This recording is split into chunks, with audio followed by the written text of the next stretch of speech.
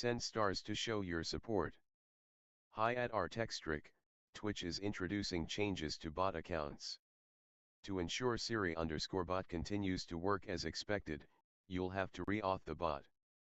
Please visit https://siri.bot/auth when you are able. Thank you. Siribolove. Siri_bot has joined Siribolove. Shingles. The rash can Artextric feel is like now pulse live. and electric shocks and Streaming last for art, weeks. drawing A pain character so design intense, KIT you can... TikTok gifted OC commission Artextric Vtuber part 9. Artextric is now live. Streaming Dota 2, plus. Bot Rix has correctly joined the channel. Are you dumb?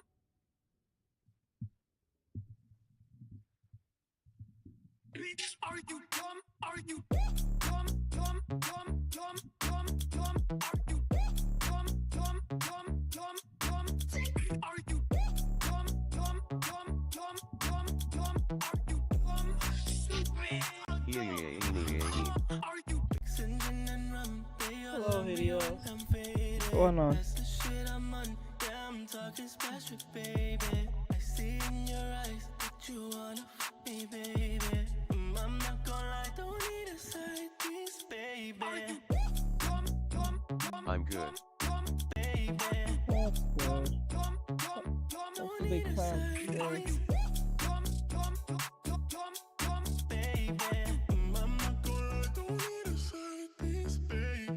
Check your feelings at the door whenever you're near. Why you always come around? Why you always here? Lonely nights, only days. Is that a cat girl? Yep. Fixin' gin and rum, they all love me when I'm faded. That's the shit I'm on, yeah, I'm talking special, baby. I see in your eyes that you wanna fuck me, baby. I'm not gonna lie, don't need a side piece, baby. I don't need your touch, you don't listen to me, baby. Wrap me in your lust, darling, that's all you keep saying. I see in your eyes that you wanna fuck me, baby. Peace, baby.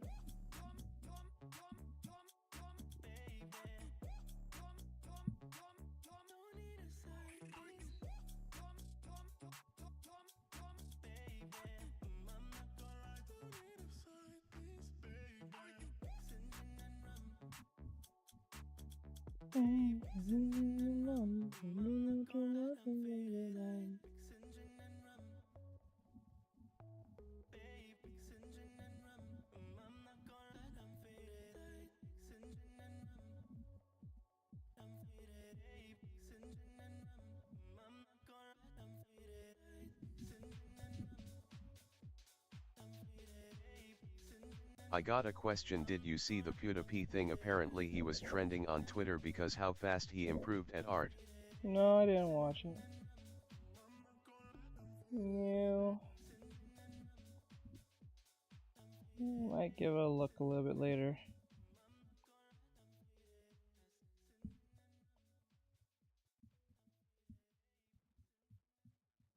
Oh. Yeah, I'll check it out a little bit later though. I gotta get this done. So I'm just trying to focus on getting this done, cause like it should have been done a couple of days ago, but you know, slow progress always gets the best of us. So I'm just trying to get this done today. It's not really that much I have to do. I just gotta like clean this up and then color it up and then pretty much done. So annoying.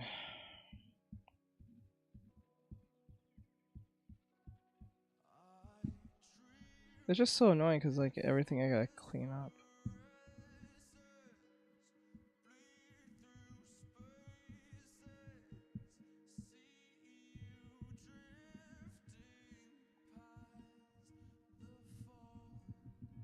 There we go.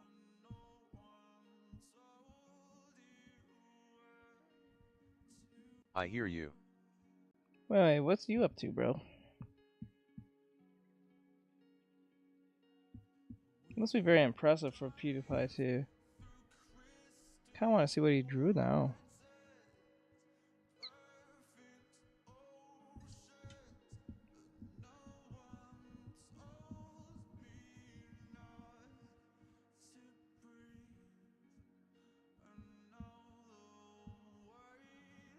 Yeah, he improved so much. I need to check it out. Let's see. Fire on the way.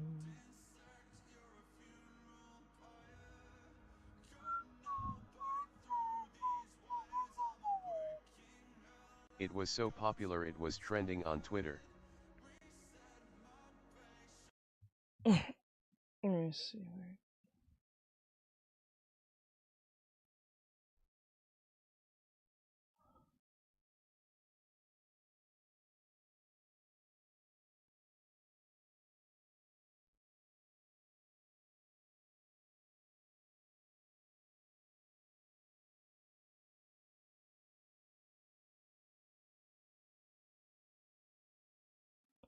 Okay.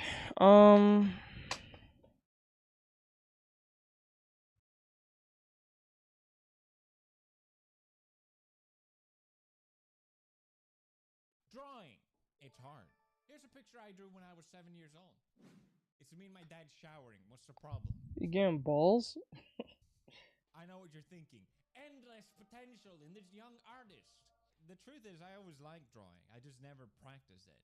So in my last video, I decided to try and practice drawing every day for 30 days.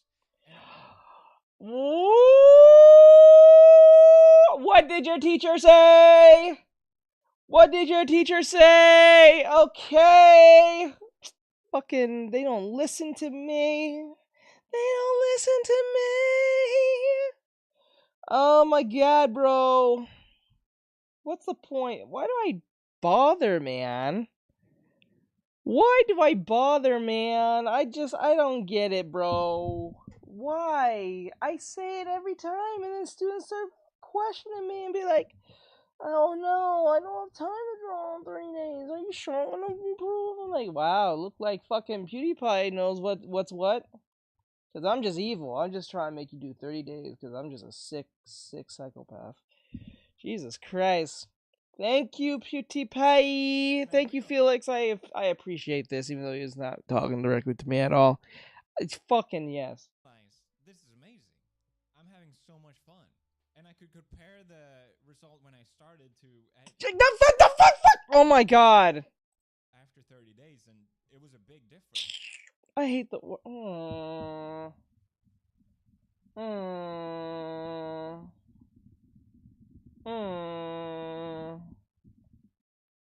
I said it. I've been saying this. Oh god, no one listens to me. They just doubt what I say and be like, oh yeah. Now people are gonna say that PewDiePie thought this up. Fuck. I hate life. So it really made me motivated to keep going, and especially with everyone in the comments being so supportive. Therefore, I continued, and we're at day 100. I drew every day for 100 days. So let's look at the result. Did we have the same kind of improvement, or have I peaked?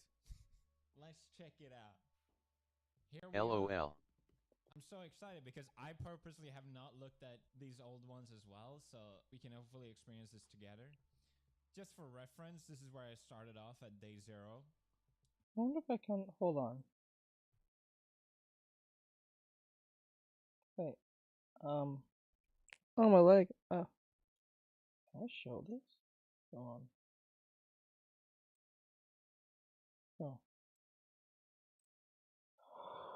Oh.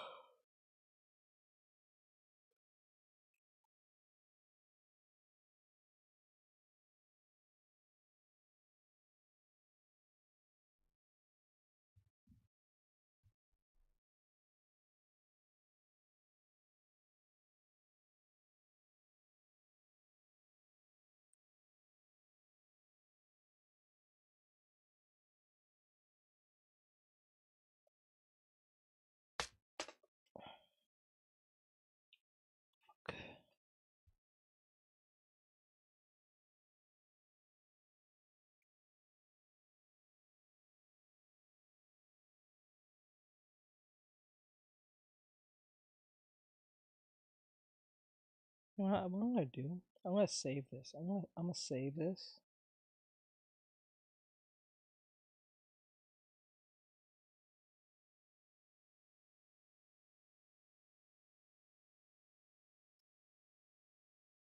I'm gonna save this. I'm not gonna play this yet because I know a lot of people who watch my shit will probably want to see this too.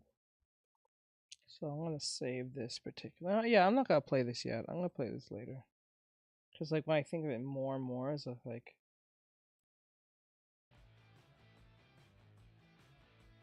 Hey guys, welcome back to Clownfish TV. This is Neon. I am here with Geeky Sparkles. Hello. And wow, it is 2024 is shaping up to be one hell of a year. It looks like cancel culture is canceled. Well, 10-year cycle. 10-year cycle. So let's talk about this because all this stuff is happening like at the same. Wait, what the fuck?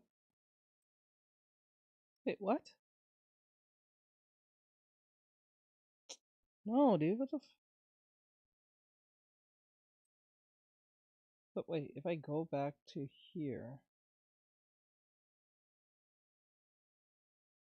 If I go back to here, what does that show? Oh, okay, good. It is on the corner. Okay. So let me just play that for now until people come in. This is some bullshit. Like, I've been saying this, but no one that listens to me. Go 30 days, look at your day 1 and compare to your day 30. People be fucking showing me day 5. Like, the fuck is wrong with you? You don't listen.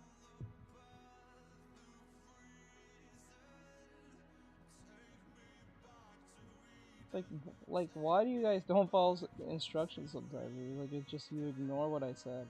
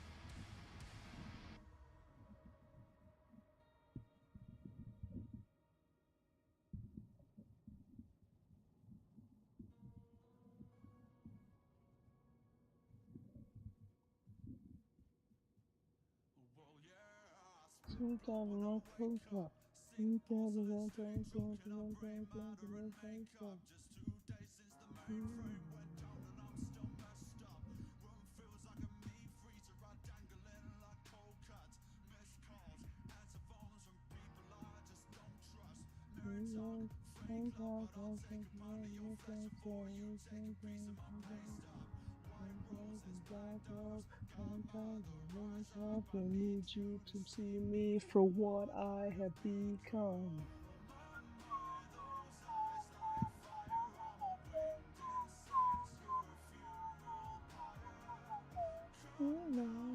Yo. Hey Souls, what's going on?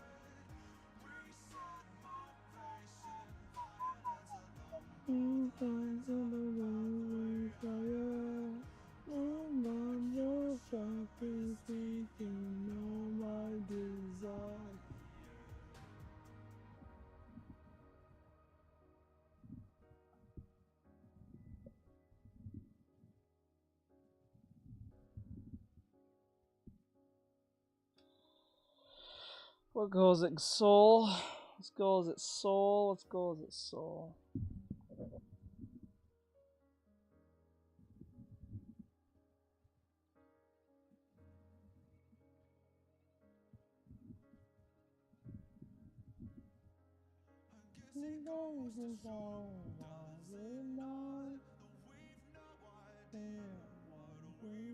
Nothing much you.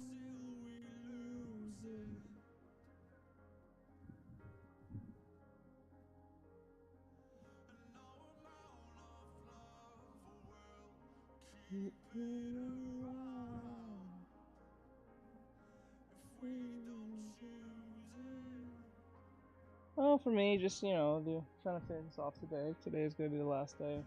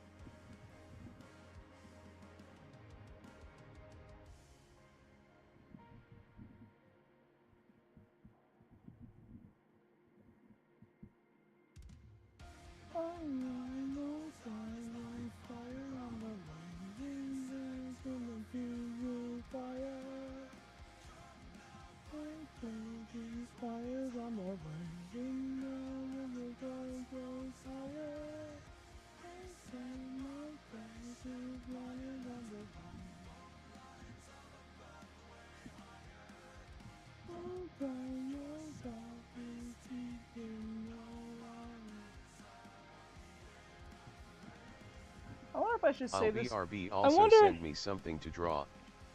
I wonder if I should play the PewDiePie thing when I'm on TikTok. Maybe I should play that. Maybe I should play the PewDiePie improvement video while I'm on TikTok. I don't think nothing vulgar is gonna happen. I don't think anything disparaging is gonna happen if I play that on TikTok. Maybe I should. Instead of me playing it now. You should. Yeah, cause like it'll, because like I get more people watching over there anyway. So it's like might as well just do that. Cause like it makes more sense. Cause like so far what I saw in the videos, like it's everything I said. Your 30 days, and then when you see your 30 days from day 1 to day 30. A lot of people do this shit where I tell them to do exactly that, and they'll do like the opposite and show me like day 5 or some shit. I'm like, stop showing me day fucking 5. I said day 1 to day fucking 30. Well, what is wrong with y'all? Like, you guys ignore what I say, and it's like, and then you ask me why I'm not improving in day 5. I don't feel like I'm improving on day 5. Like, what the fuck? What is wrong with you? You literally just started, and you're asking me why I'm not improving on day 5. Are you fucking suffering from mental illness? Like, what's wrong with you? Like, instructions are important. Just learn the fucking, like, it's weird sometimes. It's weird. It's weird. Like, they ignore what I tell them. It's not like they are doing something that I didn't tell. I didn't mention. I can get that, but like when they outright ignore what I tell them, it's just like, bro, are you paying attention to whatever my lessons are?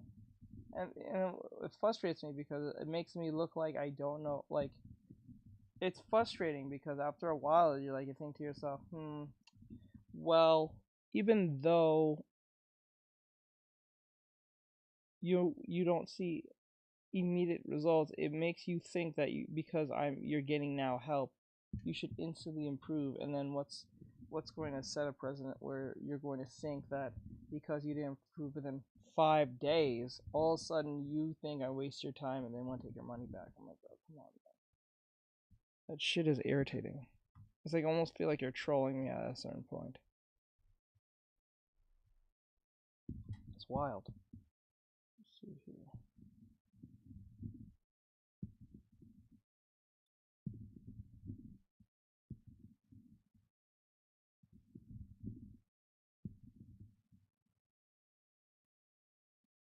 Go.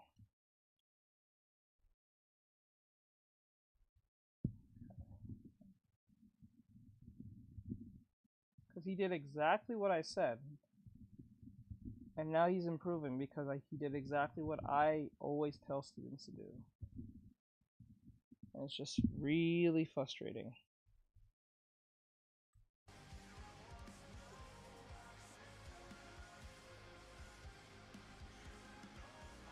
Good afternoon, everyone.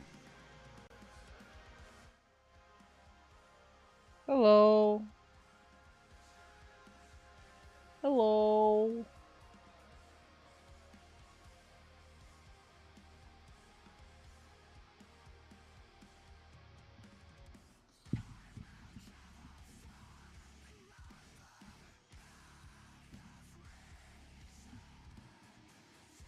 Speaking off, I've been procrastinating for like a few hours, lol, I should get to practicing.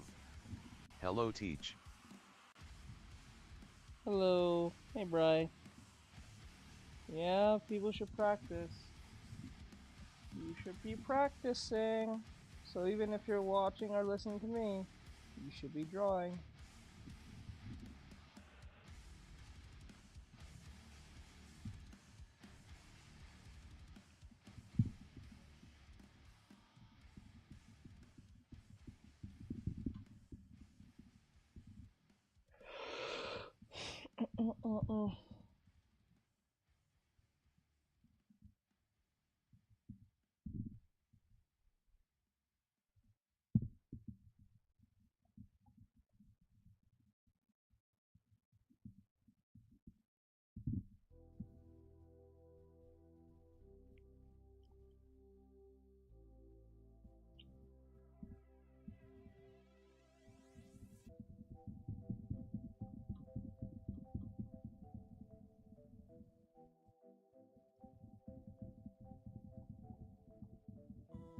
Okay.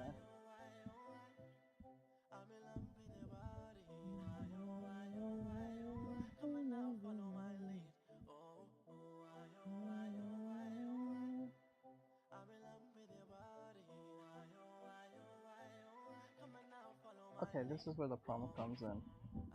We need to take care of that now.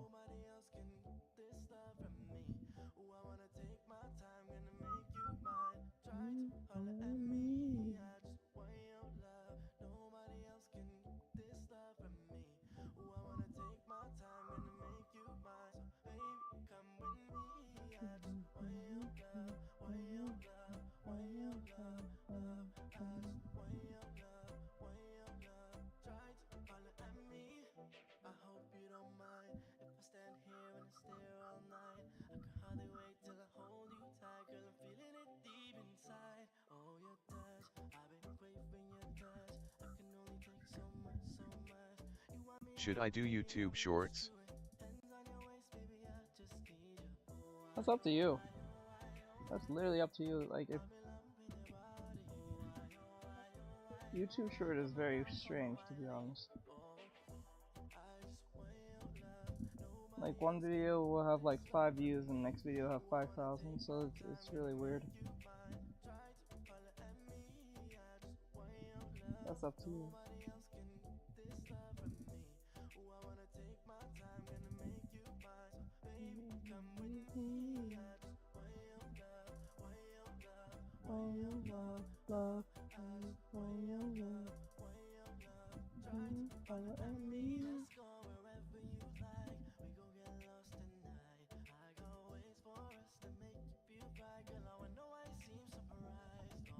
Oh my god.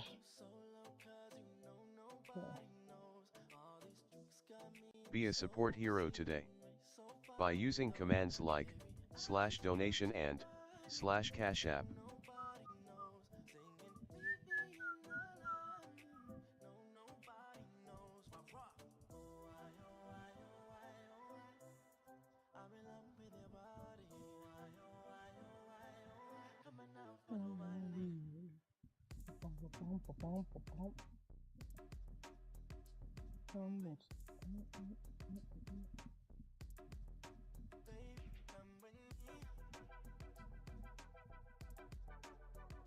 To be honest, it's like, it's really up to you to do YouTube shorts. It's just like, I don't know, it's a weird feature. I think doing YouTube videos are better. It pays more. But if you don't care about money, then yeah, go for it.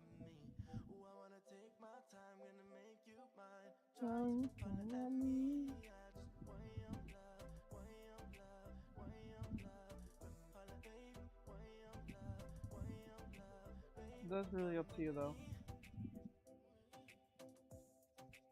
But for you to get paid on YouTube Shorts, you have to have like a crazy amount of views. I mean, like millions type shit. And that's not even a lot, to be honest.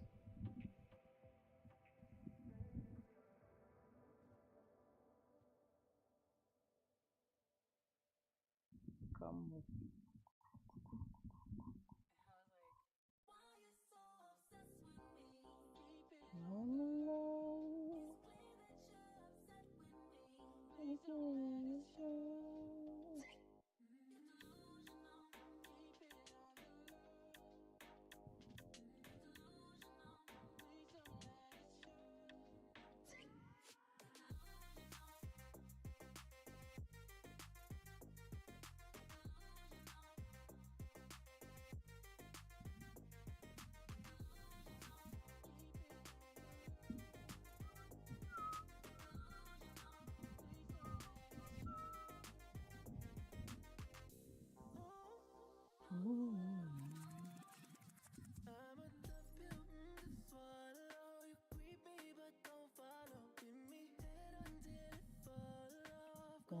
Sleepy Hollow.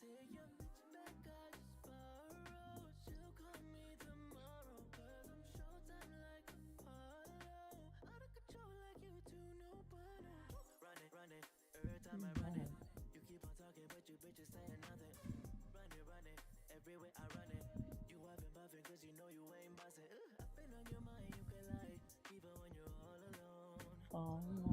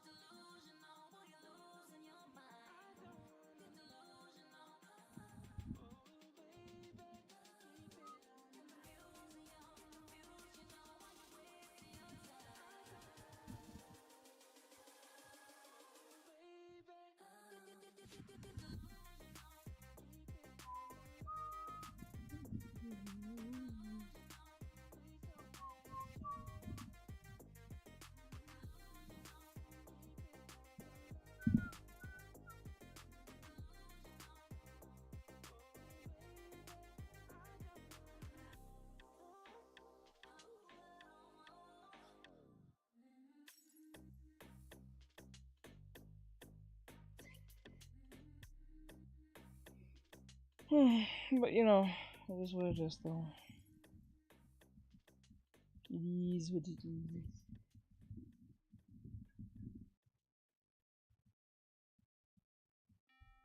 Put it on the card.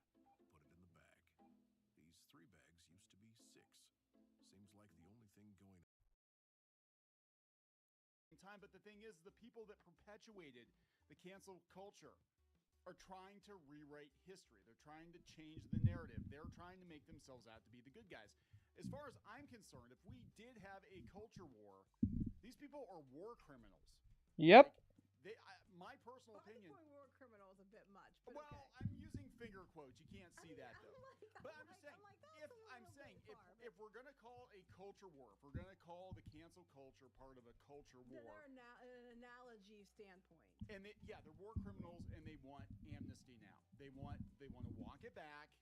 They want to be like, oh, we were the good guys. We were just misunderstood, or somebody held a gun to our heads and made us do it, and yada, yada, yada. We're going to talk about multiple examples in this video of cancel culture getting canceled, and it happened so quick. I mean, it happened like toward the end of last year. You could see it kind of walking back, and then this year, it just like kaboom. Oh yeah, because the pendulum swung, and now they're coming. Hard. It's all great when you're the one, with the pitchforks and the torches and getting riled everybody up and using like, hey, they're bigots and islamophobes, let's go get them. And now that your battlefield is turned, it's like the place you usually did this on isn't necessarily aligning with you anymore, and the industry is starting to be like, wait a minute, we need to make money. I'm just go get the people that make us money back. Yeah. And now that they're coming for you. Solts, why not? Now you're in hiding because they're coming for you because you're the one who caused the issue to begin with. Now. Why not what? Why not what, Soul?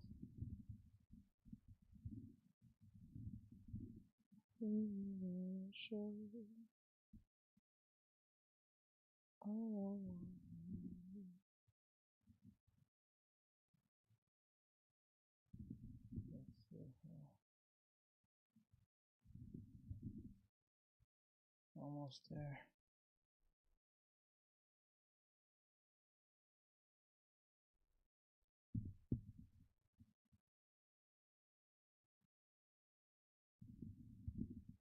Like that.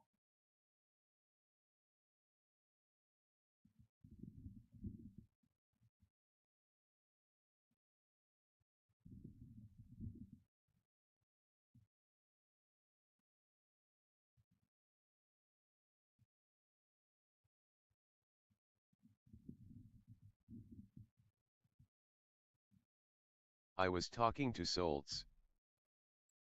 Oh. I just realized. Sorry about that, Heels. Sorry about that. Guys, I think we all should just get along. Yeah. Honest. I mean, let bygones. Sorry, my you know bad. I what was not this paying reminded me attention. of? Yes. They were shutting people down on Twitter. Yes. Like news outlets were getting booted off of Twitter for misinformation when they were saying, well, women are having problems or whatever. 3 squish. And it was like lynch mobs were sent Squish. out after them. And now they're like, and in New York with all the whole, you can't eat at a restaurant unless you have a Vax card. And now they're like, hey guys, you know what? Now more information's coming out. Maybe we should just all just like forgive and forget. Yes. Again, these are people that want amnesty now, and it's like these are the people that caused the problem. We did the video the other day talking about Brianna Wu, and we're going to talk about. We'll probably bring her up again. We're going to talk about Taylor Lorenz. That's another journalist, and like you said, we talked about this. What actually kicked it off, I think, was they lost their platform. These people had control of Twitter. They had control. I've been debating, because shorts don't usually do too good on YouTube. And tell them, oh look, see the majority agrees with me when that Right. was just them. Because shorts don't really do good on YouTube. That's it. People realize. Yes and no. They don't and they do. They do because you can get a good amount of views, but like that doesn't mean anything if you're not pulling millions. A few thousand views don't really mean anything, but then again, that can add up to a not partnership, but like to a YouTube potential monetization D. if you want to, like that can work, but like you have to get at least 10 million views or so. You're better off making a YouTube video because a YouTube video can rank up views over time or so. That's like, and you have to get like a certain amount of views within 90 days. And if you don't, I heard it gets good views but not a lot of revenue. No, it does not. It's so short. I'm saying like it's it is what it is. That's why YouTube videos are more better because they pay more and you get better revenue there. Or you can stream yourself like I'm doing and get your revenue that way. Oh, I'm not getting paid yet, but you have to meet the criteria. I'm slowly meeting the criteria as time goes by, but like that only depends on how many people are watching. So, or I mean, like watching as in like sitting there and watching, not how many views, but how many people are sitting there and watching. So yeah.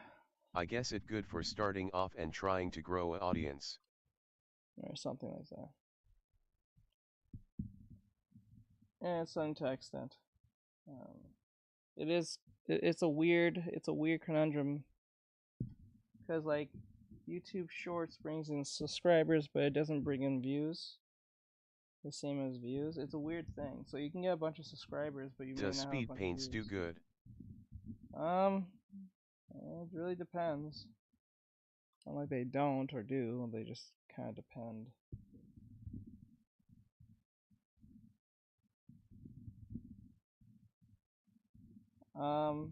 I think the best videos are the ones that are not speed paints. Like my drawmations. But that's up to you.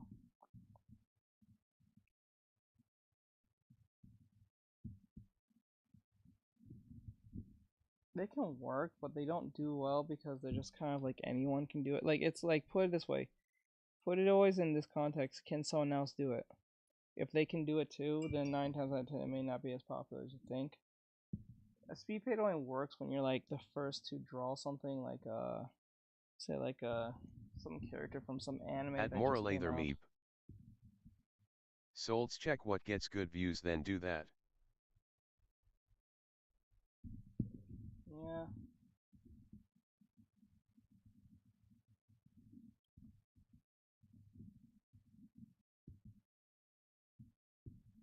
is for this though. They literally would coordinate, journalists and social media people, all that. They would coordinate to game the system to be like, hey, look how unpopular this person is. Hire me and my friends. Hire me and my friends. And that's then, it's crazy. But the population, the public at large, not the toxic incel vocal minority, as they wanted to paint it, didn't buy the shit. They don't like the shit. They don't want your shit. And because of it, companies lost money. And at the end of the day, I don't care how much of an activist you are, how much of a cause you have. When the companies can't sustain themselves because they're losing money and they might go at Artextric they're me into financial trouble, they're going to do what they have to do to course correct. They're just going to run you over. You're just in the way. Well, You're a speed bump. Let's talk about all these speed bumps getting run over now, because it's definitely changing. Before we get into it any further, please subscribe for more pop culture news, views, and rants, guys. You get a woohoo if you do. Woohoo! So many examples here. Well, I was going to say real quick before we start, people are like, well, you're being mean. You're being mean because that's not right. Here's the thing. Look. If people were genuinely apologetic and they were like, you know what, guys, I am sorry. I mean, granted, it could be lip service, but at least tried to seem apologetic. They don't.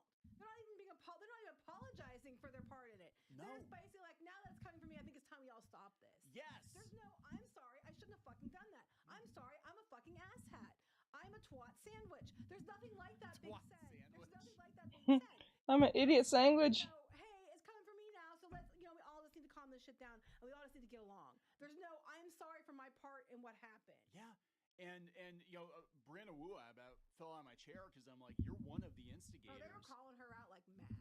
Like, you are one. Souls, check if it good views and check if it's not a lot of competition / large amount of people doing the same thing. G. Number work hard to prevent it from happening to other people and happening again. That's different. And you were sincere about it, I'd be like, okay, yeah, maybe. I don't know. I don't think people still will accept it, but at least you made an effort to try to apologize. They're not even making an effort. They're just like, okay, fuck, it's coming from me. Time to all get along now. Yep, we're all gonna get along now. Both sides were wrong. We're both wrong. We're all wrong, everybody. Right. So let's talk about this. Actually, what kind of kicked it off? We were been talking about some different examples this week. We talked about Joe Rogan. They tried to get Joe Rogan canceled, and he actually came back with a bigger deal. And Spotify fired a bunch of their employees. I guarantee you some of the employees got tossed overboard were the ones that were trying to get him canceled.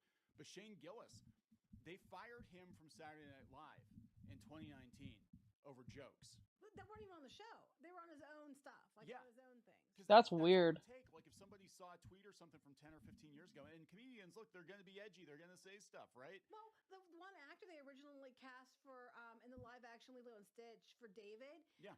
They were so mad because he didn't look the way they thought he should look. They went through his everything, including his Spotify account, because he had some songs in there. I remember that. His playlist. They went through his playlist. They got him fired. For his playlist? On Spotify. Are you fucking serious? That's wild. Are you serious? Disney fired him. I mean, the new actor looked. Are you serious? Are you kidding me? You got fired because a bunch of loser Twitter people didn't like that you didn't look like David from the Lilo and Stitch movie, so they went in your. They somehow managed to see. I guess so. They managed to see your Spotify playlist, and they use that as an excuse to get rid of you. Are you serious? You got to be kidding me.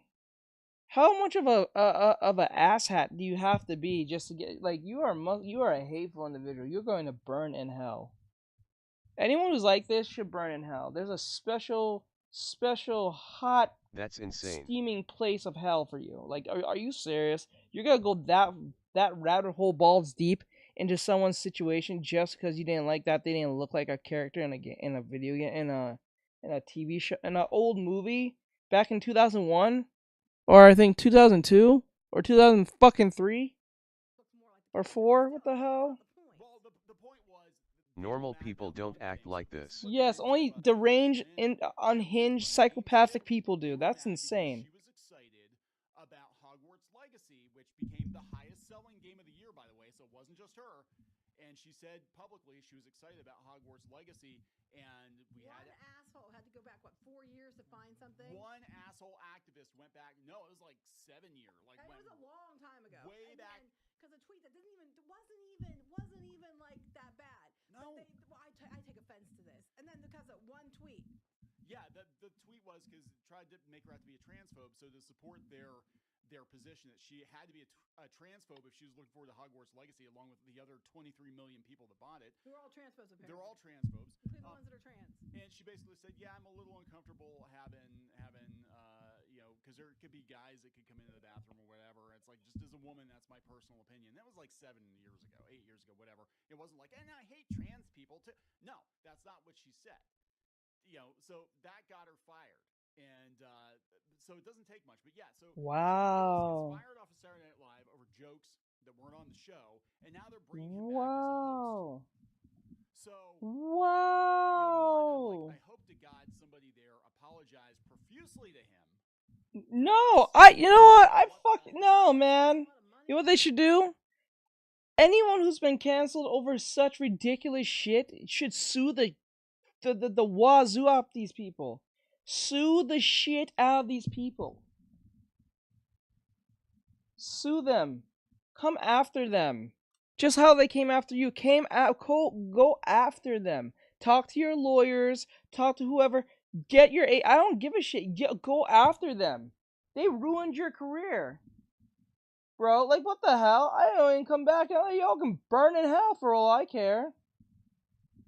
This is where I'm not even mad at Johnny Depp when he said, I'm not coming back as Jack Sparrow till Disney makes a public apology to me. He said that. The only way I'm going to play as Jack Sparrow once again is if these people make a public apology to me for ruining my life or trying to ruin me and my opportunities because of some crazy woman I was with who was crazy. And prove that she was the abuser the entire time. So, like, you better make an apology. Like, right now. Or no. You can find another Jack Sparrow. You can burn in all hell for all I care. Remember, I am Jack Sparrow. I'm the definitive Jack Sparrow. So even if you get a new one, he or she will never be as good as me. And you know it. Or something. Because why else would he come on? Yeah. So what happened? Just be like a big F you with the middle finger. That's what I would do. I would. Yes. You would. I would. I would. And we'll talk about this because now, this is very similar, I think, in a way to what happened with Gina Carano. We're going to talk about that in a minute, yeah. And now it seems like things are starting to swing the other way for her, too. If you read this For real? article, even like the article, the person who wrote the article themselves spent the entire time talking about what a shitty piece of shit this person is. And they clearly are campaigning to get him kicked off again. Yeah. I mean, they're doing it as news. But you can tell that their personal opinion is this person shouldn't be allowed back on. They're pissed off. They are pissed off. How dare he? Once you're canceled, you're supposed to go die. You're supposed to go lay down and die. And never come back. But yeah, 4 years later, they're bringing him back as the host after they shit canned him. And but here, instead of saying, hey, he's coming back, it's like, no. Hours after he was announced to join SNL in 2019, videos resurfaced on social media that featured him making racist on social media. I bet you on Twitter, pre-Elon Twitter, that featured him making racist, homophobic, Islamophobic, and misogynistic jokes on his own podcast and other media. His podcast. So he made jokes on his podcast because that's what comedians do. And then the Saturday Night Live people said, "Oh, we didn't know. We didn't see these clips." They knew. Hell, they didn't. They knew. That's why they hired him.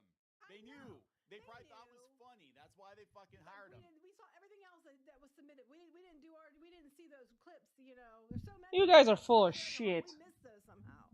Yeah. So he said feels ridiculous for comedians to be making. This is when he got fired. So it's like they hired him and fired him. Feels ridiculous for comedians to be making serious public statements, but here we are. I'm a comedian who was funny enough to get an SNL.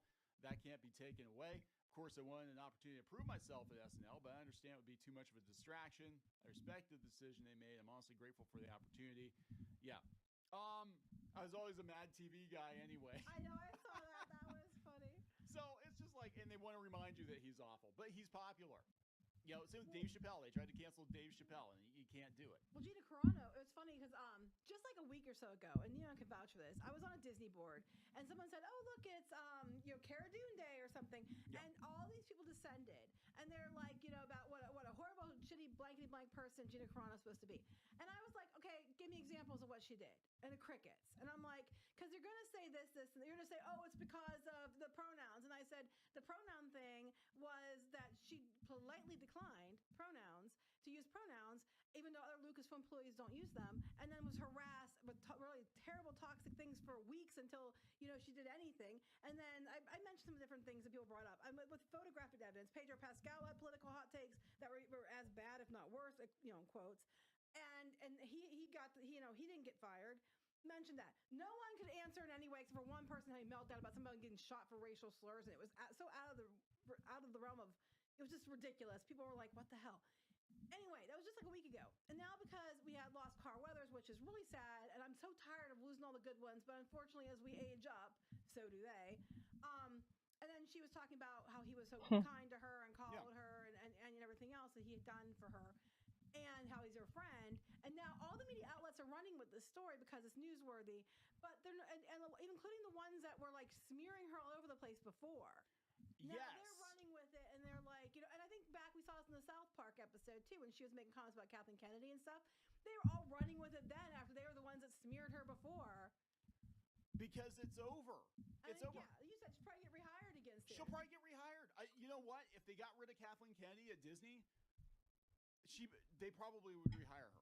I'm telling you the truth. Would she go back? I don't know if I would. I don't think I would. I don't know. I might, just for the fact that would be the biggest effing middle finger you could possibly give ever to all those people on Twitter and everything. But I don't. She's too nice for that. She was gonna get her own show. She's nicer than I would be.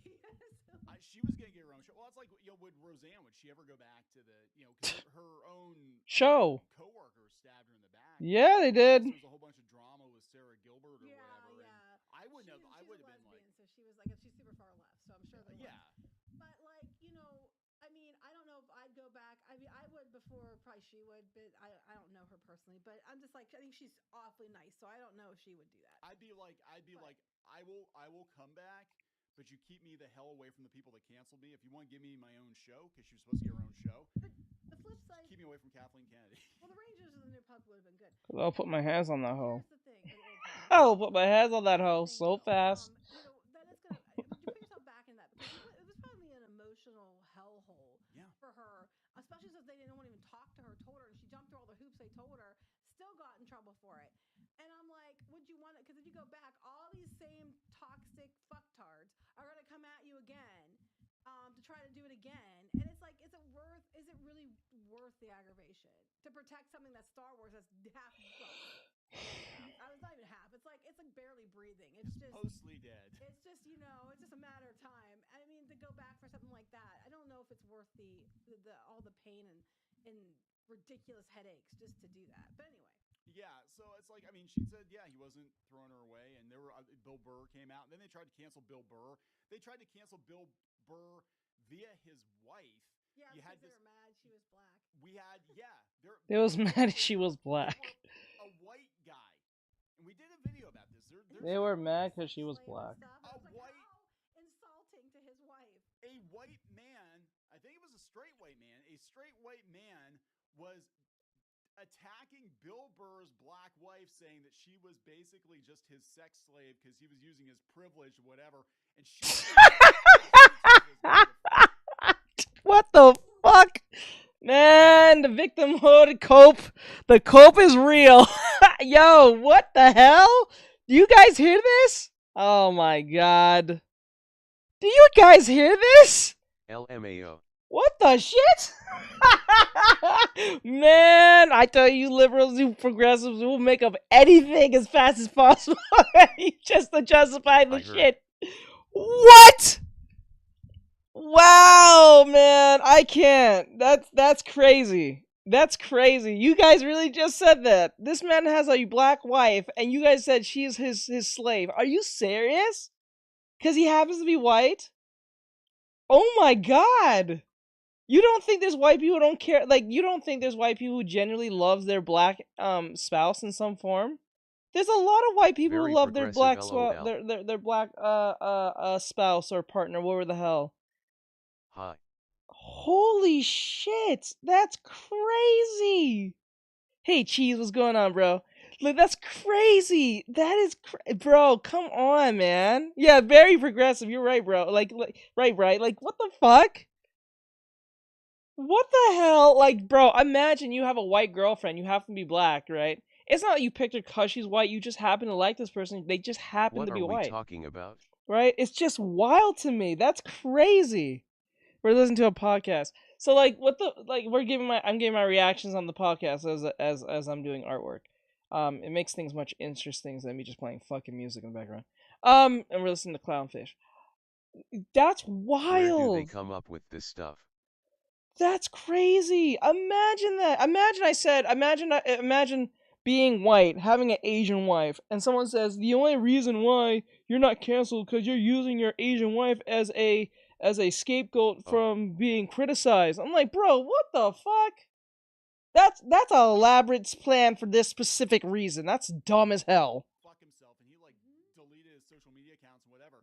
That's the mentality of the people that participate in this cancel culture bullshit. That's wild. They're weird ass people. Yes.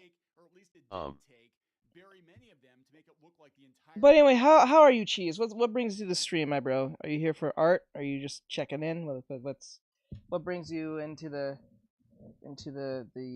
architecture sphere, my friend? How goes it? I pose it just for you, just to see what is your intention. That's interesting. It is very interesting. It's very sad. It's very sad. It's sad.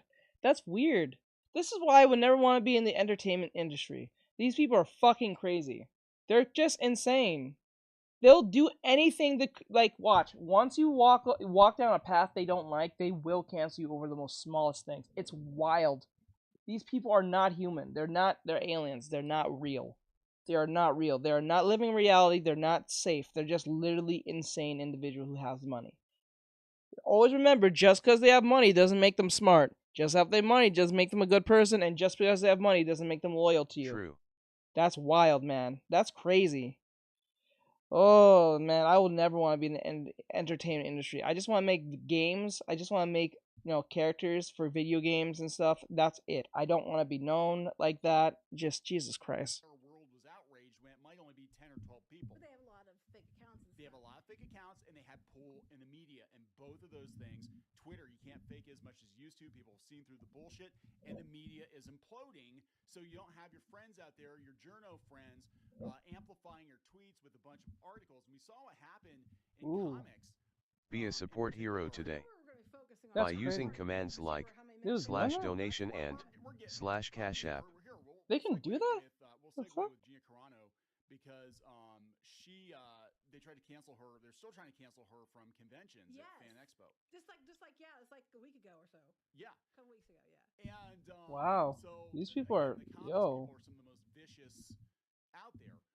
But we saw this happen with like the Comicsgate situation in particular, where it was like 2 or 3 journalists who just happened to write for several different outlets, and they would all kind of retweet and link back to each other and make it appear like the entire world was furious with Comicsgate when 99.9999999% of people didn't even know what the hell it was, or they didn't. Wow. That's what they would use is they would link it in Wikipedia. They would every time anybody came up, they'd be like, My only question for them is why. But the same people would.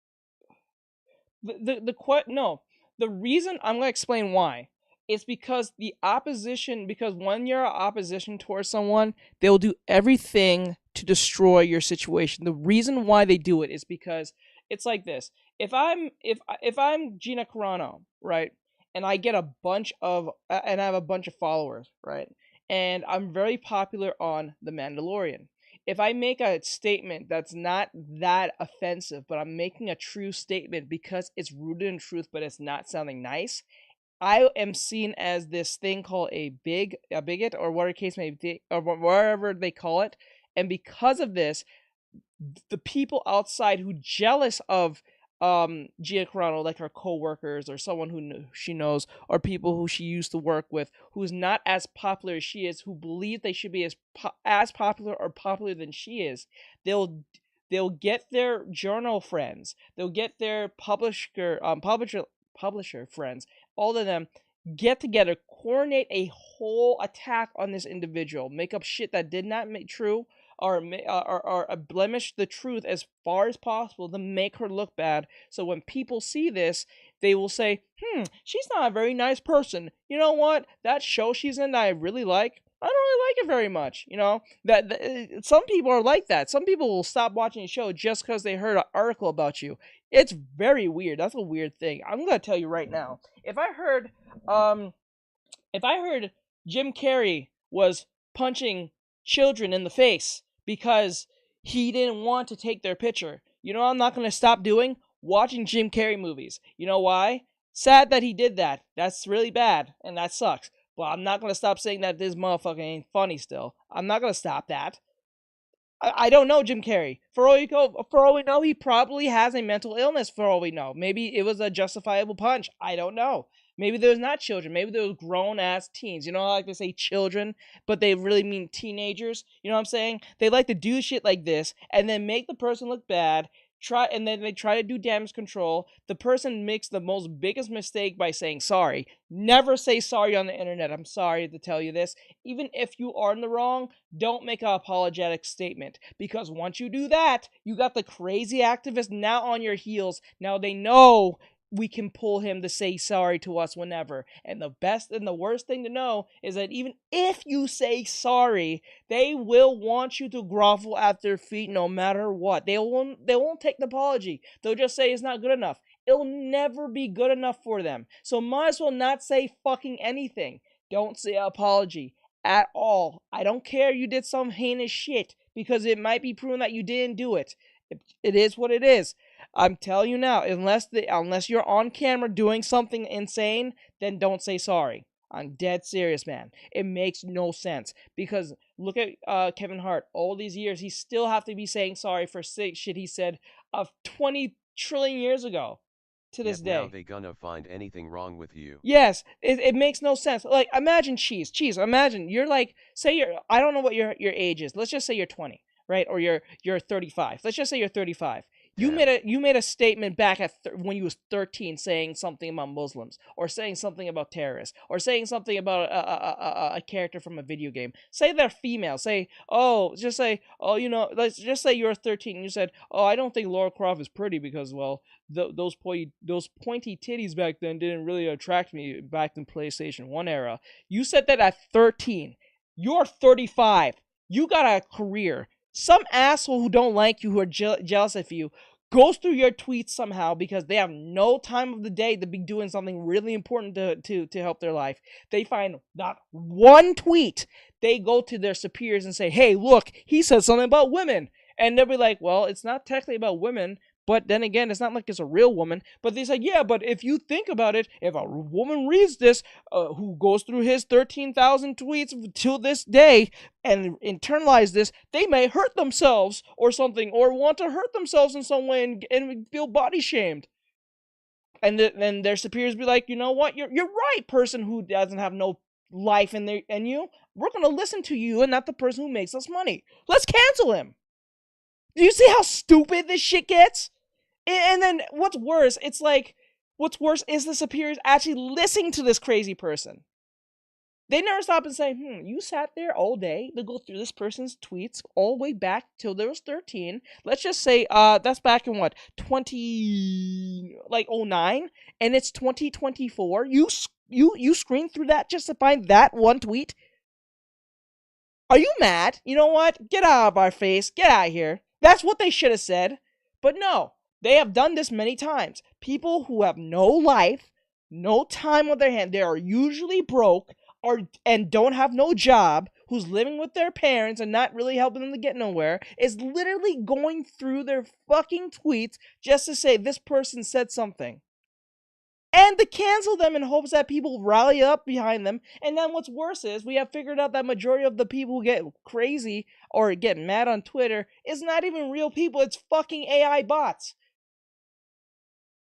So people who think that that's real people will join into the mob, thinking that they're with a mob of people when they're just with a mob of bots. So for every say for every 40 people that's complaining, Now 5 that's people are stupid. saying some crazy shit. The 40 that's saying that are bots, 5 of them are real. That's what I'm saying. That's how bad it is. And then they'll add up that, so that 5 will share that with those other people, and that 40 will be 10. So 10 or 80 or like for 120, 120, that'll be like 5, 10 feet. That's 15 people actually complaining out of the 120 bots that's making up lies. That's how bad this has gotten. So much so that people are waking up and realizing this shit is stupid. This cancel culture shit makes no sense. Because what it does is it tells you that no one's literally perfect. Because the people who are doing it think they're perfect. Because they're in the right side of history at the time. And then when they start realizing they're not, they end up being on the end side of the pitchfork. That's what happens. And then when they're on the side of the pitchfork who started this, they say, you know what, guys, maybe this cancel culture ain't that cool. You know, I didn't mean to say what I said. You know, it's not like they start making excuses. You know what I'm saying? These are war crimes in cancel culture, and it's nonsense. This is culture war nonsense. This is maddening. This is what happened to Gio Carano. This is what happened to Roxanne. This is what happened to Vic Mignogna. This is what happened to Dave Chappelle. This is what happened to Johnny Depp. This is what happened to who else? Any celebrity that you can probably think of. The Rock, I think. It happened to a lot of people. And people are getting sick of it. I'm just telling you, like, Amber Heard ruined the Me Too movement. Like, she single-handedly destroyed the Me Too movement, so that shit ain't gonna work. You know what I'm saying? It's just not going to work. Write the tweets, make the articles about the tweets, and then Wikipedia post. And then they would also be Wikipedia editors. They would go Damn, to Wikipedia and bro look at, speaking so every facts. time you Googled It's scary. You know why I'm so passionate about this? Is because it's scary. It can happen to me. And then imagine, I'm no one, right? If this is happening to a someone that people at least acknowledge or knows, imagine the nobody who got no backing behind them. You know what I'm saying? That's scary as fuck. Cheese, I'm telling you now, this type of talk is what got me kicked off on TikTok. I'm telling you now, this type of talk is what gets me kicked off on TikTok. When you tell them the truth, that's what happens. If I ever get canceled for something stupid, if I'm going down, you're going down with me. You're right. I'm dead serious. That's what I'm saying. As soon as these people try to, like, even think of rehiring you, you give them a big middle finger in the face and tell them, you better give me a freaking... This new software? Oh, well, let me see. No, not really. Whether it was Comicsgate or Zach or Ethan, not really. Skyver, whatever it was, throw a big middle finger in their face and say, give me money.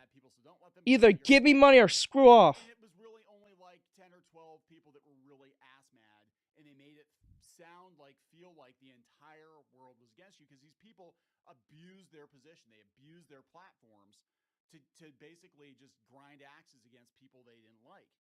And now they want amnesty.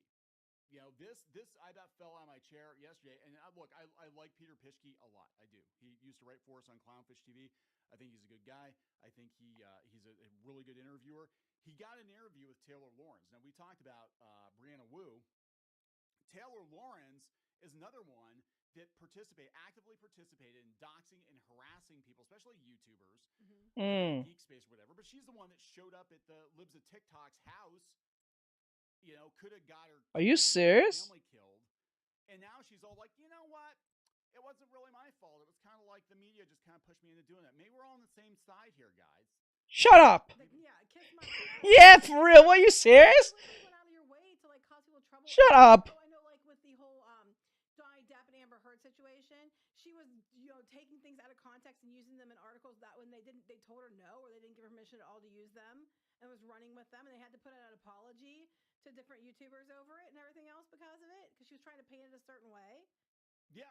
I'm sorry. I don't think at this point, given the past history, I mean, I was like, what the actual hell? Because she was even stalking Mr. Beast back when he was a pup. She wants attention so fucking bad. She finds large Bro, I accounts can't that with have a lot these of following podcasts. and tries to do something with those Bro. to them for attention for herself. Yes. That's what she does. And they're trying to reinvent themselves. So this is where we're going with this. These people who doxed and harassed for years. And There's no apology, by the way. There's no apology. They're just like, oh, we're all on the same side now, guys. No, you can go burn in hell. No way. On the same side. No, you guys are the ones who caused this shit. Mm-hmm. You know, and I'm not saying that on the other. You people to dox and do all this shit. Yeah, you made it the norm. You made it the norm to find a target and use the media and social media to take that person down because you didn't agree with their politics or whatever. Like, look, if a person's a legitimately shitty person, that's a whole nother conversation. Yeah, that's a whole different story. Actually, like a molester or something. That's a totally different conversation. But it was like Gina Carano, that never should have happened. That never should have happened. Shane Gillis probably shouldn't have happened either. But she's trying to rewrite history. Now we have Joe Glass here. I know. When you told me this, I about fell out of my chair. I'm like, what the hell? Joe Glass, who this is a guy who the authorities were investigating him because he was quote unquote joking about burning down a hotel. Oh, it was like at a woman's women's convention, and he's a turf conference. He was calling it, yeah, because all the turfs are there because it was like a pro woman event, and it was like they're just turfs, and then threatening about burning down the building with them all in it. So we have Whoa, that's kind of crazy. Yeah, he's gay, but it's a white guy. Doesn't matter. The white guy trumps the gay part. Ha ha ha.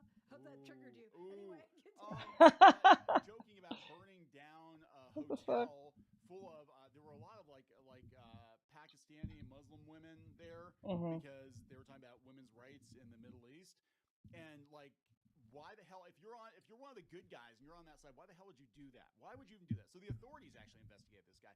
But beyond that, this dude has been going out of his way to cancel anybody in comics who disagree with his very, very far left politics. And again, you don't have to like everybody, but like unless somebody's doing something illegal, like just stay away from them. Don't buy their books. Don't go to their tables. I mean, don't work with them if you personally don't like them, but to try to drive them out of the industry. And that's what they did. But now he's quitting comics because he can't make any money. And that, at the end of the day, that's the root of it. The root of it is money. It's just ultimately money. Certain people out of comics because they, honest to God, thought there'd be more for them. Well, yeah. And now I think what's going on is the places that publish the books are realizing, oh shit, we're losing our audience, we're losing our money. They're really slow in the uptake apparently. And now we're going to be getting rid of these people anyway. So now, you can't fire me. I'm quitting. I'm quitting because it's no longer good faith to be there because now they're back in the bigots. But beyond that, I just don't make enough money at it. You never made enough money at it. You were cheap ass and your stuff was shit. I'm sorry. There are some creators that it just seems fashionable to hate and drag on. I'm sorry. Sometimes his wife's voice really makes me want to like choke a cat. Result whenever anyone is critical of them feels disingenuous to me. They've been going after Rob Liefeld. Rob Liefeld is like totally middle of the road. They just don't like him because he made a lot of money in comics. This guy can be just welcome to the party, Joe. I felt like people like you have been disingenuous to me this whole damn time. And then, well, speaking of people that you have a grievance with. I don't have a grievance with. I barely remember it. Well, okay, so Tess Fowler is really not that important. Another known canceled pig, Tess Fowler, is now basically leaving the internet. Look, in her case, it sounds like she's not well, which I don't want anybody to be. Kind of notice, and how you guys kind of noticed that majority of the so-called cancel pigs that people refer to, how you notice that majority of them are female? Isn't that weird? Isn't that weird? Have you noticed majority of them are fucking females?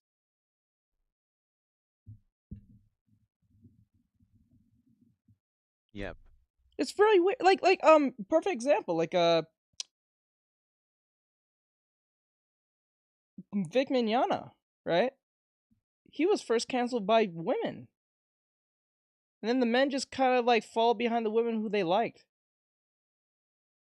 But it started with women. It's fucking weird. But they're leaving social media and stuff because they don't have time for an online presence, which basically is just shitting on people.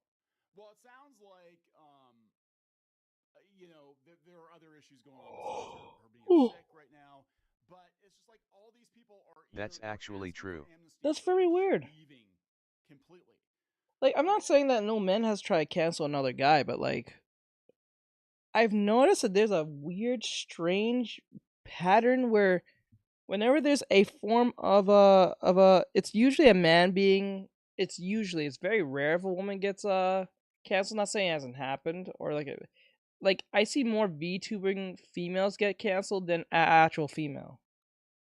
You know what I'm saying? Know that I think about it, I don't hear about a guy trying to cancel another guy. Yeah, it's really rare. If a guy is canceling on a guy, he's already in cahoots with someone else, and usually it's the beginning of a woman.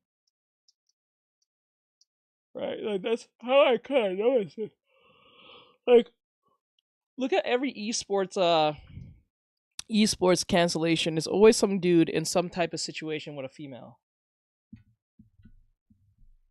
It's their ex-girlfriend. Is there an ex-girlfriend that they did something mean to? It's a current girlfriend they did something mean to. Wow. You notice that? It's very weird because the one time I heard it was like a guy against a guy. They was both gay, right? So it was like they was both gay lovers, but like it never went anywhere. Like they'll make an accusation or something, but it didn't get to the point where there's a major cancellation where people are talking about it.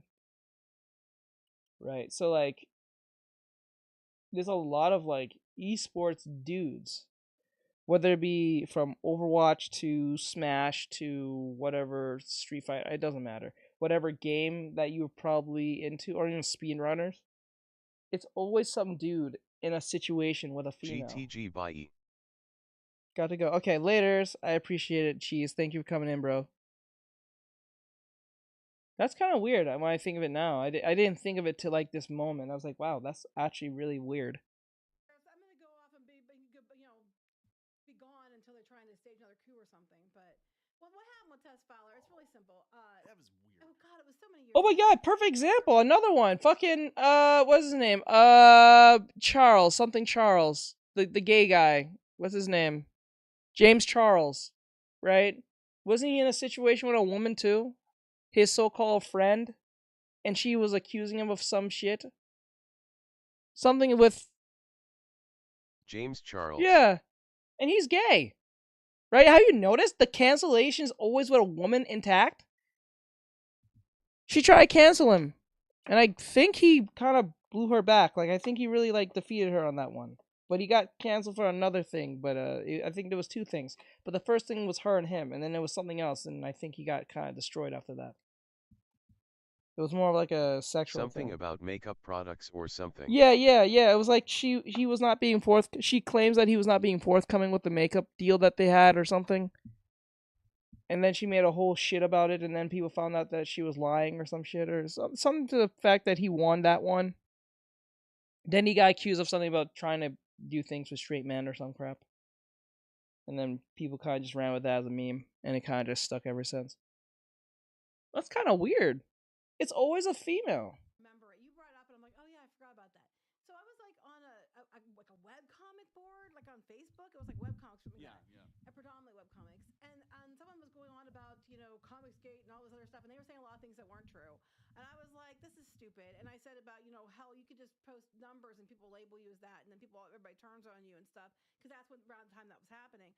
And this person decides to come at me. I don't even remember what they said, because it really isn't important to me, and I don't remember because I don't give a fuck. And they went on at me, and I basically like kicked their ass and said, look, at the end of the day, I have to get up early to get on a plane to go to Florida to do my actual job, and I don't have time to do this with you. It's like, I'm not even doing comics like that anymore because there's no money in it, and I don't give a shit. And I basically said enough stuff that she backed the hell off. She wouldn't stop. She kept coming at me, and I basically told her to fuck herself, and she left me alone. Yeah, I call it bullshit, but okay. Because one thing I learned about the internet, when you're trying to tell off somebody, even if you're factually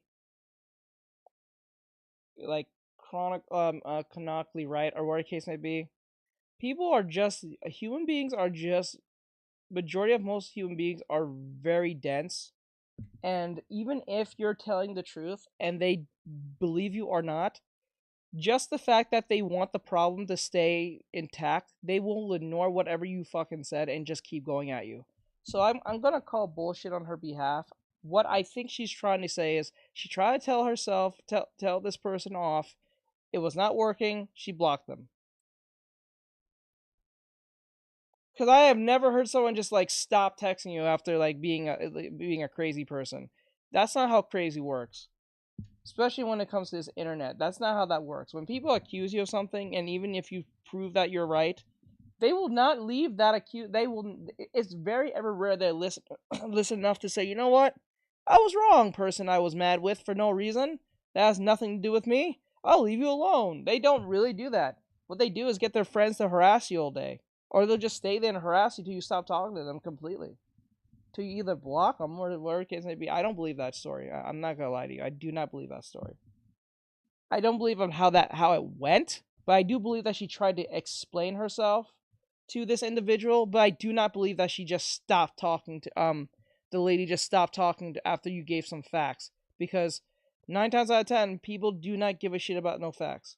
Usually, especially when they're up in their feelings. I kind of remember what happened. What happened was we did that video when we first started talking about this stuff, our experience in comics, and we weren't even Comicsgate. We didn't even, but we were kind of watching what was going on, and we talked about. I honestly believe she's lying on that one, but it is what it is. This whole rant about like those Comicsgate, those alt-right Nazis, those bigots, those people, and you're like, well, maybe they have a point. Even if you don't like their politics, maybe they have a point. I don't remember. Then she jumped in, and then they start bringing other people. Yeah, I think I never heard anyone admit they were wrong on the internet. Yes. They just go away. They just go away. Either they go away, they got tired of talking to you, they go away, or even if you give them facts, they don't care. You know how many times you tell people something? I've seen it thousands of times, whether it's on the internet or in real life. You can literally be accused of something, and they say, that's not true, this is what happened, and you know Or what they those double people down. say? Yeah, they'll double down and say, we don't care, you are anyway. You can't fight with an idiot. That's how you lose to an idiot. Right? That's when you know you're dealing with... That's when you totally lose a conversation. Things may be hard, but I'm harder, Johnny Matrigrano. Like, it's wild to me.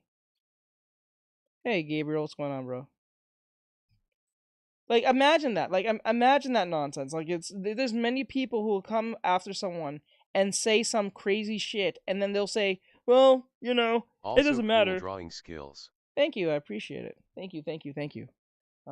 Over here just trying to finish off. We're actually at the far end of this. I'm just cleaning up the hair, and then when the hair's done, we're going to clean up the face a little bit, and then we'll clean up the chest here.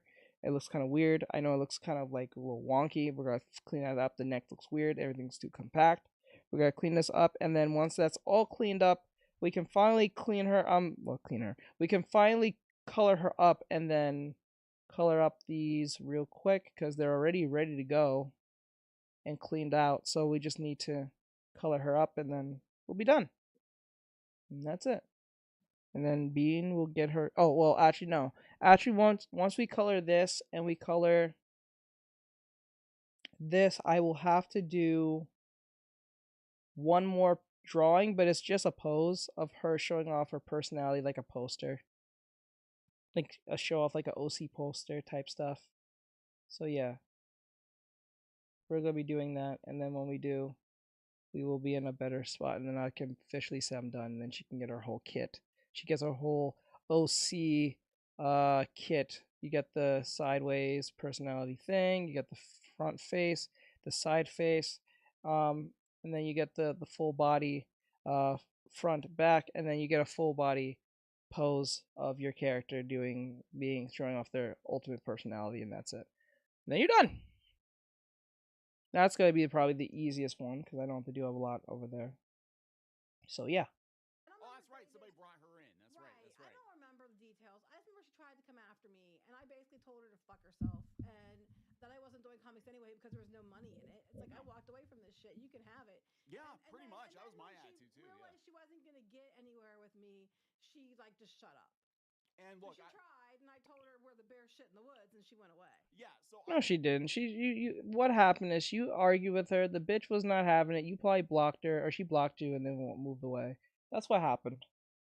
I'm just gonna call it for what it is. Either she blocked you first, because she didn't want to hear what you had to say. She ignored what you said because 9 times out of 10 they just ignore what you say. Like, have you ever been in an argument with a woman before? That shit's wild. Sometimes when you, not all women, but there's a good set of women, when you argue with them and you're spitting straight facts, they will ignore your facts completely and just say fuck it. They will say fuck it, I don't care. Once you get a woman who says I don't care against facts that you just literally presented, that's a moron you don't want to be with.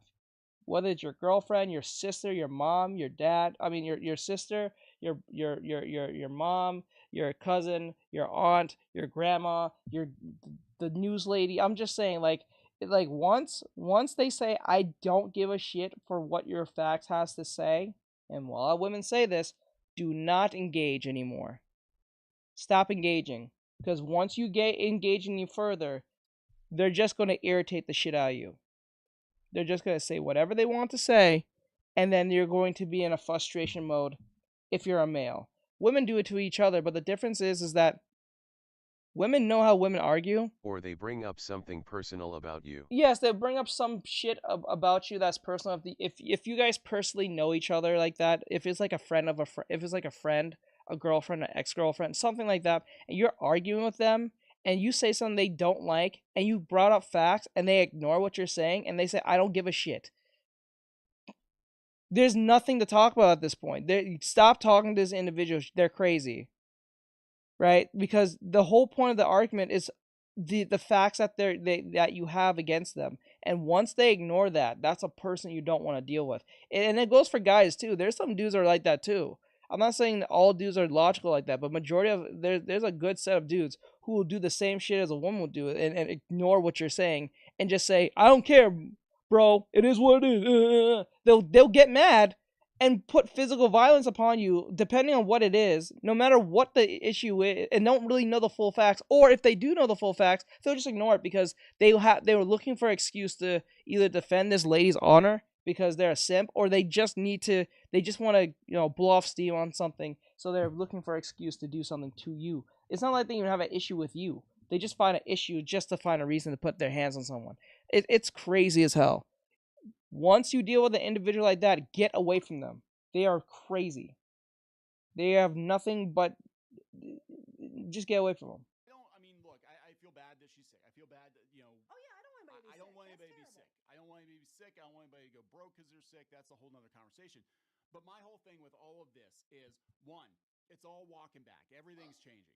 Two, the people that were actively participating, because like the same pity that we're showing them, they would not have shown you. They actually were making jokes about people having cancer. They were making jokes about someone's like dog died or something. They celebrated because haha, your dog died. Yeah, they were horrible. They were absolutely just horrible. They would dance on your misery constantly. Well, speaking of dog dying, you had I think it was Tom King going after Jay Lee, and I forgot about that. Because Jay Lee did a cover for Ethan Van Sciver. And he went after Jay Lee because, the stuffed animal will do better. And here it was like they had to put their dog to sleep, and he was a wreck. And he's like, I don't have time for your bullshit today. But these people, don't let them get... I don't think you should let them get past. I'm not talking about, making blacklists. I'm not talking about anything like that. But I'm saying, just don't forget, because they're going to try to change the story. Because everything's changed now. It's not fashionable to be part of cancel culture anymore. It's not fashionable to tattle or narc on your neighbors anymore because they voted. Well, no, it's all coming for them. It's like they've set this up, and now everything they built is falling down, and everybody's looking for the cause, and it's them, so they're all coming for them. Yes. And they're the target now. And now they don't like it. So, oh my God, this sucks. Maybe we should all just get along and just forget it. We just all forgive and forget. Move on. The people that got canceled, the people that lost their jobs, the people that were maybe driven to the brink of suicide, ask them if they want to forgive and forget. Ask them that question. Forgive and forget. That's fine. Ask them that question. Yeah, ask them that question. Ask them, should you forgive and forget that we ruined your entire career and that you almost couldn't make any money? You put all your life work into this and now it's taken from you because of a tweet? What do you say to them? You want them just forgive and forget, pretend like nothing happened? Those are the type of people I don't mind if they go postal. I'm dead serious. I think there's a wrong way of going postal, right? I don't think you should go postal and go after everyone. I think you should go after the people who ruined you. That makes sense to me. That makes total sense to me. I don't get that whole, because like it's like when like school shooters, right? They go after everyone. Why do you go after everyone? Why don't you go after the people who fucked with you? Now I'm not saying it's good to go after anyone, but like if something's justified in your head, why go after the people? Why go after the innocent people who don't fuck with you or don't know you? Right? Like, say you're getting bullied in school, and you go postal. Before you go postal, why would you go after the people who don't know you? Imagine being a person not knowing someone who's being bullied, and you get postaled from them because, well, he was being bullied by one of the jocks. So you're dead because of these people. Like, what? That doesn't make much sense. That is wild to me. So if someone do you wrong, you're gonna go after their whole family. You're gonna go after them. I'll go after them.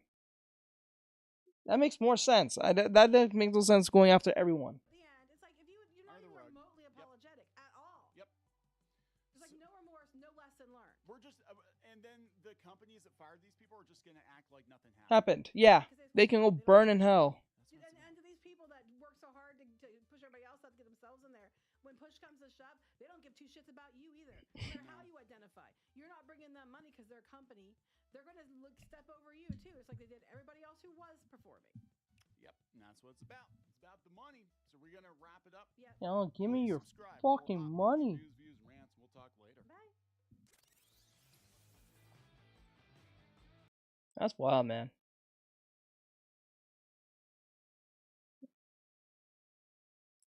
I'm glad there's a course correction that's happening, but I don't like how it's going. I want it to be like a course correction should be a course correction, not like this soft turn U-turn.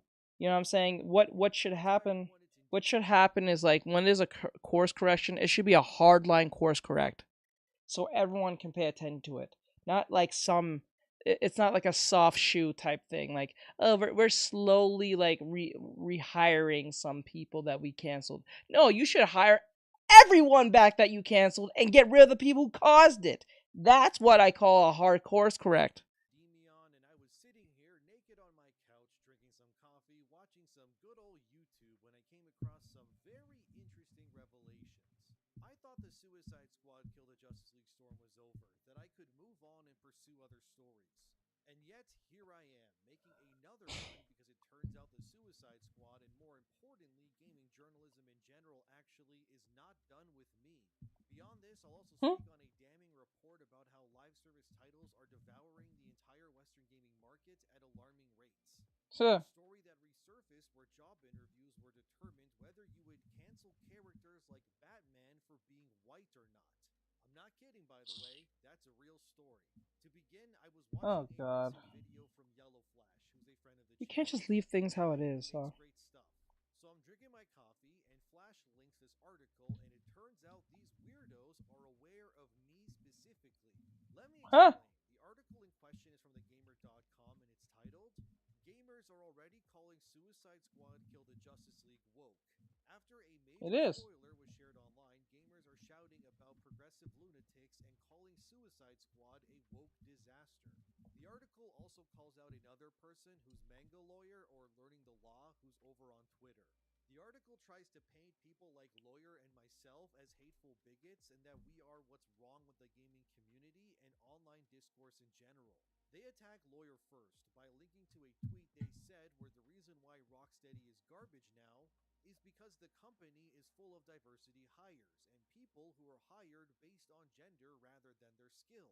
Lawyer made this tweet with this huge photo that you can see on screen now, detailing the stark contrast between Rocksteady in the good old Arkham days compared to the culturally out-of-touch diversity hired group they are now.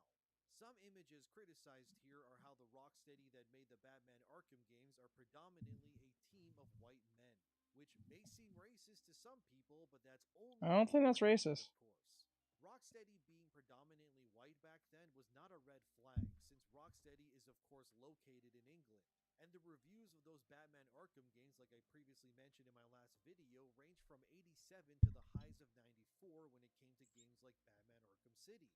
As you can see below here, pretty much anyone shown in pre-release hype videos for Suicide Squad are liberal white women, women of color, or men of color. A big difference compared to the group that made those Batman Arkham games that this new Rocksteady is riding the coattails of. And while I'm not saying people of color can't make great games or people who aren't white in general, since broadly speaking, you have the entire Japanese gaming market out there being made by people who are very clearly not European white men, but it is funny how they almost only promote people in Rocksteady in these videos that are not white men. Why is that? Then I got curious. All of these people that Rocksteady has been promoting in their videos when it came to Suicide Squad, I wondered, had any of these people worked on the previous Batman Arkham games? Probably not. So I went ahead and I found the credits for the most recent Batman title Rocksteady made, which is of course Arkham Knight. I then ran these people's names through the credits and not a single one of them was found to be involved in the creation of Arkham Knight. Ooh! What does that say? Bro, what does that say? Not a single one! Not a single one! What does that say? Think about it! Holy shit! Okay, so Demion said that he went through not the database, but he went through the credit scenes in Arkham Knight. And in Arkham Knight, the game that came out like years ago, way back, like almost like 9 years ago, I think. It's a little bit 9, I think. It's been a while. He went and checked, is the people who worked on Suicide Squad, has any of them worked on Dark Knight? Hey, Teach. Hello. Hello. Did they work on like the people who worked on Suicide Squad? Did they ever work on Batman The Dark Knight? And as he went through the credits and he compared and contrast the credits of the people who worked on Suicide Squad and Dark Knight, the people from Suicide Squad never showed up. Not a single name worked on Dark Knight, the Arkham series, from the Arkham series. Arkham Knight, I mean. Not a single one. Interesting. So but how, like, that's crazy. Think about that. Hold on.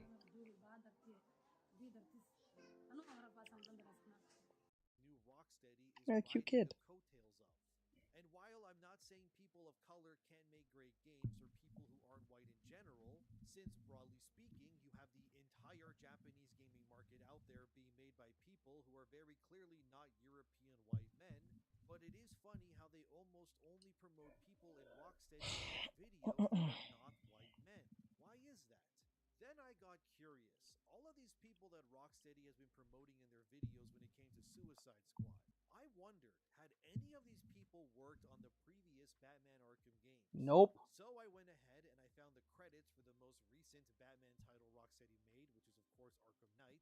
I then ran these people's names through the credits and not a single one of them was found to be involved in the creation of Arkham Knight. Oh my god. Me to believe anyway that all of these people joined Rocksteady during Suicide Squad's development. So then when I was playing Grand Blue Fantasy yesterday, the PlayStation Store, of course, was promoting the hell out of Suicide Squad.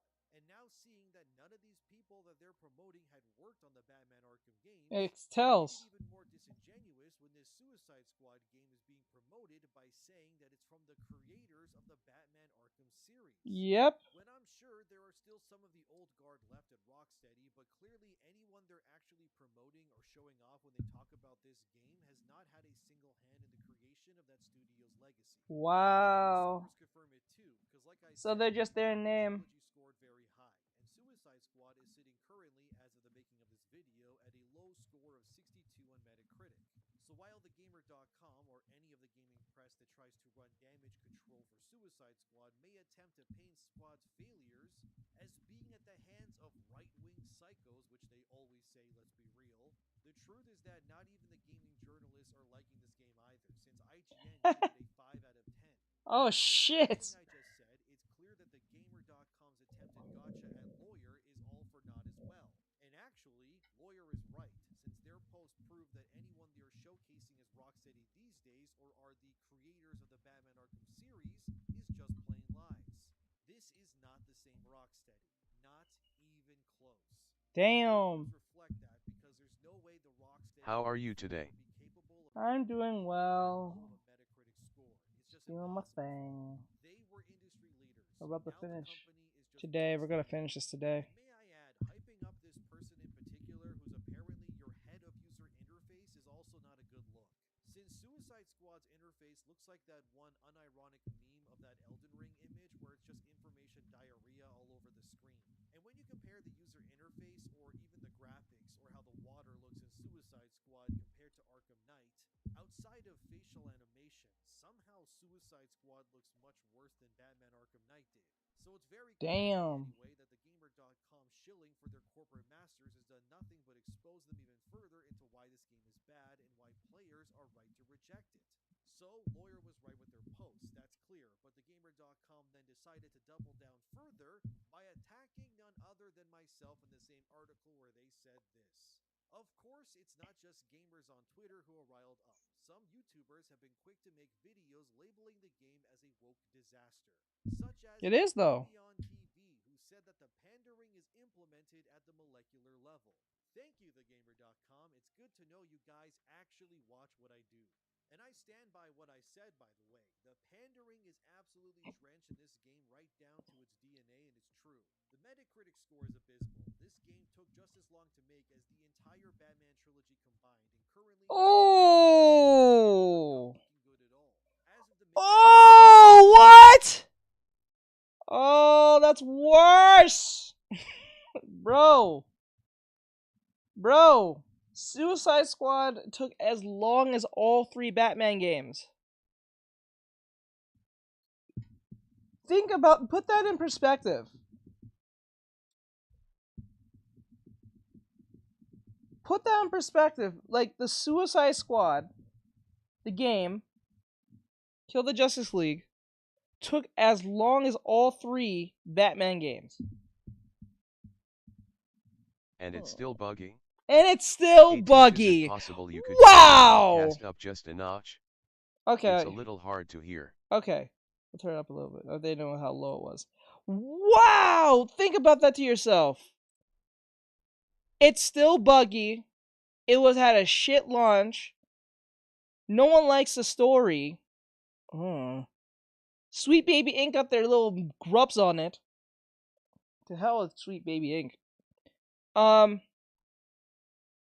Wow, bro, that is woo, that's not good.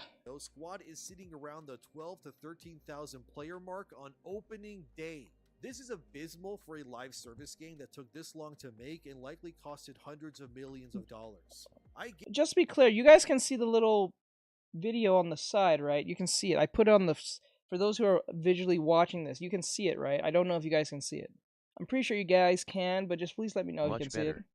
Like Thanks, Teach. It's a little video thing on the corner to show the video that I'm watching, that I'm reacting to here. Guarantee you right now, Rocksteady behind the scenes is scrambling. Yeah, on the left. And I would wager morale where'd it is at go? an all-time low for the studio.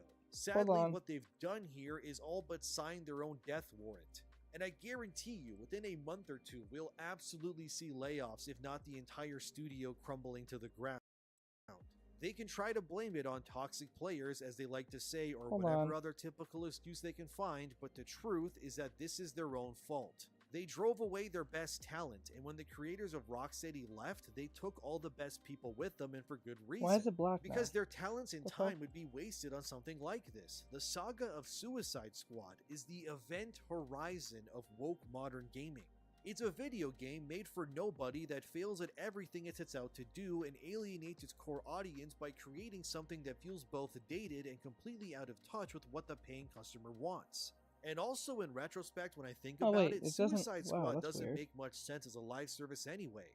Why would you make a game designed to be played by multiple people at once to be this cutscene heavy?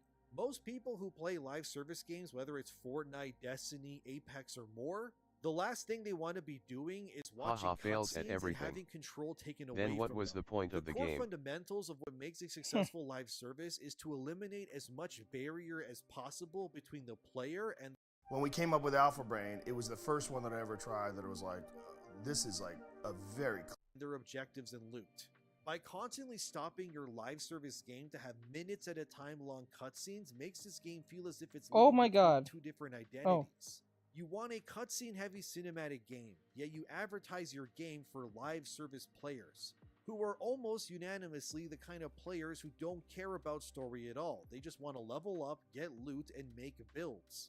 This entire game feels at odds with itself. They actually made a game that forces you to sit still and why it watch goes stuff black. That's more weird. than you're playing at times. I just now noticed So that. it's no wonder that this game is bombing. This is like cooking a steak and roasting some garlic potatoes in front of your paying customer, and then taking everything you just made and throwing it into a blender in front of their eyes and then giving them a steak potato smoothie instead. They shot themselves in both feet with this and somehow managed to burn the entire house down while they were at it. These can't be industry-leading veterans that made this, because this amount of foresight would be easily caught and remedied by people who were actually competent at their jobs. Games like Destiny have cutscenes as well, sure, but they are sprinkled sparingly throughout the experience. Because while yes, Destiny is struggling now, the truth is that it's still one of the more successful live service games out there. Destiny and stuff like Fortnite know that their player base doesn't care as much about story. They're playing for the gameplay and the rewards. If Destiny stopped you every 5 to 10 minutes to give you a 3-minute cutscene, the game would have died already. Or simply the majority of people would just skip it. That's not to say players are dumb or something, but we need to realize that certain genres cater to different kinds of players. Someone who enjoys JRPGs, for example, is totally fine with long cutscenes mostly because it's a staple of the genre. But a live service game is built upon its moment-to-moment gameplay, the frequency of loot, and the variety of the builds, and ensuring that players can rack up playtime because they're too busy having fun shooting and looting. Suicide Squad is just made for no one really, and the Gamer.com trying to paint me as some right-wing bigot is just hilarious. Because I wouldn't have the platform that I do if people weren't resonating with it on some level. The majority of the people watching this right now, I guarantee you, they just want escapism in their media. He's They're not sick wrong. of being talked down to, forced political messaging down their throats, and being told that they're bigots if they don't accept things. I'm not some bigot or racist because I roll my eyes every time I see pandering or social messaging in my media. I've become so accustomed to seeing it that when I don't see it, I genuinely feel weird. As if I stumbled into the Twilight Zone and entered a world where everything is not as stupid as it is here. Suicide Squad is full of nonsense that I covered already in my other videos on it, and it actively goes out of its way to make every male character a joke while propping up the female ones only. We're not bigots because we don't accept your ideology, and we're not hateful because we demand better products. These companies, these developers and gaming journalists are simply angry and spiteful because their agenda and messaging is being met with so much pushback. And I truly believe Rocksteady dying like this doesn't help anyone, because this company is going to die because of their moronic choices and inability to retain key talent. All we want is great games that are worth what we pay for. And it's clear from a Western gaming perspective at least that it's full of nonsense, plus the gameplay is hard to understand. For real? Is it that? Is it really? Is it really? Holy shit, really? I didn't even think about the gameplay till you said that. I didn't even think about that. Is it really that ass? Like, is it really hard to, like, understand? Is it that complicated? I don't seem to be. I don't know. Yes. Some clips I've seen it are so confusing. Game design or lack of quality is caked up and painted over with woke nonsense in order to protect their work from being targeted for being garbage. And if the Suicide Squad's failure says anything, it's that the majority of the players out there, whether it's the vocal minority like myself or Lawyer, or the silent majority, are simply sick of this.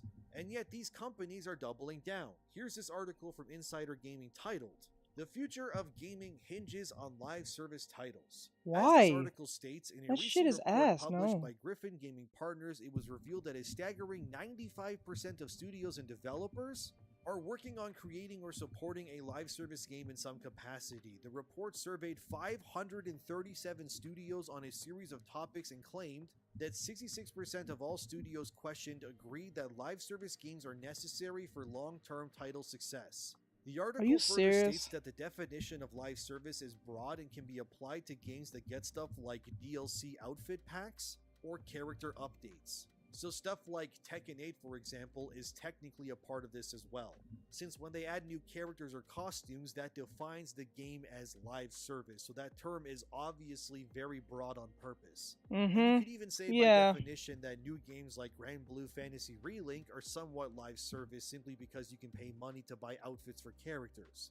But the actual game itself has no microtransactions. That's not a live service. Gameplay or anything, as of now anyway.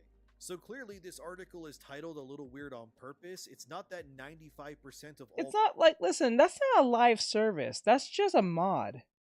It's just like, it's just a lower form of a skin. It's a skin modded monetization model. That's what that is. That's not a live service. That's not a live service. The live service is when it's like microtransactions or some shit like that. That's more of a live service than anything. Modern gaming studios are making stuff exactly like Suicide Squad or Fortnite. It's just but DLC from that point. Here, that 77% of studios are saying costs are increasing when making games, and that 65% are actively working on a live service title and more. Of course, I do believe this article that a ton of live service games are still in the pipeline, but the reality is outside of a very small minority of titles like Fortnite, Destiny, or stuff like Call of Duty, the majority of live service titles will tank. Because not only is it just highly competitive, but it's incredibly saturated as well. And Suicide Squad falls into that mass grave of dead games, or soon-to-be dead games too. Because realistically, people aren't just tired of these sorts of games, but they just demand too much of your time. Many of them want their games to become your part-time job or your lifestyle. And let's be real, some of these games are people's full-time jobs or lifestyles. Due to how much they play them, it's unhealthy, and they prey on your loyalty to further spend by monetizing you further.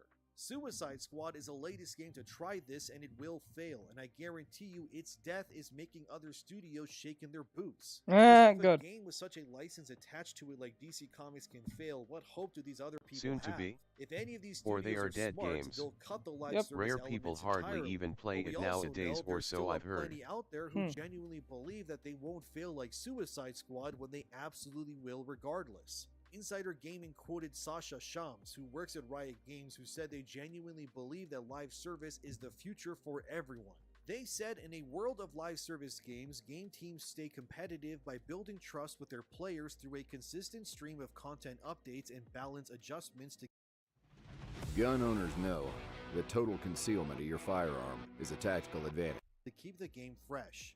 To keep up with player expectations, development teams are under increased pressure to continuously deliver new content, while also juggling updates to quickly respond to player feedback or fix a game-breaking bug. While this may be true for some, it isn't for many others, and I think if anything, it'll lead to a modern gaming crash. It'll be a deluge of live service titles that end up flooding the market, because there just simply won't be enough people or time to go around to play all of these games. And I fear so many developers and studios will lose their jobs and close down if they continue to push for this nonsense at all costs. Sure, there will be the I know because I heard a occasional rant on success story in Facebook the and space, on but for TikTok about a everyone- huge rant of bad the Suicide Squad game was becoming. I know because I heard a rant on Facebook and on TikTok about how huge and bad Suicide Squad is. Yeah, in it's live bad. service, there's like 50 or more that will fail and implode. And it doesn't help when a lot of these games are not only expensive, but these companies are ran by morons too. Yeah. Remember G4 Tech TV, the network that tried to come back, and then that woke feminist Frost?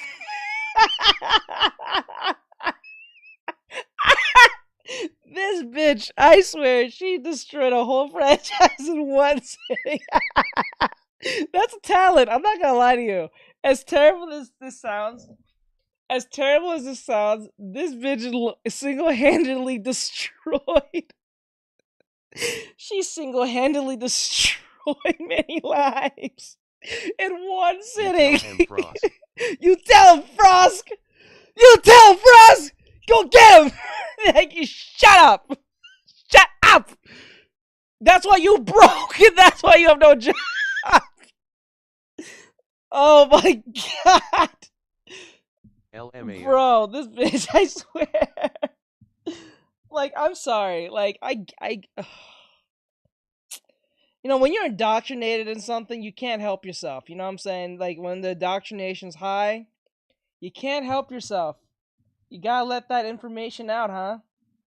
Oh man, if word to warning to anyone who has a business, whether it's gaming or whatever the case may be. If you hire someone like Frost and they start a sentence like this, sexism in gaming, you just lost everything. When she started that, look at her face. Look at her face. This is the face of all these activists. They don't belong here. You don't belong here. We do not care. You do not belong here. You destroyed a whole. This bitch destroyed my childhood in one YouTube video. She destroyed my childhood. You know, I grew up watching G4. Basically, yep. Everything is lost. Everything's gone. She looks so innocent when she's not. Yes. She should have stayed quiet and just like did her job, but she went off rogue. That's what happens when you go off script. This is what happens. Killed the entire operation with her feminism and gaming speech? Well, an older article from 2022 resurfaced where a streamer explained how they were being interviewed to work at G4 during its revival. The streamer, whose name is Misclick, said that when she was interviewed for a hosting position at G4, she was actively asked by the recruiter to argue in favor of canceling characters like Batman for being white and rich. What? Basically, G4 was vetting their potential host for this revival by seeing which of their options were politically aligned with the sort of narrative and ideology that G4 wanted to push. They wanted only people who hated white men and genuinely believed that white male characters were the devil. I'm not kidding. Oh my god. Instead of explaining it all, let's watch a clip instead. So, this is from YouTube channel Artexrtic. This is gonna bite a lot of people in the ass in the long run. Where they had Misclick on. So, let's watch. Okay. So, like, I thought a bunch of people were apparently there was, like, a whole, like, brigade of people, like, hating on wanting to cancel Batman or whatever. And I didn't, like, know about it. So... For what? Okay, so, like, people are always like, yo, G4 shut down because of this or that. And I'm like, bro, I was already sus with G4 shutting down from the interview process. Because, like, they offered me, like, a host position or whatever. And, like, you got to relocate out to LA. Right. You know, like, if we go through the final selection, blah, blah, blah. So I go through the interview process, and like the guy that was interviewing me, bro, he goes, fuck? "So why should we cancel Batman?" And what? Why? I was like, "Wait, what?" And he's like, "Yeah, why do you believe we should cancel Batman?" And I was like, "Why are we canceling Batman?" Because he's rich and he's white. And what? Yo. This reverse racism nonsense is stupid. And what people don't realize, this is going to bite them in the ass in the long run. This is going to end bad. Like, really bad. Like, you don't see it now, but the ramifications of this nonsense that has permeated through because he's rich and white. Wow, that's evil. Because okay, let me explain why this is a problem, and this is not just for white people, but white people happens to be the punching bag of this. The reason why commands like /donation and /cash app. The reason why this is a problem is because let's just say white people are not the majority of America no more, right? Let's just say like 50% of the population is white people in America, or 60. I think it's about 60. That's what's gotten people killed, saying that sort of stuff. Yikes, grimacing face. Yeah, but like think of it this way: if the population is 60 to 70% white and everything else is minority, right? And let's just say 20, 30 years from now, that number drops to like 20%. There's 20% white people now, and now let's just say the idea of Asians are the most predominant group of people in America. What's going to happen is it's going to go in reverse now. It's going to go from white people to Asian. And this has happened before, and this is slowly happening, where the punching bag of white people is getting so normalized to the point that they're just too quick to take it. So what's happening is that we're looking at the statistics of what's going on between white families and white wealth. And as white families are diminishing, or at least going down lower in wealth, we're looking at the next best punching bag. And the next best punching bag other than white people is Asians. East Asians, like the Japanese, the Chinese, the South Koreans. You know what I'm saying? North Koreans, anyone from East Asia. And then the Indians right after. So like because it is proven that Asians are doing very well in school. They make a lot of money. They have a family unit. They are stuck together. They are pretty close, tight knit people, especially here in America, right? Even outside of America, right? Yeah, I think I know what you mean. I think it happened once, but the black people who did it were so viscous when they were referred to as black or any other slang term who boy. Yes. And then what's going to happen is white people will be the minority again, will be eventually the minority. And what happens is the Asians will be the new punching bag where we're going to be making fun of Asians. We're going to we're going to talk about Asians as we did as white people. And now we're going to be the true racists because remember, people are only doing this because they're trying to stop racism by being mean to white people, which makes no fucking sense. So anyone who sits there and says being mean to white people is getting back at racism is not racism. You're just a racist person looking for an excuse to say evil things to white people because you think you have a platform to. Because 20, 30 years ago, if you was talking like this, you would have lost your job instantly. You won't be able to call them certain names. And the most weirdest name I ever heard, and I heard this yesterday. I'm not gonna lie, I chuckled a little bit, but when I think of it, it's really mean. It makes sense cause they're trying to get us silenced. Yeah, so like what's I heard a white person say this, and this is where this weird, strange self-hate thing is weird. This is very weird. There's this white woman, and she's on Twitter, and she's making this condescending tone where she's talking to white people specifically, telling them not to ruin Black History Month. I'm like, okay. Like, she was saying it in a term like, let's not ruin Black History Month like last year or like last time. And I'm thinking to myself, what did white people do last year or the year before or the year after or before that ruined Black History Month? Are you just condescendingly saying this just to be an asshole? Because I don't remember anything going wrong last year or the year before or the year before that or the year before that where black people or white people are destroying that. Someone said that exact same thing on another stream I saw on someone's TikTok live. Yeah, it was weird. They got offended too. Who's we? Who's we? I have not heard anything bad that white people did on Black History Month that was just so catastrophic that it was said in the news or anything like that. I don't know what you're talking about, right? And for her to say that, I'm like, one, you're literally capping, and then two, she says we're not gonna ruin it like last time for black people, white people. Okay, my little milk crickets. Milk crickets? The fuck? You call them milk crickets? Maybe they and you don't think that's not like racist? Teach. Maybe they meant people. No, I don't. No, she said last time. Like what? I don't remember a situation where it was Black History Month and it went left. I don't remember it.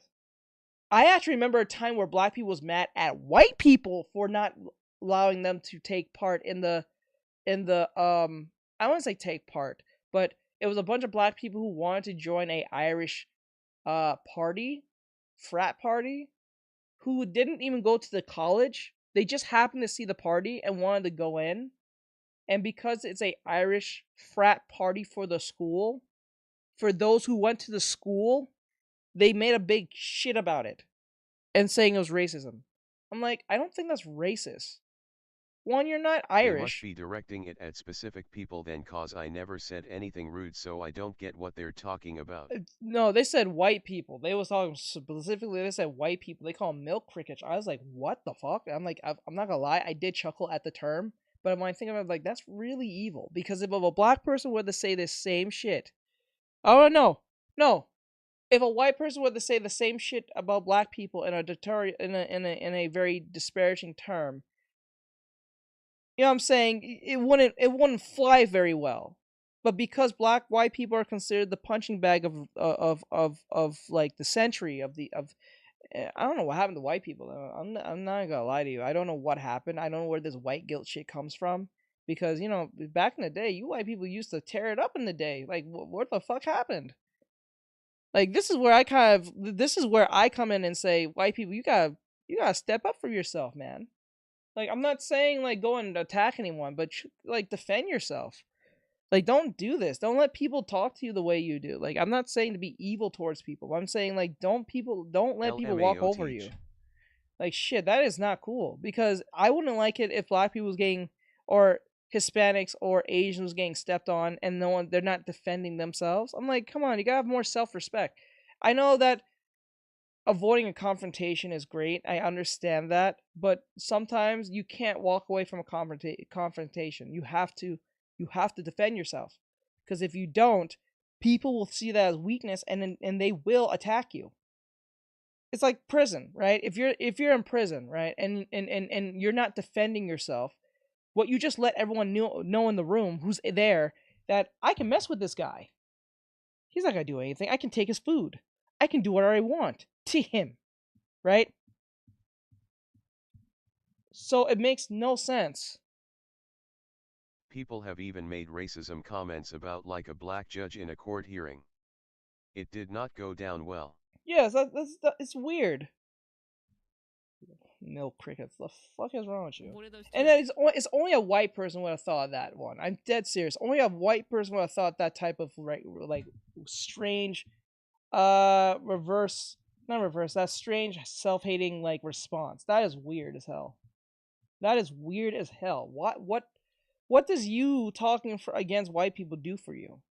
Is it supposed to get you woke points with black people? Last I checked, when Black Lives Matter was going through their bullshit phase or phrase with the whole George Floyd thing, I think everyone's seen the video. It was like an old video, but it was a video of like a bunch of white kids up in a building, and they see the riots happening or people walking, doing the whole march. Because the George Floyd thing was happening, the kids went to the window and say Black Lives Matter, like they was like try to root them.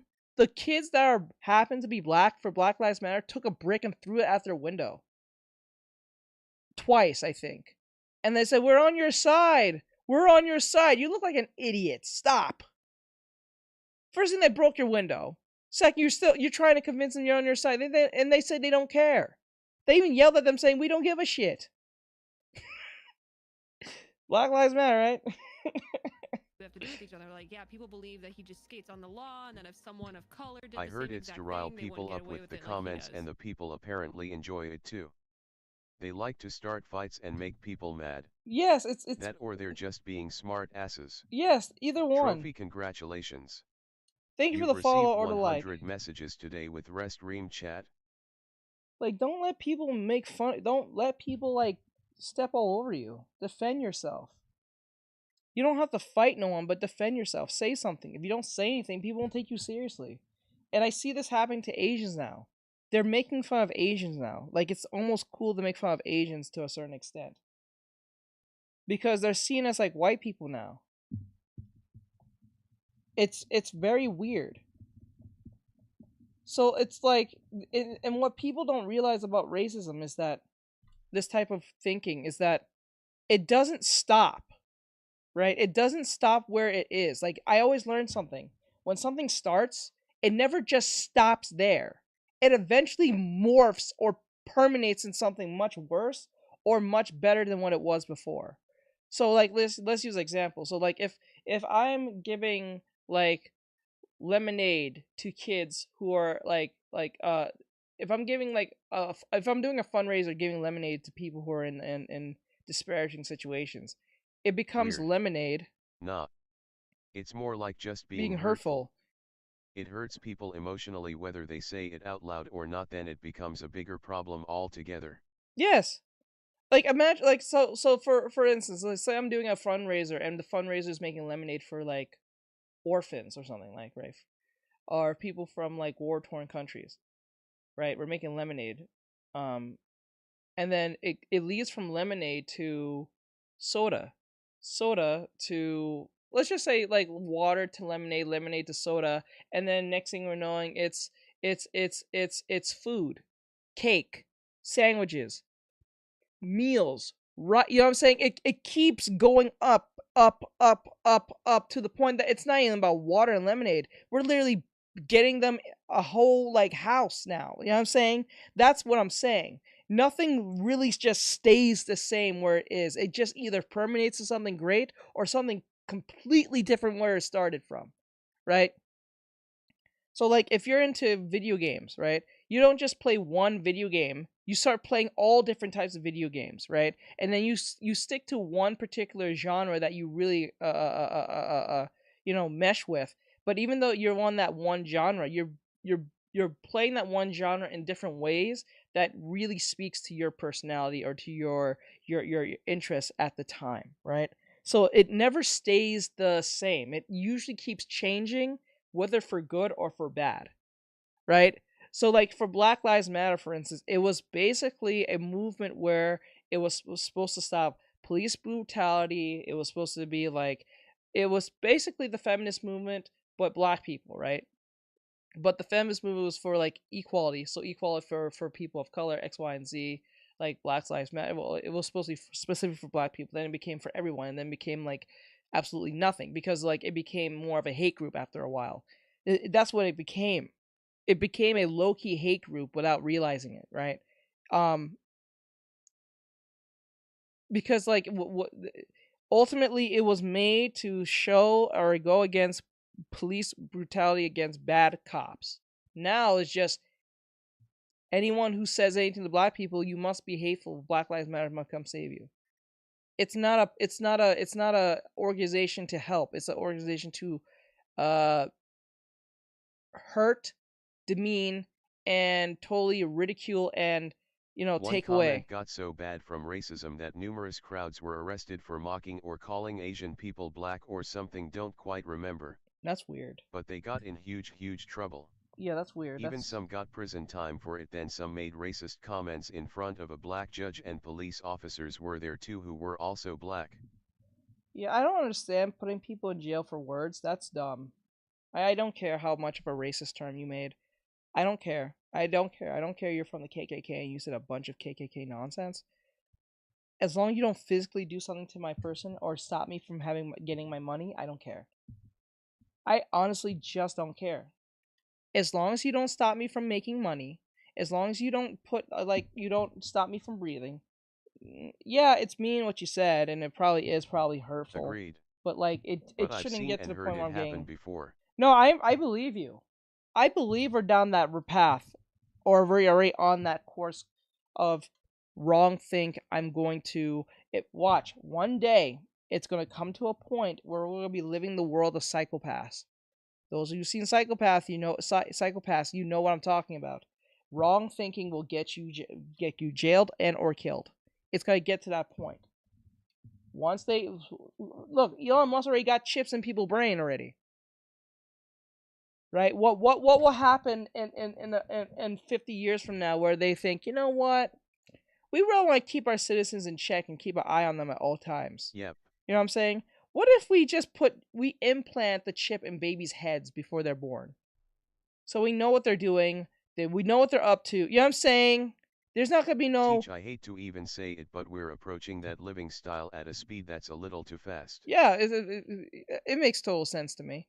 We are. I'm not against the idea of that happening. I'm against the idea of that happening, but I believe that is coming. Because we as people don't know how to regulate ourselves, or we don't know how to keep ourselves in check. So we have to have other people do it for us. Which is not a good idea at all. But like, it seems like that's where we're going. That's where we're heading down. The rise of AI, the rise of like, and people are gonna be open to it because remember, people are open to like. Remember back when the purge became a thing, right? You remember when people said, "Oh, I hope a purge happens," or "One day the purge will come," or something like that. Like people was like hype that one day a purge will come. That tells you a lot about a lot of humans right there. If someone says to you, I was hoping for a purge to happen one day, or we need a purge to happen, that individual is crazy. usually people who act for things like that, like a zombie apocalypse to a purge, are usually the people who are going to die first, or people who wish to do things to you. Vaguely. I don't remember that one too well. Let me see. Okay, so like okay. So this is, I don't know if you remember the movies called The Purge, Purge 1, 2, and 3. Let's be honest, most of us ain't making it long. No, most of us are not. You never heard that came out of my mouth, I hope there's a purge coming, because, you know, things will be a lot different for me. Nope, I don't know what's going to happen, because people are crazy. People are unpredictable, especially when they're scared. You'd be surprised how much your family might kill you just because they're scared of you. You'd be surprised. You'd be surprised how far the human mind will fuck with you if you are scared enough. You know what I'm saying? If you're scared enough, you will know. Like, it's not even like a question from this point. You'll be surprised how fast family and friends will go against you fast when things are not going down the path of survival. It happened in the Civil War. Brothers, uncles, aunts, grandfathers, sons, daughters, you know what I'm saying? Fathers, all of them, they all went against each other. I've been hearing people questioning if aliens are real and that they are on human Earth or they're mutants. That's been going around a lot. Oh, I've been hearing that for years now. That's nothing new. And even if aliens are real, they haven't done much to us. We've been doing that shit to ourselves. You know what I'm saying? Why would, like, if I was an alien, why would I reveal myself to the humans who are crazy enough to do shit to themselves? What do you think they're gonna do shit to me? Right? I won't tell them shit. I'll just live amongst y'all. Just like Jean from Justice League Unlimited, Martian Manhunter. Why would he reveal himself to y'all when y'all just kill each other for the most dumbest reasons? It makes no sense to even reveal yourself. You're better off just being by yourself. It makes no sense to, honestly. You're better off by yourself. And even if aliens could destroy us, there's no winning. Oh, other than them probably taking our resources if we have any. And maybe that's why aliens has not fucked with us, because we don't have any like good enough resources for them to take. Yes, but have you also heard the news clips about people testifying that they've even seen spaceships and even caught photos of aliens and the ships? It's insane. Yeah, I'm pretty sure that exists. I'm pretty sure people have said that thousands of times, but you know, either they're gonna deny it, or, well, the government's gonna deny it, or even if they acknowledge it. If they are real, they're probably laughing at us like that episode from South Park. I'm not gonna lie to you. I honestly believe if aliens was real, if they're real, I don't think they need to laugh at us. They can literally watch our lives and laugh from a distance from their little galaxy, whatever, from galaxy 618.2, and then be like watching our lives like a fucking sitcom. I won't be surprised if they're doing that right now. Either last year or this year they went nuts about that particular thing. Yeah. I think it's a bunch of baloney. Yeah. You never truly know. That's a real ass question that they asked you? That's literally what G4 recruiting asked me. And like whoever their manager was or whatever their interviewers were doing. So I believe her. I think this is one of the reasons why they didn't like proceed me to the next level, because I was like, well, I mean, to be honest, like if I was getting like robbed or assaulted in Arkham or something, I wouldn't really care who's saving me. I don't care if he's rich and white. I just care enough that he's like actually like saving people, because are you gonna do anything about it? And yeah, he didn't like that answer. Obviously didn't like that answer because it puts them in the same position. Obviously don't like the answer. Come on, man. It's not that hard to like put in perspective. You know what I'm saying? It's like, come on, man. These are liberal talking points. You know what I'm saying? These are progressive talking points. These are far left talking points, bro. Because he's rich and white, should he be canceled? I'm like, bro, is he saving people? This is no different from the Mr. Beast talk, right? This is no different from Mr. Beast. Right? Should Mr. Beast be canceled because he's helping African children? You know those weird people who are mad that he's helping African children? You know what I'm saying? That's very weird. You don't want the children in Africa not to be helped? It's not like their fault they're here. It's not their fault they was born in this situation. This man just happens to have money. He wants to help people. Let him help them. Let them get clean water. Let them get their clothes. Let them get their food. Help them. I don't see any problem with it. I don't see no issue. I think he's a hero. He's a great guy for doing. Even if he's doing it for views or money, those kids are getting. Like I said this the other day. They hate to be in the same boat of reality. Yes. Sucks for them though. Like this is what I said the other day. You don't like your parent doesn't have to like you or love you. That's the thing. What people don't realize. Your parents doesn't have to love you or like you. They just have to convince you enough that you like them enough for them not to be a detriment to your life. So like saying like if say for instance if you're a kid, like kids don't know you're being loved. They don't know what love is, right? So whatever a kid experiences based on their caretakers, that's their love. Right? So they can't tell the difference. Kids can't tell the difference till they're like far much older than what they are now. So like kids don't need to know if you love them or not. They just need to feel that you do. That's it. It's a sad reality, but it's true. They don't need to know that you love them. You don't need to tell them. Well, they don't need to know that per se, but if they feel that you love them, then you did your job. Once they start accepting reality instead of sugaring it, they'll be less offended by it. Yes. It's so LE. That's the wild thing about this. And then these people be like, people thinking that Mr. Beast has to be some person who's just so in love with black people, you just have to send money. No, man. He has money. He has influence. He has a following. He has the backing. He wants to help these people. Yes, he gets a tax write-off for doing this and X, Y, and Z. It helps his money. Because if he didn't do all this shit, he won't have the money to help. So to sit there and say, he's just doing it for views and he doesn't like black people and he's just doing it to look virtuous. Who gives a flying shit if he likes black people or not? Who gives a flying fuck? Is he helping them? Yes or no? Are you helping them? I guess not, because all you're doing is giving fucking lip service all day. Stop giving lip service. It's not working. If you're complaining so much of what this white guy is doing, do it yourself. Build it yourself. I'm back. You know what I'm saying? That shit Even is half wild. Of our population is accepting reality finally. But other people are stubborn and still try to fight it? Yes. It's so annoying and even kind of hurtful. Hell nah, they ain't helping. They never helping. That's weird to me. Oh, this white guy named Mr. Beast is helping black people. He's just doing it to get views and seem virtuous. Okay. Does it matter if he cares? Does it really, like, honestly, when you buy a burger, do you think the people who's making you a burger loves you so much to make sure they put love and care like they're fucking SpongeBob? No! You know when I know that the chef in the back who's making my Burger King burger loves me is when they don't put their dick in my food. You know what I'm saying?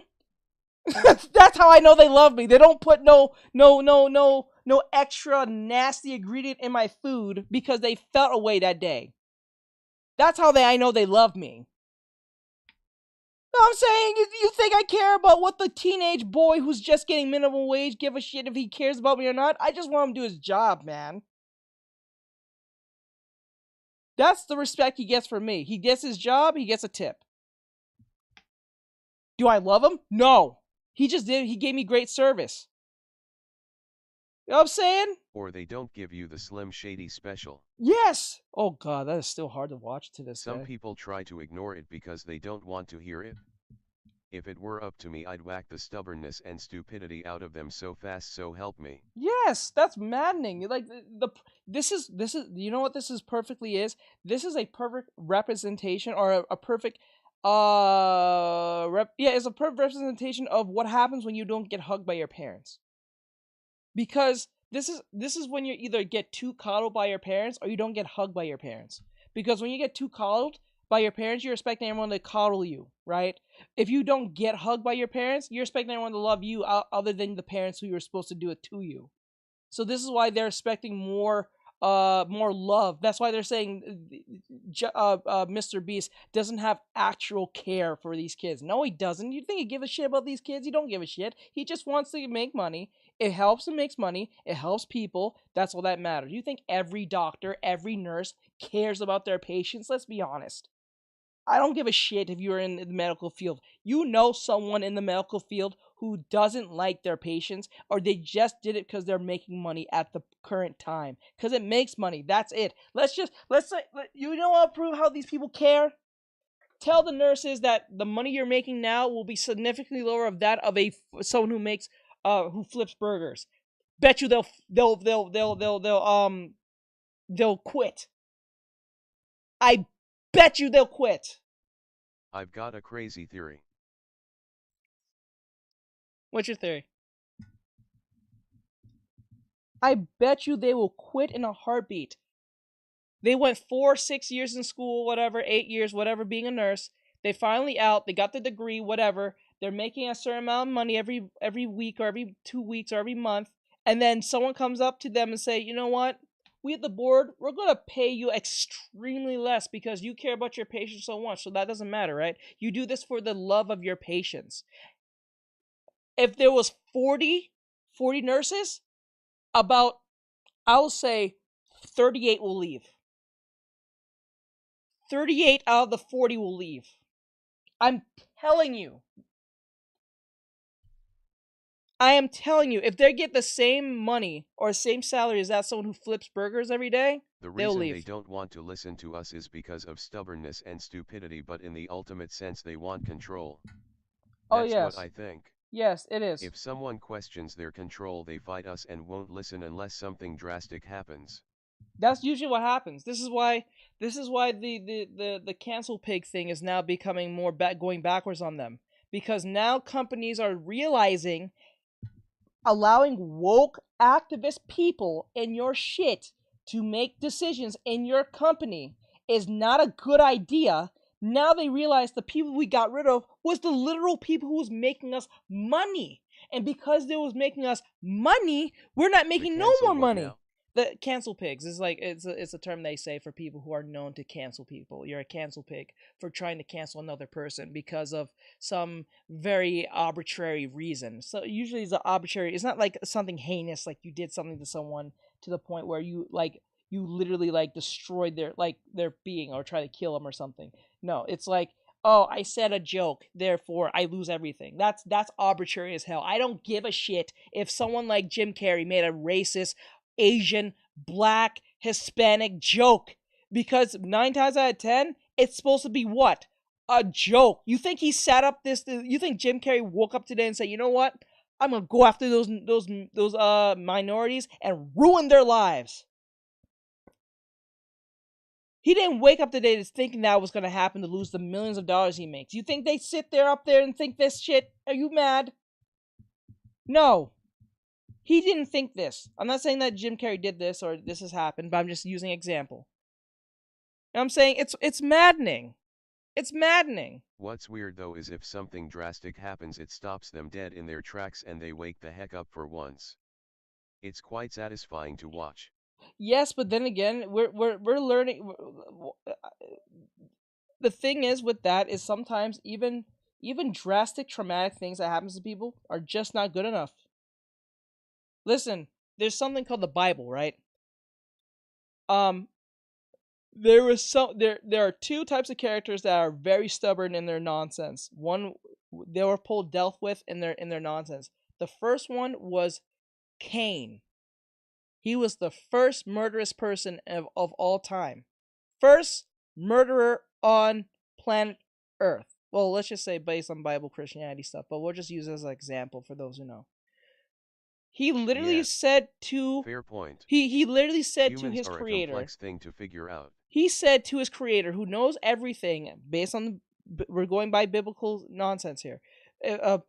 He said to his creator, I don't know where my brother is. You sat up here and look at the God that made you, who knows everything and anything. know what your first thought's gonna be, and you tell him you don't know what your brother is. You really think you don't know he doesn't know you're lying? Like, are you stupid? You know, I'll tell you something. I'm telling you now. This is where I blame God on this one. This is where I blame God on this one. This is the only time I question the whole God thing. This is where I said to myself, if you're God, and you know this idiot's going to kill his brother, and you know he's going to straight up look you in the eye and lie, why the fuck would you want humans to be running around? At that moment, that's when you should have wiped out him and the parents that very day. You know what I'm saying? You should have wiped out Cain and the angel too. Actually, that even makes it worse. If your first most glorious angel fucked up, which I'm referring to Lucifer himself, the Lu man himself, if he's the first angel, or at least one of the first angels, one of the most strongest angels, and he went the fuck off the way he did, wouldn't that tell you that if the thing that is supposed to be greater than this human is making the fuck choices, kind of think the thing that is just as less as this gonna make much better choices? It's like you having a grown-ass son or daughter, and they're making very shit choices. What do you think the baby's gonna make? Complex to understand and less deeply studied is all I can say on it. Teach. I understand. I understand what most people will say, why he didn't like just wipe him out. I understand why, but like I still don't think that's a good enough excuse. Because if I like imagine me being a game creator and I make Mario, and Mario can only jump and run, and then that's all I know he does, and then expect him to do something that he wouldn't do, knowing that he can only jump over pits, pipes, and monsters. So what that means is, if I know that Cain is going to lie to me, which I know he's going to do anyway, why the fuck am I expecting him to do anything different? Mario is owned by Nintendo and cannot be copyrighted. Just kidding. LOL, just kidding. So like, imagine that. That's crazy to me. That's the one thing I don't get about the whole, well, anybody. Like, it's not just Christianity. I think every other form of other Bibles of other religions have something similar to this. Saying how terrible humans are in some way. If humans are just as terrible as and this is the weird thing about the whole God thing, like every God just happens never to be around or never be in the presence of today. Isn't that really funny? Every God that ever lived in every religion, for some odd reason, is never around in this 2024. They just all happen not to be around. It depending on the religion and the type of church. Yeah, there's different factions of Christianity. This is Baptist Church, Seventh-day Adventist, I think basic Christian. I think there's so many different like factions of Christian, which I don't think is a good thing, but then again, it is what it is.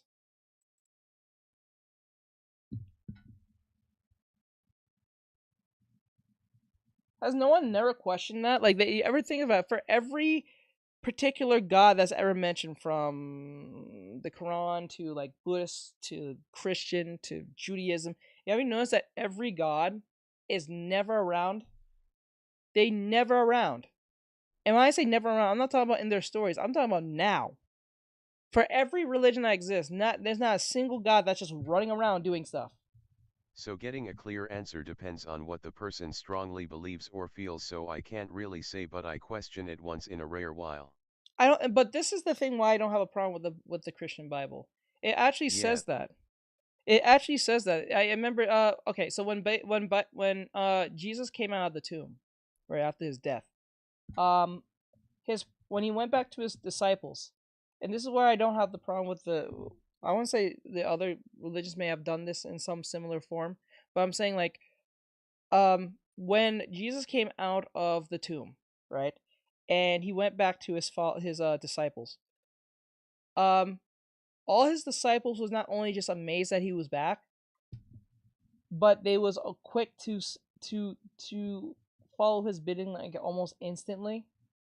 But I think I forgot which one was it. I think it was Saul or Peter, one of them two. One of them. It was one. I think it was Saul or Peter, or Paul or whatever.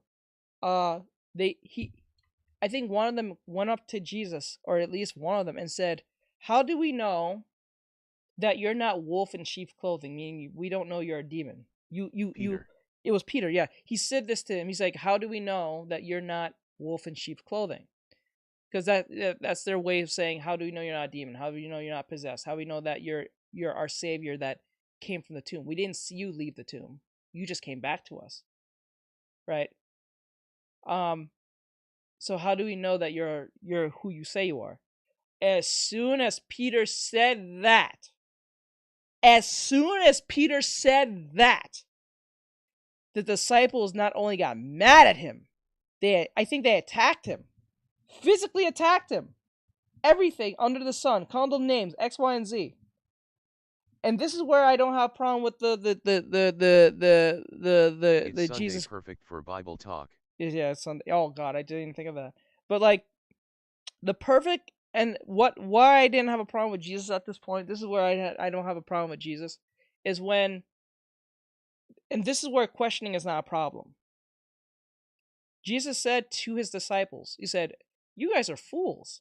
He didn't say exactly like this, but I'm just giving you context of what he said. Hello.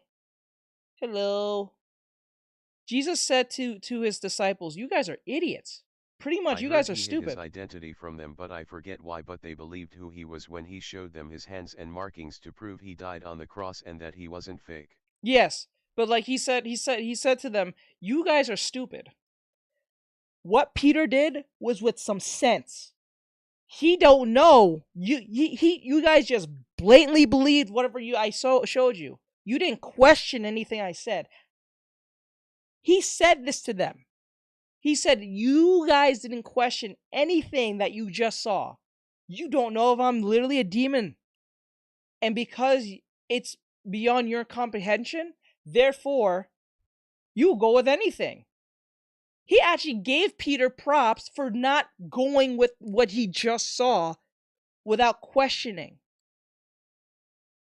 And this is where I would say, this is where Christianity fucks itself. The reason why a gang member is taken more seriously than a Christian person is because a gang member has a certain vetting process against another person. So let's just say you're an MS-13 or you're a person who's a Blood or a Crip, right? And then you say a lot of Crip and Blood stuff or MS-13 shit. A person who's in that life or know that life will ask you directly in your face, "How do you know that? Who do you know?" There was another one who questioned who he was too. The name was Doubting Thomas, the first believe. It's explained in the Bible in more detail though. Okay. Because like he said because like most gang members will say, "How do you know? Who do you know? How do you know you're part of the gang? X, Y, and Z." You know what I'm saying? They have a vetting process to at least figure out if you're full of shit or not, right? So because there's a lot of young boys who run around saying they're a part of a gang when they're not part of anything. Because that's called misinformation in that sense. The problem with the Christian thing, which I was explaining to my friend, was that the reason why Christians are not taken as seriously as people like Muslim, Buddhists, or anything is because a Buddhist, a Jew, and all of these people have certain vetting processes, or they need to know if you're going to be a part of that religion. We need to know that you denounce the current religion that you're in to know that you're part of us, and they usually have a vetting process. True, they'll check you. They'll check you so fast because, like, I remember one time my dad. Okay, so I remember one time this girl came to my family store, and my dad thought she was pretty, and he said that's a girl that my son might like really have interest in. And I think he was talking to the mom about her daughter, and she said, "Yeah, they can definitely hang out or like definitely get to know each other or want to like X, Y, and Z. But the only way that your son is going to be near my daughter is if he converts to being a Muslim." That was already a game breaker for me, but I'm like saying like no. But remember, see the difference between the two? Because the difference between the two is that if you was Christian, you say, "Yes, Jesus Christ is my Lord and Savior," that's it. That's good enough for most Christians because most Christians don't want to put in the work. Oh yeah, the Muslim family. Yeah, so like they don't want to put in the work of trying to vet someone, right? It's we live in a time where being Christian is almost as liberal as being not Christian, right? So you can just say, oh, I believe in Jesus. That's usually good enough for most people. This is why super churches are not taken seriously. Most super churches are not real. Most of them are usually against the idea of God. Most cases, I'm just being honest with you.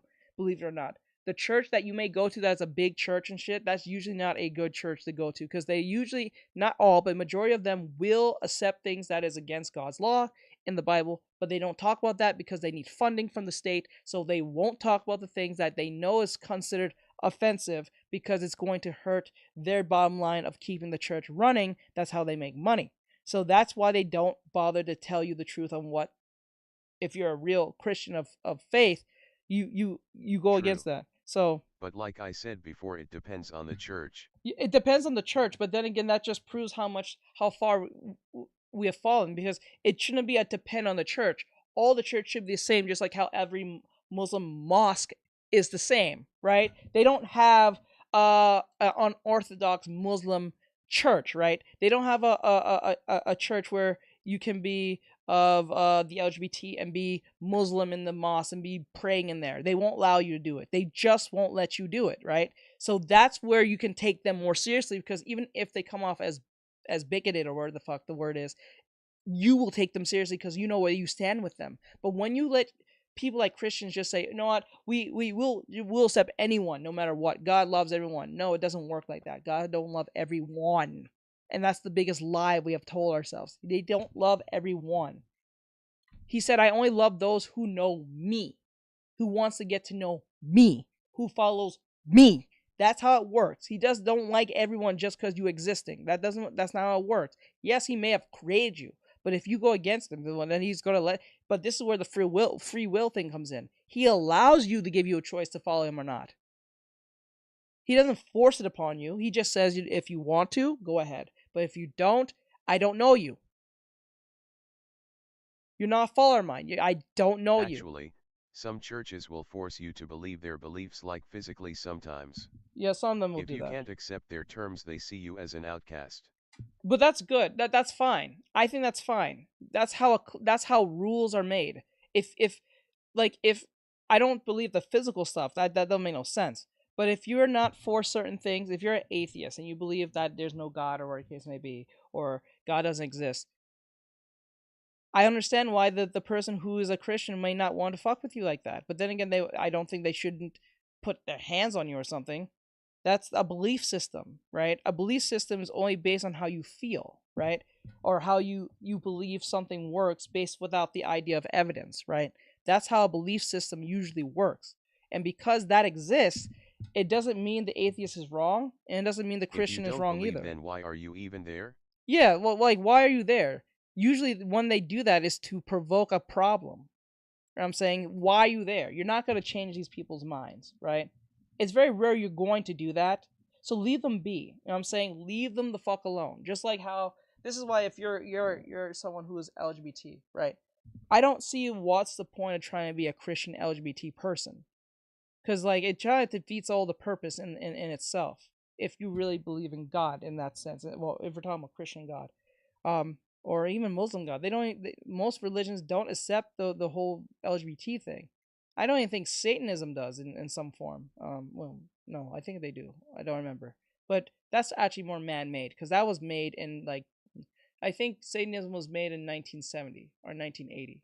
No, yeah, Satanism was made in 1970.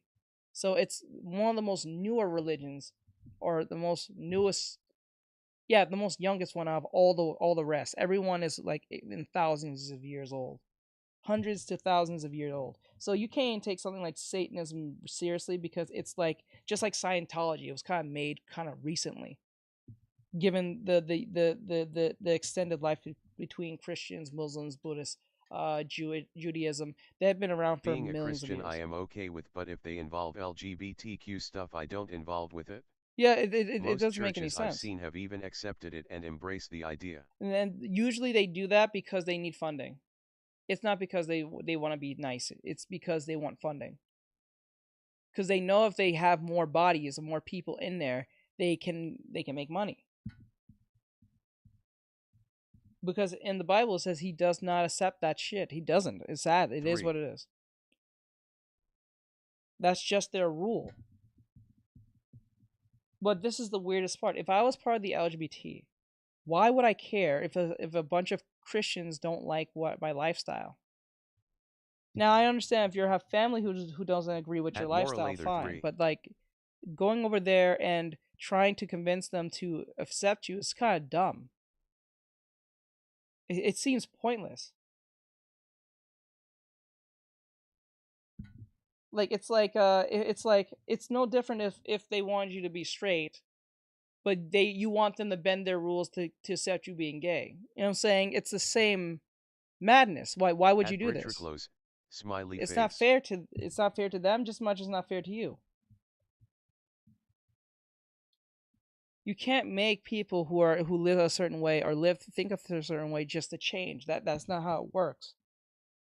Usually these people are born into this and live this life for a certain reason, or because that's just bred into that, right? So you don't expect them to just literally change their mind overnight over nothing.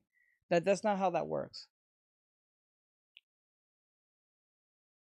That's just not how that works. Yo, Frost killed G4. I was like, honestly, G4's been dead since the interview process. And then later on, another question they asked me was, okay, besides Batman, what other superhero would you cancel? You know, I know exactly who they wanted you to say. Superman.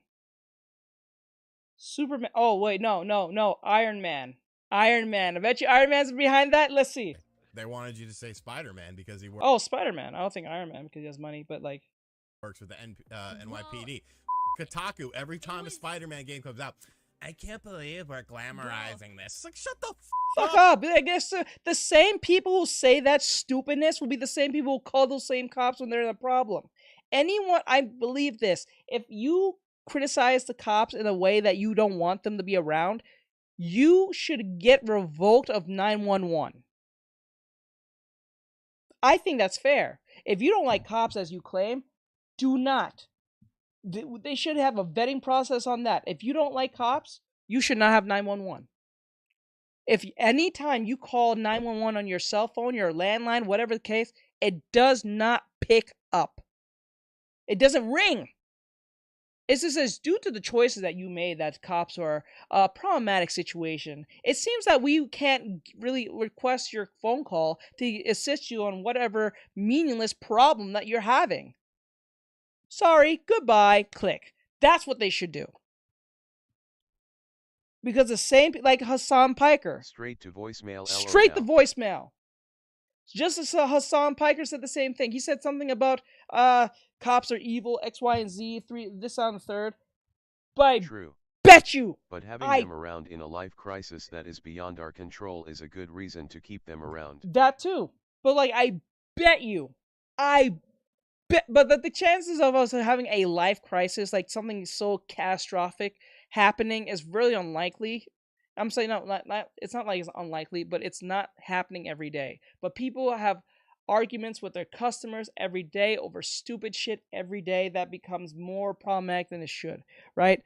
So like people like Hassan Piker, he literally said that the cops are terrible and we shouldn't have cops. Okay.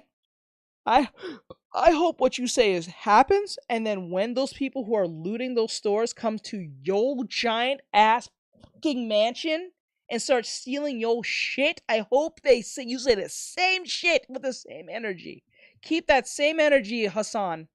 Keep that same fucking energy. I bet you that same dude who's saying this will be the same individual who'll be calling the cops when things go wrong. I'm telling you.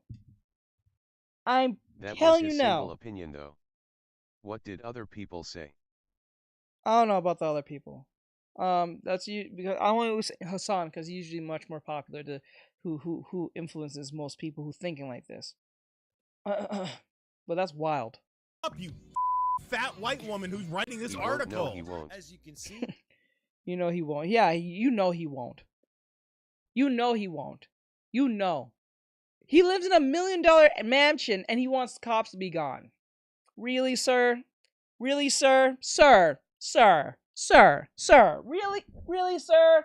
This very weird and moronic way of thinking has permeated for a while now, and it's not just Suicide Squad or Rocksteady. It's industry-wide. This rot has filled the walls of many Western gaming studios, networks, and more. This very hateful anti-white male mentality is causing a lot of these places to shut down and be rejected by players and paying customers, and for good reason. Whether it's attempting to hire people by ensuring they're woke enough, or attacking people like myself by trying to pay me as a bigot for why a game I had no hand in making is failing, these establishments will stop at nothing when it comes to shifting the blame and ensuring their failures are constantly pushed onto someone else, while never course correcting or fixing the problems that plagued them to begin with.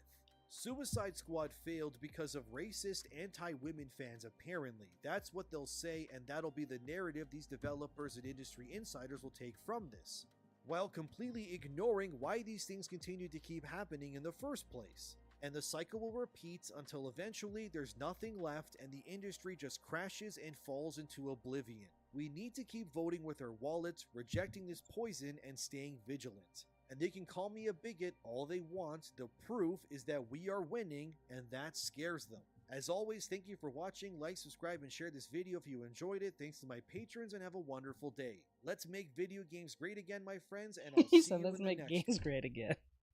You said let's make games great again. This dude. I tell you, boy. Tell you, boy. That's crazy, man. Cardi B, everybody tried to tell you. I'm angry. No, that one.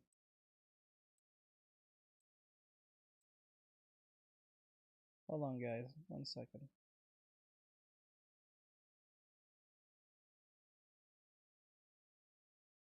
I'll show the PewDiePie thing on when I come back from TikTok. MGGA make games great again.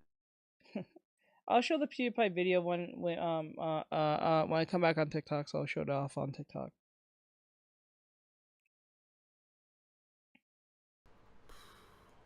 Guys, please stop asking me to look up at this thing when I walk out, because like I said, it's low-hanging fruit. Low-hanging fruit, which is an idiom.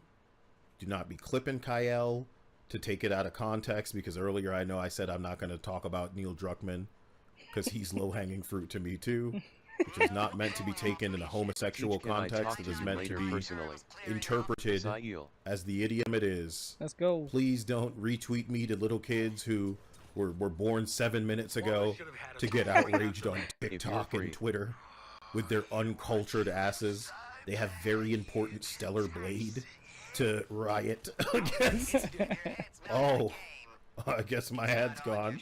What an improvement for this ugly bitch. Yeah, hon. You okay? Hello, beta testers. Yes, it is Kyle. Should finally tell him a big secret. I'm not on TikTok. I'm not on TikTok right now, so I can get the fuck away with this. And I'm not getting paid by YouTube, so I don't give a shit. I don't give a flying shit. You can't get rid of me. I ain't say anything evil. I'm not getting paid by YouTube, so like they can't take down my video. No, I don't think. And there's no copyright music, so Oh, yeah, let's go. Not really, but I be fine. Okay. Are you hurt? What's wrong? You'll be telling them that. I mask my insecurity. Joker, he's masking insecurities. Masking insecurities with traditional Joker behavior. The Task Force X outfits. Yeah, right. These people, I swear. Nice outfit, Hal. Hey, I'm being sarcastic. I don't know you. Wasn't expecting you to come in fun size. I don't know you. You really don't know me? Harley and Ivy forever? In 10-story burning letters? I feel that. Nope. I want to talk, but having one-on-one conversation scares me. And not okay, any little hon. girl, my little girl. Okay. I just want to smush that I got you. cheeks. Quinn. Oh, that came out weird. If I were targeting children, I'd have broken up those clips to spell everything out for you. I'll be... But I don't need to wipe the applesauce from your bib because you're not a child, and I respect my audience. The separation between you and them is that you can handle the truth, and data doesn't scare you. So while they're blaming IGN or trying to spin the two people who reviewed this game 5 stars as like a good thing, here's some unavoidable facts about Sweet Baby Sushi Squad by the feminist studio Rocksteady. Sushi Squad launched to half the numbers of the 30 FPS buggy recycled boss fight using Gotham Knights. Which game are they showing, Teach? You know what's crazy? They mad Wonder Woman so cool in this game. For the clips I seen, she's so badass in this game. Yeah, but they made her ugly though, I'm not gonna lie. Like, they don't get me wrong, Diana is a great fighter, but like, she's a badass, but they made her ugly as fuck, man. It may be the hard truth, but it's the good truth. At Helios - I can do this all day. Blacklisted spam warning. LMAO. I could do this all day. Let me see. Like, don't get me wrong, she is cool, I'm not gonna lie. They made her badass in the game, but they did make her ugly like a dude. Not that bad of a dude. Now, she don't look like she's a It's super not masculine. that I'm scared physically, but emotionally I'm a wreck. It may be hard. So I stumble all truth, over the but it's place on my good words. But it's the good truth. Let's see. Not really, but I'll be fine. I feel like I'm not. Don't scare.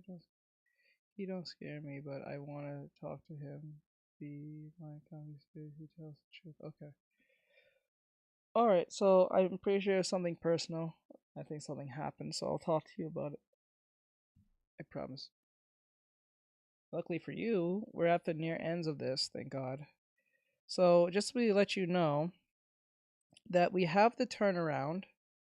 Oh, what is this? May I see the drawing? Let's see. There we go.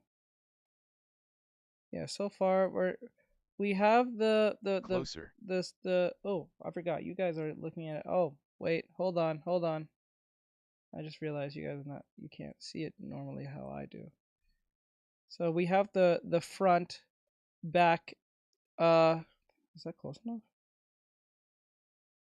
I don't know, this seems closer. We have the front and the back, as you can see. Right? Oh, actually I'll do it like this. It might be easier a little bit. We have the front and the back side done. I'll have to color her in. She's already line arted, thank God. So cute hot mama. So what's gonna happen is that we have woof, this is the headshots here, and then after the headshots are done, I will do one more drawing of her. She's showing off her person. Oh, this is more like a personality one, but like more of a poster looking one. Something like a poster to give more vibrance. And I know you said you wanted her to have back wings on her waist or somewhere around here. I will do that. I will add that. Or so. I will add that. Actually, you know what? I will replace. What I'll do is keep here. I'll keep this head, keep this body, but will remove this head. This be my persona. And replace this spot with the bat wings as like a analysis of the bat wings. The bat wings will be here, but the bat wings will be also by itself over here. Next, I may pay for the Chibi Vtuber one. Okay. Chibi. I'll make my life. Oh, actually, if I get to the Chibi Vtuber one, you had one done for me, so IG that can be updated. Yeah, yeah. So like, I wanted to redo that over again anyway, because like, I didn't like how it came out. So like, yeah, I'm willing to do that again. Nights. Sushi Squad launched to a third the numbers of the now delisted Marvel's Avengers. So grab your favorite reactions from serial cappers over this game, the way that I did for Avengers. Go back and watch those videos, because thank God IGN is now a lightning rod for these morons. Here's what IGN said about Hogwarts Legacy after a preview of that game. Of course, anyone who chooses to play Hogwarts Legacy must contend with all sorts of contradictions, most of which are far more important than the usual dissonance we tend to find in video games. J.K. Rowling has established herself as one of the most prominent anti-trans mouthpieces on the planet. Who cares? The character creator in Hogwarts Legacy offers a huge amount of gender diversity, but that cannot change the fact that the author of these books remains the proprietor of the Harry Potter intellectual property. Okay. If purchasing this video game feels like a tacit endorsement of Rowling's retrograde worldview, nobody can say you're wrong. I spoke with Alan too about these questions during my visit, and you can read the results of our conversation on IGN. So we should waste time explaining to these kids that IGN's always been a places. Like, I don't like. Who gives a shit if she does not for trans shit? Who gives a shit? No one cares. I simply do not care. That's not gonna stop me playing the game. Actually, I wanted to play the game. I just never had time to go buy it. That's not gonna stop me. Fucking bobblehead jackass, but does this mean that I don't want them to receive reviews, or do they have a role to play? Chrissy loved my review of her stuff. It is good because she's going places. Aw, I'm so glad. Ooh. Yay, Chrissy. Let's go. Yay, Chrissy. Hogwarts Legacy went on to become the best-selling game of 2023 because it's something people wanted. Something the industry is learning again with Palworld. IGN fulfilled its purpose of having their normie opinion, and the difference in the response on yet another platform trying to hide your dislikes and censor your comments is in the data for all to see. Sushi Squad, Garbage Day, I love that. Signals, and is message heavy. And even the Kool-Aid guzzlers at IGN couldn't get jiggy with this. So an IGN reviewer named Destin, exactly the kind of Destiny-loving normie that you'd want to review this, was honest, was real, probably feeling the heat of artificial intelligence on the back of his neck. I may use it as my persona. Yeah, the only thing I think I kind of regret when making your OC was these little balloon-like things with the hair. I didn't actually mean for them to look like that, but it felt so synonymous with it at the same time. Like these little balloon things, they're like little puffy things like this that kind of spreads off. It kind of feels like it fits, but it feels so annoying to draw because they feel so specific. So it's just like, I don't know if that's something that you want to change. I can change them if you want me to, but if it's like something too distracting, because I've been looking at it too long and I don't know if anyone noticed that till I did. So it is what it is. Let's see here. Wait. How do you? Wait, hold on. How do you? Wait, is it? Okay, there we go. Oh wait, no, it's in here. It's in here. No, it's not too distracting. It's cute. Okay. Hang on. However, missions tend to favor many of the tired and tree types, which makes them feel a bit like uninspired filler. Like, stop me if you've heard this one before, you defend a point from waves of enemies that spawn. Sound familiar? Now imagine every time you defeat a handful of these enemies, you just stand around waiting with nothing to do. This was exactly what happened during one of the core story missions, and the padding feels completely unnecessary. When the next quest started, I stood there while Amanda Waller called my character on comms, and I have over 30 minutes of me just standing here rooted to the spot without the ability to leave the immediate rooftop I'm on while some douche gives me something that they could be saying while I'm moving. But the reason that this is here is to pad the game out. It's already short. I'm not even done with the story, but this is how often they force you to just stand there. It's worthy of hate. This is deception. This is a scam.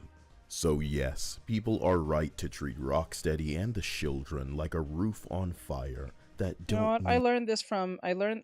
Well, this is not technically a trick. I think everyone has seen this happen before. So like, you take the paint brush, you just literally go the edge. You just literally do the edge of the subject. Like you go like this. You do it like this, 1, and then 2, and 3, and 4. Right, and then what you do is like you do the whole edge here. So when you do this, and you use the what do you call it, the paint tool, like this, and then you erase the outside. I don't know if it's more work doing this. I'm pretty sure it's more work in some way, depending on who's looking at it this way. And then when you do this, you can use the paint What tool. game podcast are we listening to? We're listening to Kyle. Need no water. Let the mother burn. May they enjoy the servers while they're still online. I respect Dude your is honest and intelligence, funny. I love his shit. Because I don't want kids here. I don't need them waging wars or fighting my battles or liking my videos and subscribing and clicking the notification bell. Not everything is for children, especially not games rated M. But this game is tame, lame, sweet baby, shame. It's less edgy than teen or weeb experiences that are free. Thanks. Brace yourself. You're about to witness Yep. a superhuman being rip the still beating heart from a man's chest cavity. Viewer discretion is advised.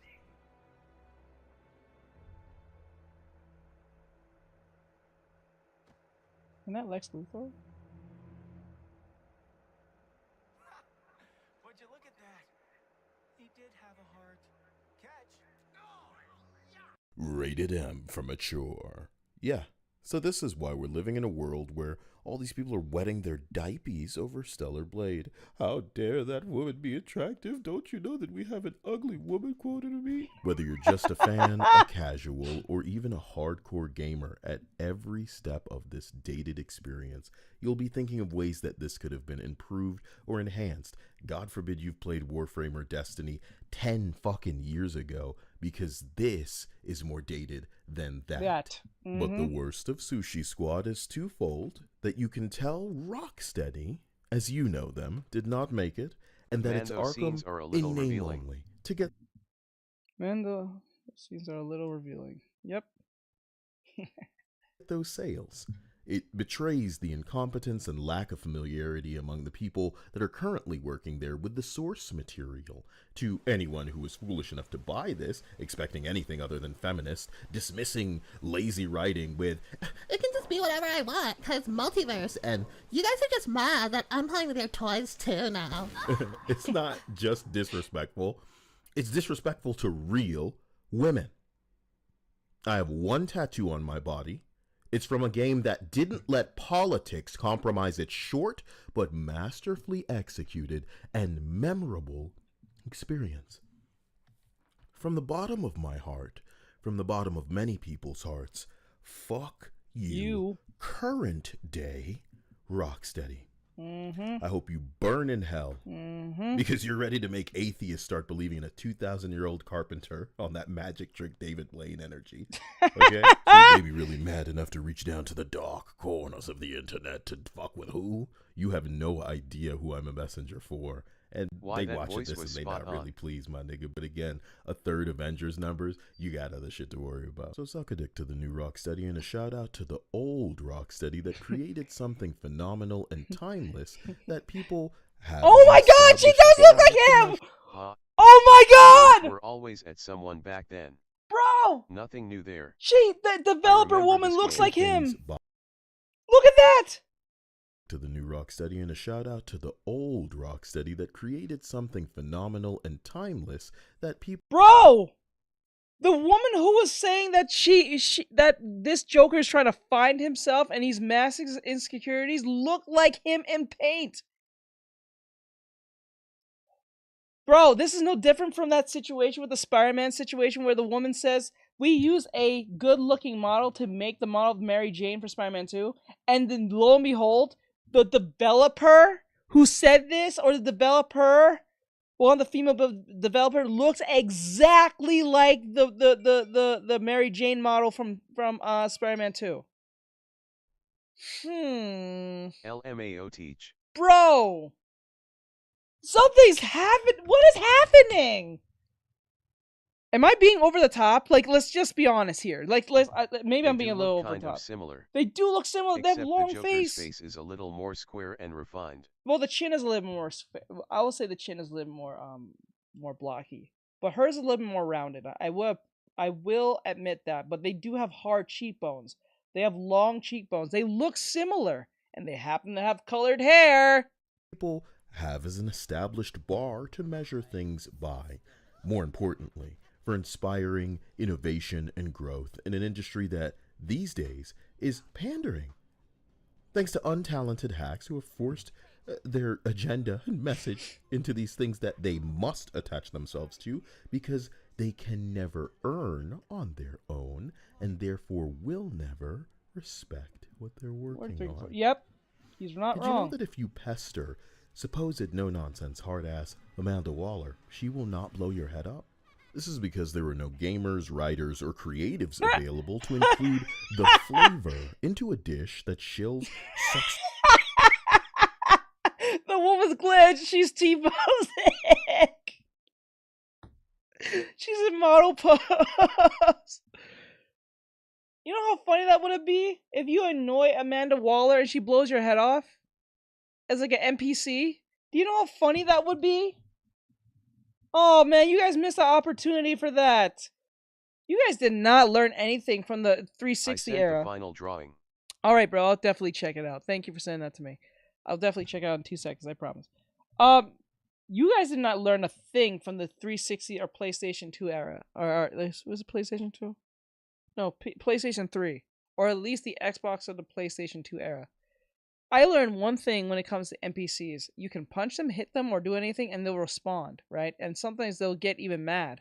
And when they get mad, they'll actually take it upon themselves to do something. There's like perfect example when you play like Halo, right? If you kill too many of your allies as Master Chief, you will be killed by them. They will turn on you. That is awesome. I'm not gonna lie to you, that gave the game personality because it made you be cognizant of who you're killing. You can't just kill whoever you want in the game, right? You can't kill, like, the perfect way to keep you in line from not killing your teammates is, what was it, the sergeant. You cannot kill him. No matter what you do, you cannot defeat him, and he'll get instant. And what's worse is the Joker was in love with Harley Quinn. I heard in some games that were in together made it quite visual. True. But like in Halo, if you kill too many of your allies in the game, NPC allies, Sergeant, the black guy, he always has a sniper in his hand, right? And if you piss him off, he will shoot you. And he has insta-kill on. He will destroy you. That was really cool back in the day of Halo. So much. Halo 2. And I don't know if they did in Halo. No, they did in Halo 3. Halo 2, 3, 1, 2, 3. I don't know if they did in 4 or 5. That they refer to as cooking. I guess you can bake poop in the oven and call that cooking too. It's what they mama did. I remember when black youth would feel shame using terms like this, spreading their ass cheeks wide. But I guess, token black niggas are out here pandering on that Oreo energy, and I'm just supposed to look the other way. This is how I'm starting Black History Month. I have a dream that writers would be selected based on their abilities and passion for the given project. I believe real inclusion is more people with a place at the table, not just the chosen or approved people, especially not by the cult that swears they're progressive, but shows us otherwise. The reinvention and redefinition time is over now, and you're running out of copium in this bag here. So yep. I'm just the It's running out. And I'm sorry that my bedside manner isn't becoming of a fat, fugly, flat-chested, femininity-hating current-day writer at Rocksteady who's so upset at an outfit that the game can't even allow Captain Boomerang to be a disgusting man and degrade a woman. Rated M for mature, but because women are holding the pen, his character... Yeah, make that make sense. The game is immature for people who are mature and older, like 17 and up. But you can't make bigoted responses to a person who happens to be a bigoted person because it's offensive. So how they're never gonna be bigoted then? So villains are nice. They're nice people. They're conscious of what they're saying to people, but they'll kill people. They'll make much sense to me. That doesn't make a lot of sense. Like I'll destroy the world and like rob banks and do bad things, but I won't. But God forbid I make a bigoted joke to a woman as a supervillain. Something about that playbook don't make sense to me, Playboy. Bless you. Thank you. That don't make a lot of sense. It's non-existent. He's just some insecure man like all the other men that we're writing, you know what I mean? In fact, most of these characters won't be acting themselves because the script was handled by the feminists who are going to only make them close enough to the character to get the game out the door, you know what I mean? But they're really just the message. So the feminists and the one day away from dick chop surgery dudes like the Druckster on that yes ma'am energy that are hoping for their next pegging soon. These writers got Lex Luthor simping over Wonder Entity with respect to their pronouns because they have cured toxic masculinity in the Did they bio, now? apparently. It means that King Shark can now wear a Green Lantern ring. Why not? Makes no I sense. shouldn't get started, honestly. Like this video, leave a comment below on what you'd like to see next, and wait until I finish this, man. Because then I'll really get started on some of the supercuts of everybody's sentiments on this. Prove me wrong. He look like a man. Oh man, I tell you, boy. I tell you, this is a weird era we're living in. We're living in a very weird era. That is such a weird. LMAO. Young, yay. Okay, no more Suicide Squad. I wanna kind of walk away from that. We beat this horse to death. I'm kind of like, I get it. The game's ass is not gonna last. I understand that. I kind of want to hear something else. Here it is. So remember how 2023 was like one of the worst, if not the worst years when it comes to layoffs that we've seen in the games industry? Mm-hmm. Turns out that was just a warm-up because it looks like Stranger Things 2024 writers is going to be strike over? much worse. The Stranger Things There's a writer's strike on Stranger Things? There's a Stranger Things writer's strike? I don't think so. The whole WA thing is over. Which they already screwed themselves on that one. Let me hear this. Hold on. Hold on.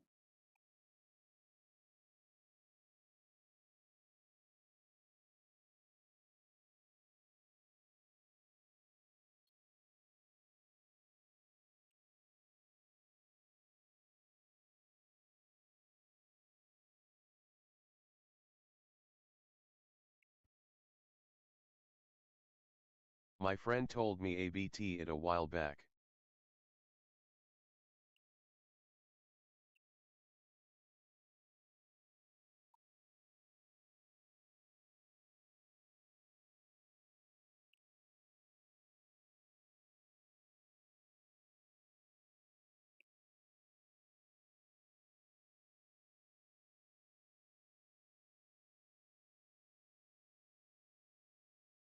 Says here is over. Happy Monday, my dear strangers. This is Mrs. Strange, and on today's episode for Stranger Universe, I will talk about the writer's strike finally being over, meaning that Stranger Things 5 will start filming very soon. Yeah, it's over. I had a feeling this has to do with the SAG, whatever the fuck. That was a big fake anyway. We all know they're gonna screw themselves in the long run on that one, but you know, I my friend didn't understand this, but I don't know why he was shilling so hard for this. But we all know that's gonna come to an end. Thank you for the following. I appreciate it over there. Oh, it's Ari. Okay.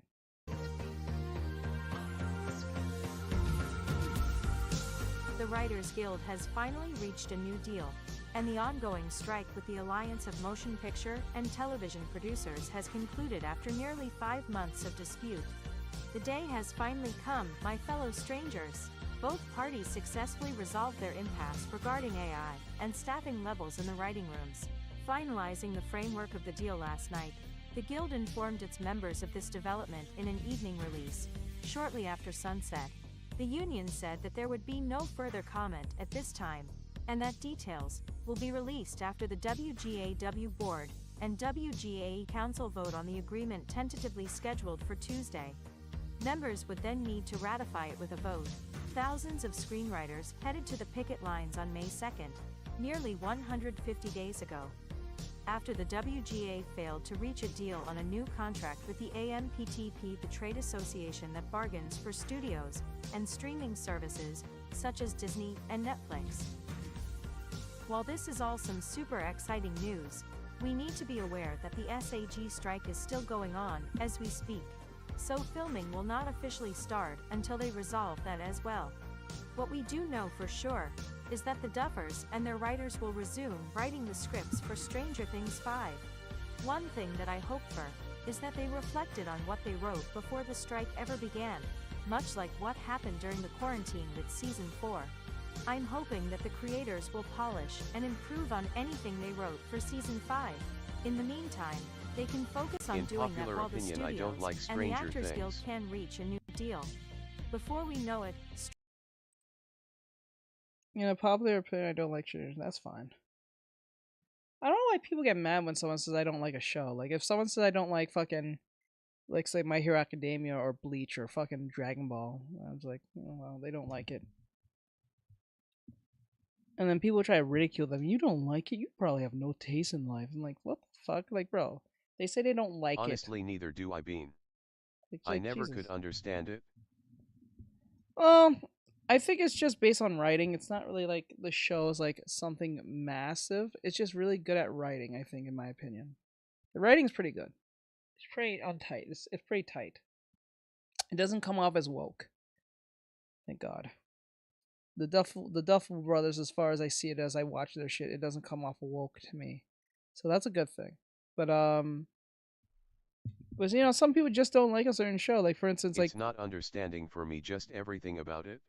It's just like for instance, I don't really like watching Fairy Tail, but Fairy Tail is no different from any other anime I've seen. But it's just so like confusing. I've tried understanding that, but I never was into it.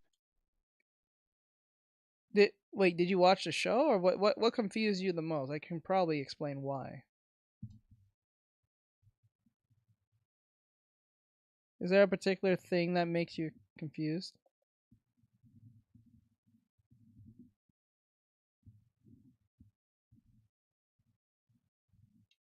Okay,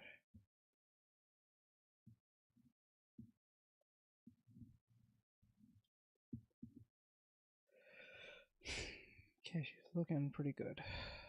Well, that cleanup is annoying, but it is a pain in the ass to deal with. Stranger Things Season 5 will begin filming, maybe even before the end of the year. I don't like Fairy Tail either. Overall, very I don't care for. exciting times. I honestly, if tomorrow someone said if Fairy Tail won't be, yes, you won't get to see Fairy Tail. I tried watching a show, but it didn't make any sense. It's like they were all claiming to be different people or like mutants or stuff. My brain overloaded here. Nor My Hero Deku annoys me. That's a weird one. I don't know, I thought it was pretty straightforward in the show. I guess everyone sees things differently, but that's how things work. And that is all that we have for today. Are you happy to see that the writer's strike is finally over? When do you think that the production for Stranger Things 5 will finally begin? Today's special shout out is for Atticus. To get a chance at becoming our next special Stranger Universe shout out, type it down in the comments section below. I don't like Black Clover either, lol. Let me see who said that. Oh. Yeah, there's a lot of people who don't really like Black Clover. What I like about Black Clover is I guess the never give up thing is kind of cliche, but like it's just a different character compared to like Naruto. Disney Baruto, changing everything. Let me see. Oh, you know what? I know a place I can get hot takes on. Right? I don't have to worry about causing too much of a trouble. Oh, come on. That's a good show. I hate the show Black Butler. I never really watched it. I noticed that's really popular amongst women. I think women really like the cross-dressing individual. I don't know why, but like, I don't know why. I don't really know why women like the feminization of boys. Have you seen Mickey Mouse's new intro? Because I was scrolling on TikTok and I seen the new intro and it sucks. Why getting a job feels impossible right now? Okay. Wait. It's so weird. They're like gay almost. It's creepy. What? It's weird. They're almost gay. Like, oh, I'm not surprised. You know how Disney is. Disney is not doing it because they care about gay people. Disney's doing it because it's trying to get ESG woke points. What's Forever News? Black Butler is okay. Let's see. Hold on, guys. 1 second. I'm sorry. Also, you don't want to watch Pew's video.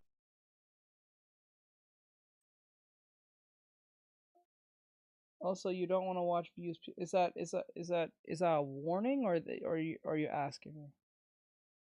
Because I was gonna save that for TikTok.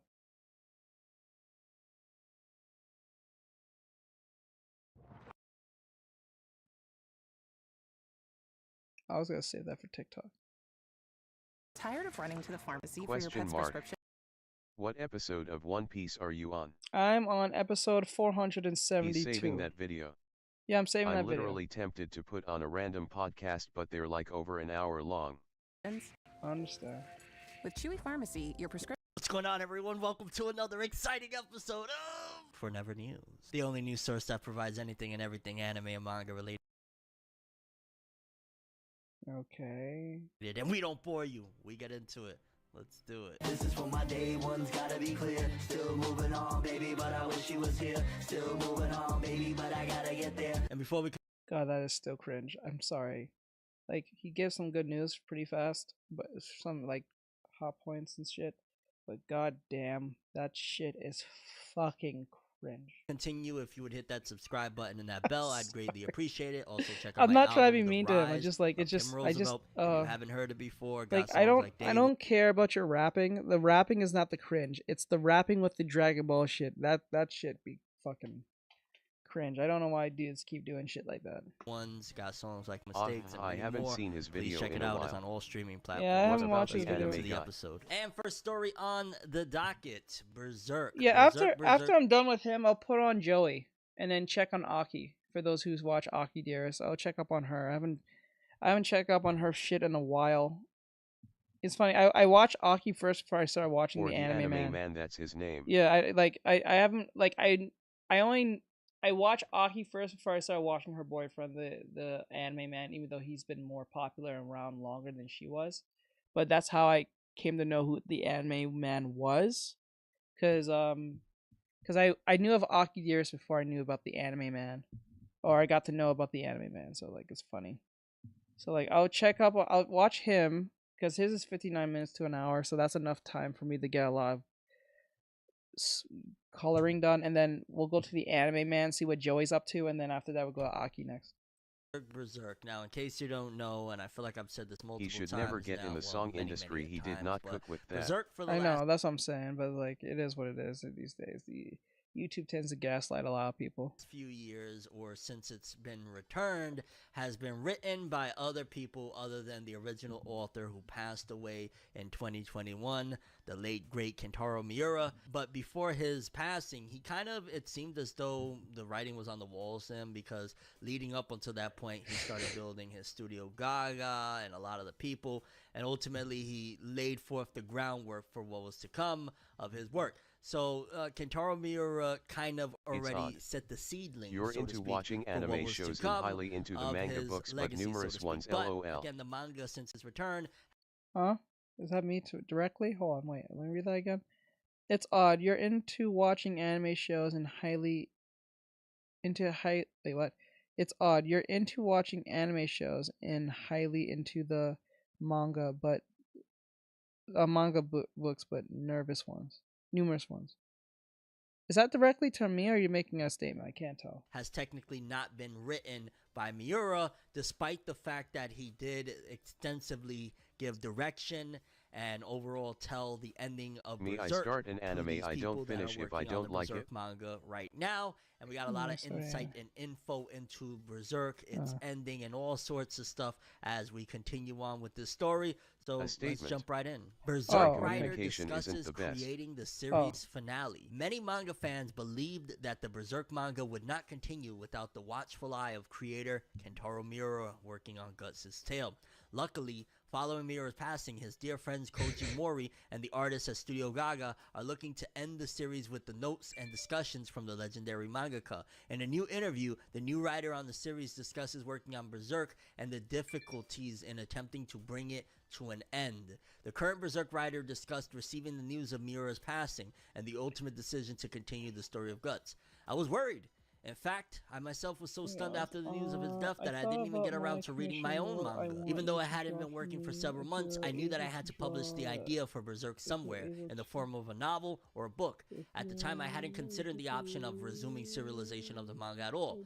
However, Miura's disciples at Studio Gaga, who had been serializing the series, said, "I'll draw the manuscript of the last episode to the end, so I want you to see it."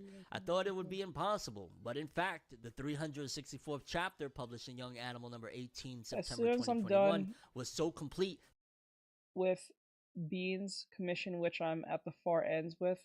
I can definitely get to that. Comma, do you want it to be full? I mean, full body or half body? Or exactly like this? Question mark. that it was hard to tell which part was Miura's work and which part was the work of his disciples. Desperate power sometimes miraculously improves people. We were asked if we could continue the series, and for the first time I had the feeling we might be able to bring it to completion. While Mori wouldn't commit as to how many more chapters Berserk has in its manga tank, the current writer did hint at the fact that he knows how much story is left for the Band of the Hawk. I can't say for sure yet, but I already have an idea of how many years and how many books it will take to complete the project. Even so, when I try to draw it, there are still parts where the story doesn't make sense. There everyone speculates and discusses things while solidifying the original work.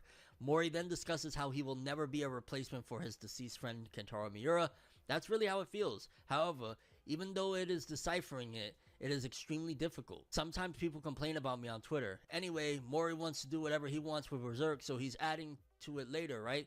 Absolutely not possible. With my abilities, I would never be able to create or draw Berserk. Then there's more. New Berserk writer talks adapting Kentaro Miura's final notes. The new Berserk writer then takes the opportunity to hint at how the series will come to an end, hoping for manga readers to get excited when it comes to the continuing story of Guts and what remains of the Band of the Hawk. Please look forward to it. The plot up to the final episode is really amazing. You'll be surprised. There are still many difficult questions to solve, and there are areas where Miura has not yet made up his mind. I'm struggling every day to figure out whether it's better to include it or not, connecting it with the episodes I'm currently working on. Do you know what this entails? This shows? This shows so absolute respect to the source material and to the original creator.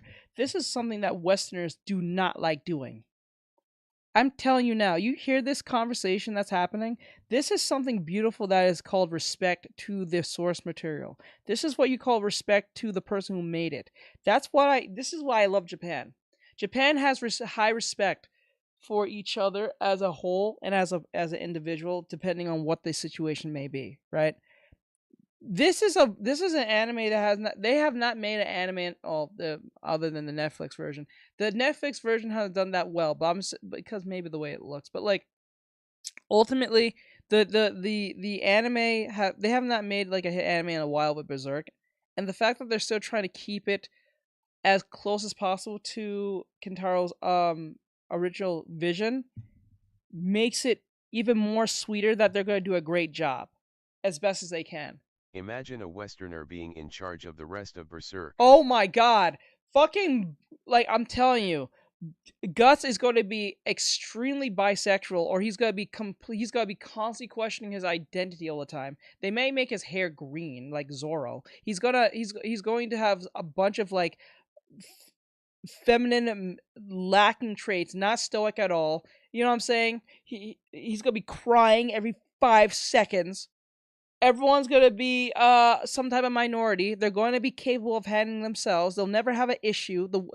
And then what they're going to do with Berserk, they're going to even replace Guts with some woman somewhere down the line.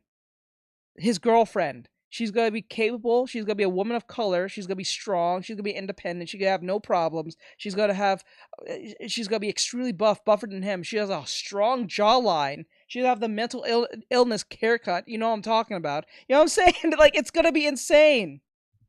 It's going to be insane.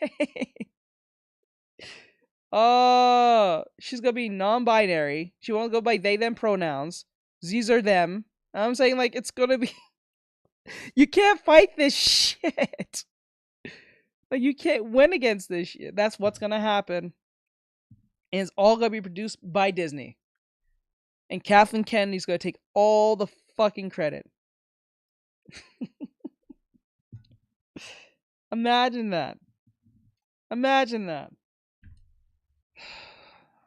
And I myself have not read We have Berserk fallen as since Americans. We Miura's have fallen. passing. I've seen We have some lost our art. way. I'm not gonna lie, the art looks pretty damn good. At the end of the day, Teacher, Miura okay, you was need a picture training of them my to BXO. draw in Yeah, his sure. art style. So I think we're in Yeah, probably sure, some of that'll the be best hands we helpful. could possibly Comma. have. Also, All show things me the considered, outfit you want me that to draw you in yeah, it. we don't have As well Kentaro as Miura, him but we as well. have his people Or that were it right could be by the same him and outfits learned as from the him models, and know if you where want. Berserk is supposed to end and how it's supposed to go. So yeah, I guess a little bit more insight into Berserk, and I'm going to guess that we'll be here for a little we bit decided because to I remove remember all even of the in a previous problematic interview, content of homie Berserk. was talking about like it could take up to 10 years or it might take as Awesome, little that as 10 helps. years, Thank something you. along the lines of that. So we'll be here for a while with Berserk. It's definitely not ending. I don't think anytime soon. Could be wrong about that. But yeah, I'm looking forward to when it is over. I am going to read the entirety of everything that I've been missing out on and see what Studio Gaga brought to the Okay, table. Moving forward, you said, we decided to remove all the problematic content from Berserk. Yeah, that's virtually the whole game. That's the whole fucking. You're right. You're right, Bri. They're gonna say that we're gonna move all the toxic masculinity problems from the franchise for a more modern audience. Is your audience like 2 people? Is one of them blind and one of them deaf? It must be deaf and blind. Are they in a wheelchair? Are they missing a leg? Do they have colored hair? Are they missing an eye too? Is their hair shaven by any chance? Fucking. Are they a minority? Are they all these things? Are they an indigenous minority who has like a paraplegic, lost a leg, different colored hair, probably blind, deaf, and dumb? You know what I'm saying? Like, is that your modern audience?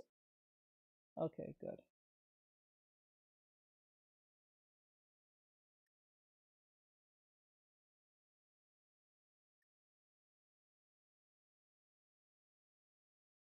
Once I'm done with Bean's commission, comma, you can purchase on TikTok or send in Cash App after I'm done with her. Depending on which one you rather, comma, depending on which one you rather.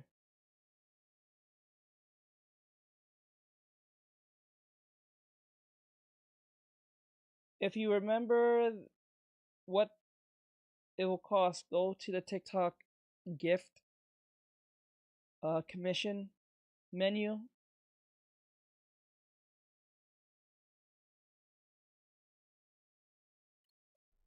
ton of Dragon Ball Super and Dragon Ball related news in general. For starters, when will Dragon Ball Daima premiere? Dragon Ball Daima is coming our way later this fall, and a new report has seemingly closed in on its premiere date. Dragon Ball is celebrating the 40th anniversary of Akira Toriyama's original manga series, first hitting the pages of Shueisha's weekly Shonen Jump magazine with a brand new anime project. Oh shit, I with forgot. material You not sent it seen to in me. the Let me previous look at it. manga or anime releases. Dragon Ball Daima features a brand new story from Toriyama himself, and fans have been eager to see what kind of new anime experience was on deck ever since it was first announced to be in the works. Dragon Ball Daima previously announced it was coming sometime later this fall, and according to the now removed reported comments, Toei Animation Latin America's licensing director Daniel Castaneda, the new anime will be premiering sometime in October.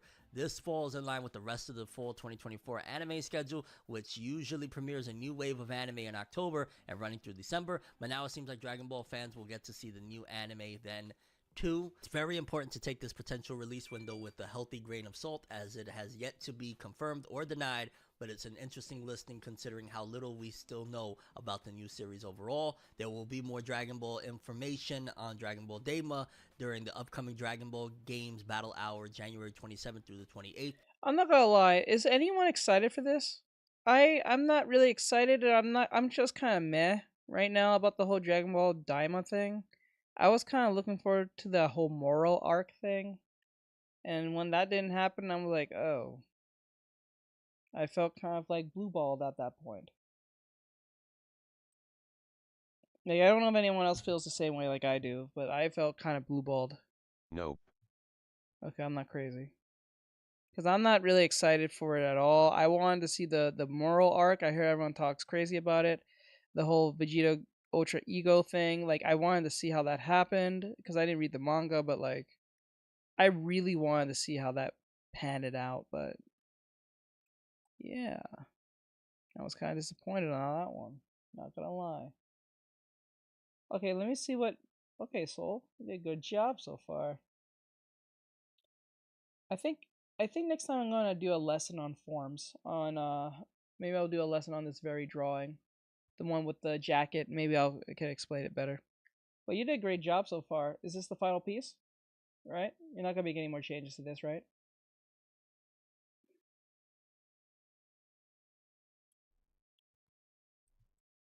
And hopefully that information brings us one step closer to finding out its concrete release.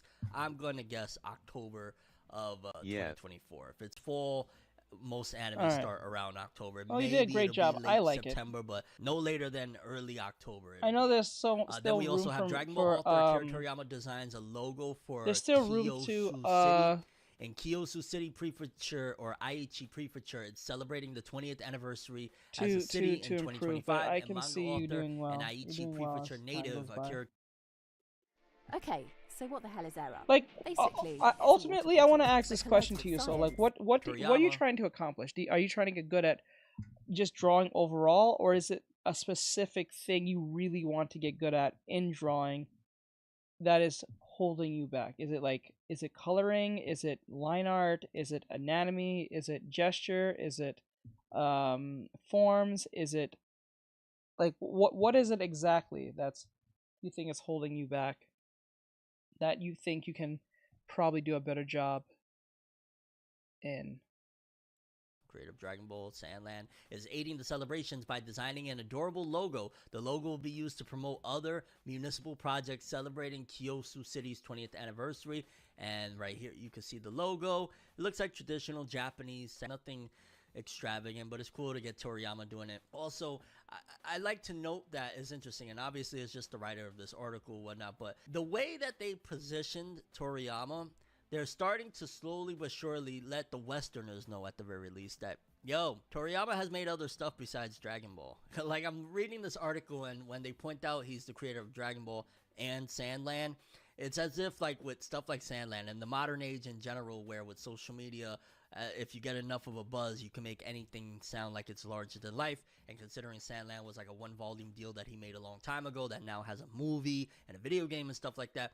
I'm not gonna lie, I don't have any interest in seeing Sandland. That looks boring as fuck. I'm not gonna lie to you. It looks like a Dragon Quest like game. It feels like a Dragon Quest like spin-off game. Am I wrong for saying that? I don't know. Does that sound bad? I don't know. It doesn't look all that interesting. It looks boring as fuck. Sand. Like sand. Like, yeah, it looks really boring.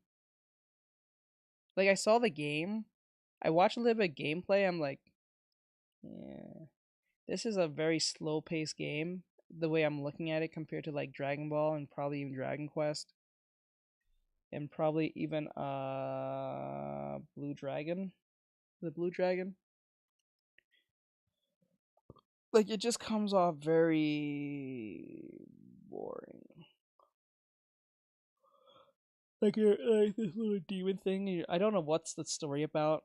I can't really tell you, but like, you go on vehicles and shit and sand, and I don't know. It just feels really fucking boring. It's making it go from Akira Toriyama, you know, he made Dragon Ball, like, you don't really know anything else. Yeah, he made that one gag series nobody ever really watched in the West called Dr. Slump, but he made Dragon Ball, to now Dragon Ball Sandland. They get another one of his older one-shots, like, probably gonna see if Twitches too. Make that, boom, now he's the creator of Dragon Ball Sandland and Kintoki. They're learning how to expand from the viewpoint of people looking at Toriyama as a one-hit wonder, so to speak. Like, you know, he only had one hit, into now he has multiple You're asking me what are my weaknesses, or are you asking me what am I trying to accomplish in general? Or are you asking both? Both, actually. Because you can say, like, okay, you can say in general, you can say, like, what is my weaknesses that I want to focus on, and what I ultimately like based on those weaknesses. What do you want those weaknesses to accomplish? And you can say, I want my weaknesses to be like, say, I suck at drawing hair, I suck at drawing hands, and I suck at drawing like torsos. But ultimately, I want to make cybernetic anime characters. You know what I'm saying? Does that make sense? They're related, but they're not at the same time. They're related because for you to draw cybernetic like characters as an example, you need to learn how to draw those things. So what's stopping you from drawing those things? Then you can say maybe hands, feet, whatever, form. That's what I'm asking. So yes, I'm asking either all three or two questions you just asked me back. Yes. There's that, like, look at Taite Kubo, for example. He actually did do this. Not even that they could do this. Like, he's went from just a Bleach guy to, he made that Burn the Witch maker thing. who made DBZ OFC, it's a one-hit wonder cause he dragged the show. Same with One Piece. Actually, well, Oda does have one. He has one anime that's coming out on Netflix. It looks like One Piece, but it's not One Piece. It's something completely different. It's in his One Piece art style, but it's something different. It was announced on Netflix just recently. I think it was like a month ago or a couple weeks ago. So he is working on our anime. I'm not gonna lie to you. I think Oda would probably stop making anime. I think after One Piece is over, he's gonna make like short anime. If he's still making anime at that point, he's not gonna make any more anime like One Piece again. He is doing a remake, I've heard. Right? He is making a remake, but like of One Piece. But the thing is about that is, oh fuck, I did it again. The thing about One Piece is that once One Piece remake is done, I'm pretty sure he's going to like focus his places on more smaller projects and never do something like this ever again. I mean, like, never ever again. I'm pretty sure keeping up and doing One Piece was the most biggest behemoth he ever has done. This is why if I ever get into webcomics, I'm doing one shot. I'm doing one shots only for a good while and see what one shot really did well out of the rest, and then you can start doing like a sequel on the one shot. Because it makes no sense to like try to write a whole story on something. It doesn't get any traction and you're wasting your time when you can have a bunch of one shots, and then see what people gravitated to best. So hoping that one story becomes something, and then you put all that time and attention, and then you start not having the same luck as others, and then you feel like you wasted your life or your time on something that you wanted to be something but became absolutely, I guess, nothing to a certain extent. Right? Does that make sense? Bleach, but he made Burn the Witch and Bleach. You could keep doing the same thing with other creatives if they'd like. I don't think Oda, creator of One Piece, would ever want to do that. Maybe Kishimoto might want to. He tried with Samurai 8, but it was too early for that. Either way, I say all that to say that it's interesting to see that Toriyama is being recognized for some of his other works outside of just Dragon Ball. And then it says here, in 2024, Dragon Ball will return to the small screen thanks to an age-bending tale in Dragon Ball Daima. Thanks to a mysterious conspiracy involving an even more mysterious villain, Goku and the other Z Fighters have been transformed into children. While the upcoming shonen event Dragon Ball Games Battle Hour 2024 will focus on the anime characters' video games, it is set to also have a special event focusing on their anime comeback. Luckily, fans all over the world will be able to witness this panel live, as a live stream has been announced. Yep. When Dragon Ball Daima's first trailer arrived at last year's New York Comic-Con, anime fans were reminded of Dragon Ball GT when it came to its premise. The series was created by Toriyama himself, and unlike Dragon Ball GT, the new anime will see the Z Fighters turned into kids, taking place after the defeat of Kid Buu and before the start of Dragon Ball Super. And also regarding the Dragon Ball Battle Hour, the upcoming event takes place this Sunday, January 28th, and it's described as such. Dragon Ball executive producer Akio Ioku, I think that's the guy that he created the Capsule Corporation in real life. It's like a separate branch of Dragon Ball creatives.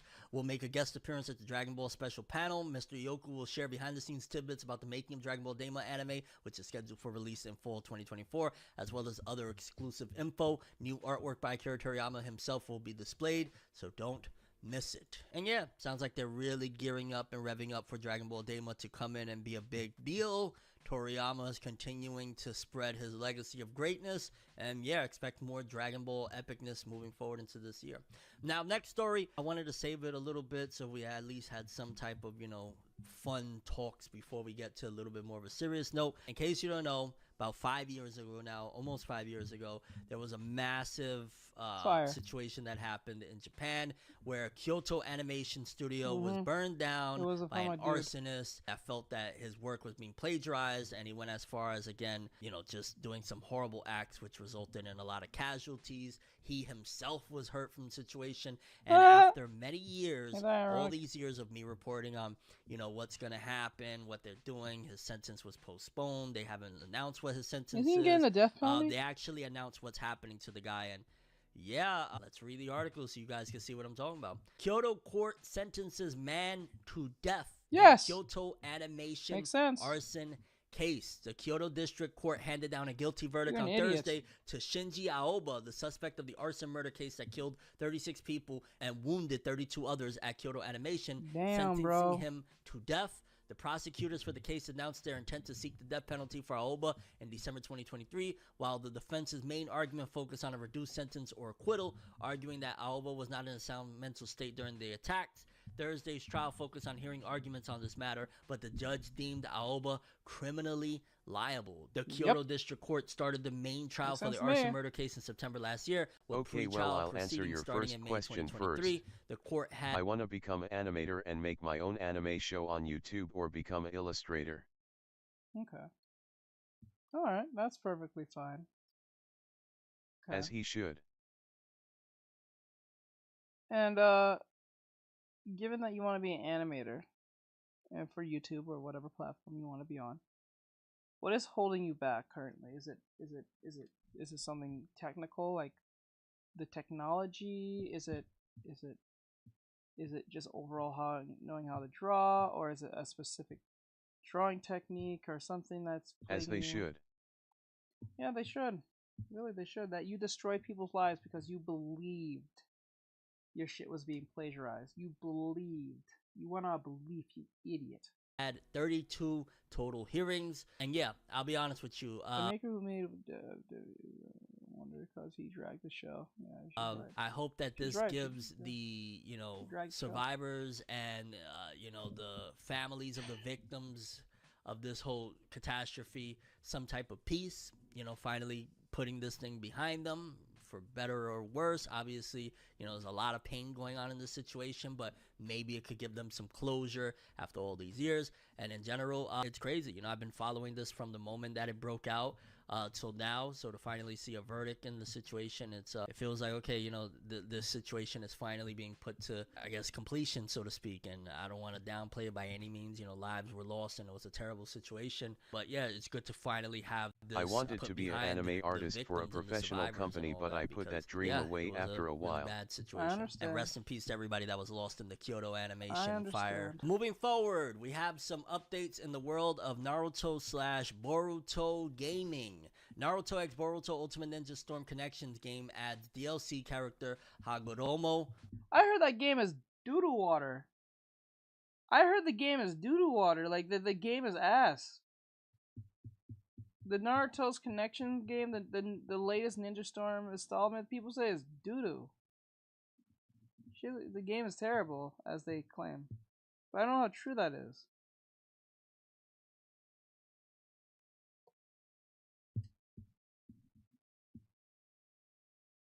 I don't know how true that truly is.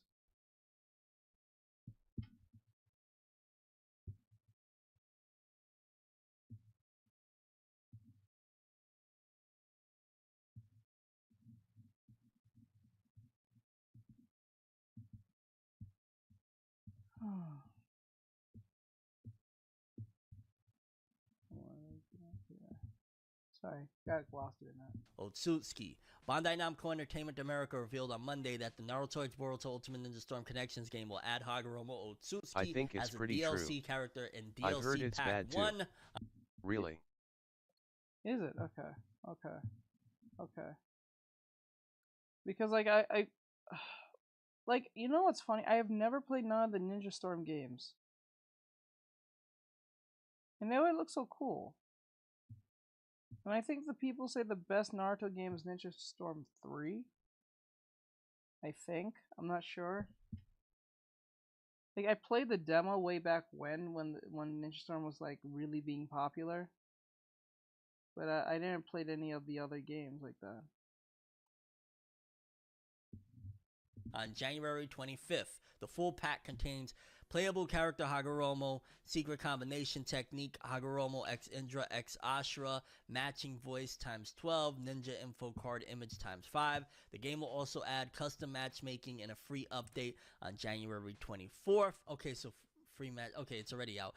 Now, I'll say this, because I actually already bought the Hagoromo DLC. I was like, all right.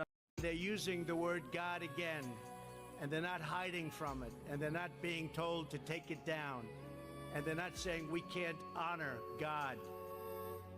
In God we trust. I'm gonna, me and my homies, we're gonna be playing that soon. Excited about it, all that jazz. So let me get in on it and let me purchase the DLC. And I'm not a big gamer, so maybe this is standard or nothing abnormal. But I was like, it was almost like $7 for this Hagoromo DLC, and I was like, really? For one character? $7 remember for when one? like you could get DLC for like $1.99 and get a pack of characters or something. So, whoa. Well, I guess technically this is like a newer character with his own jutsus and stuff like that. But I still found it to be That's a little bit high. outrageous for the. Bro, $7 for one character? Not like 7 different characters, like $1 each. That makes sense. But like $7 for one DLC character? I'm back. That doesn't make much sense. Hello.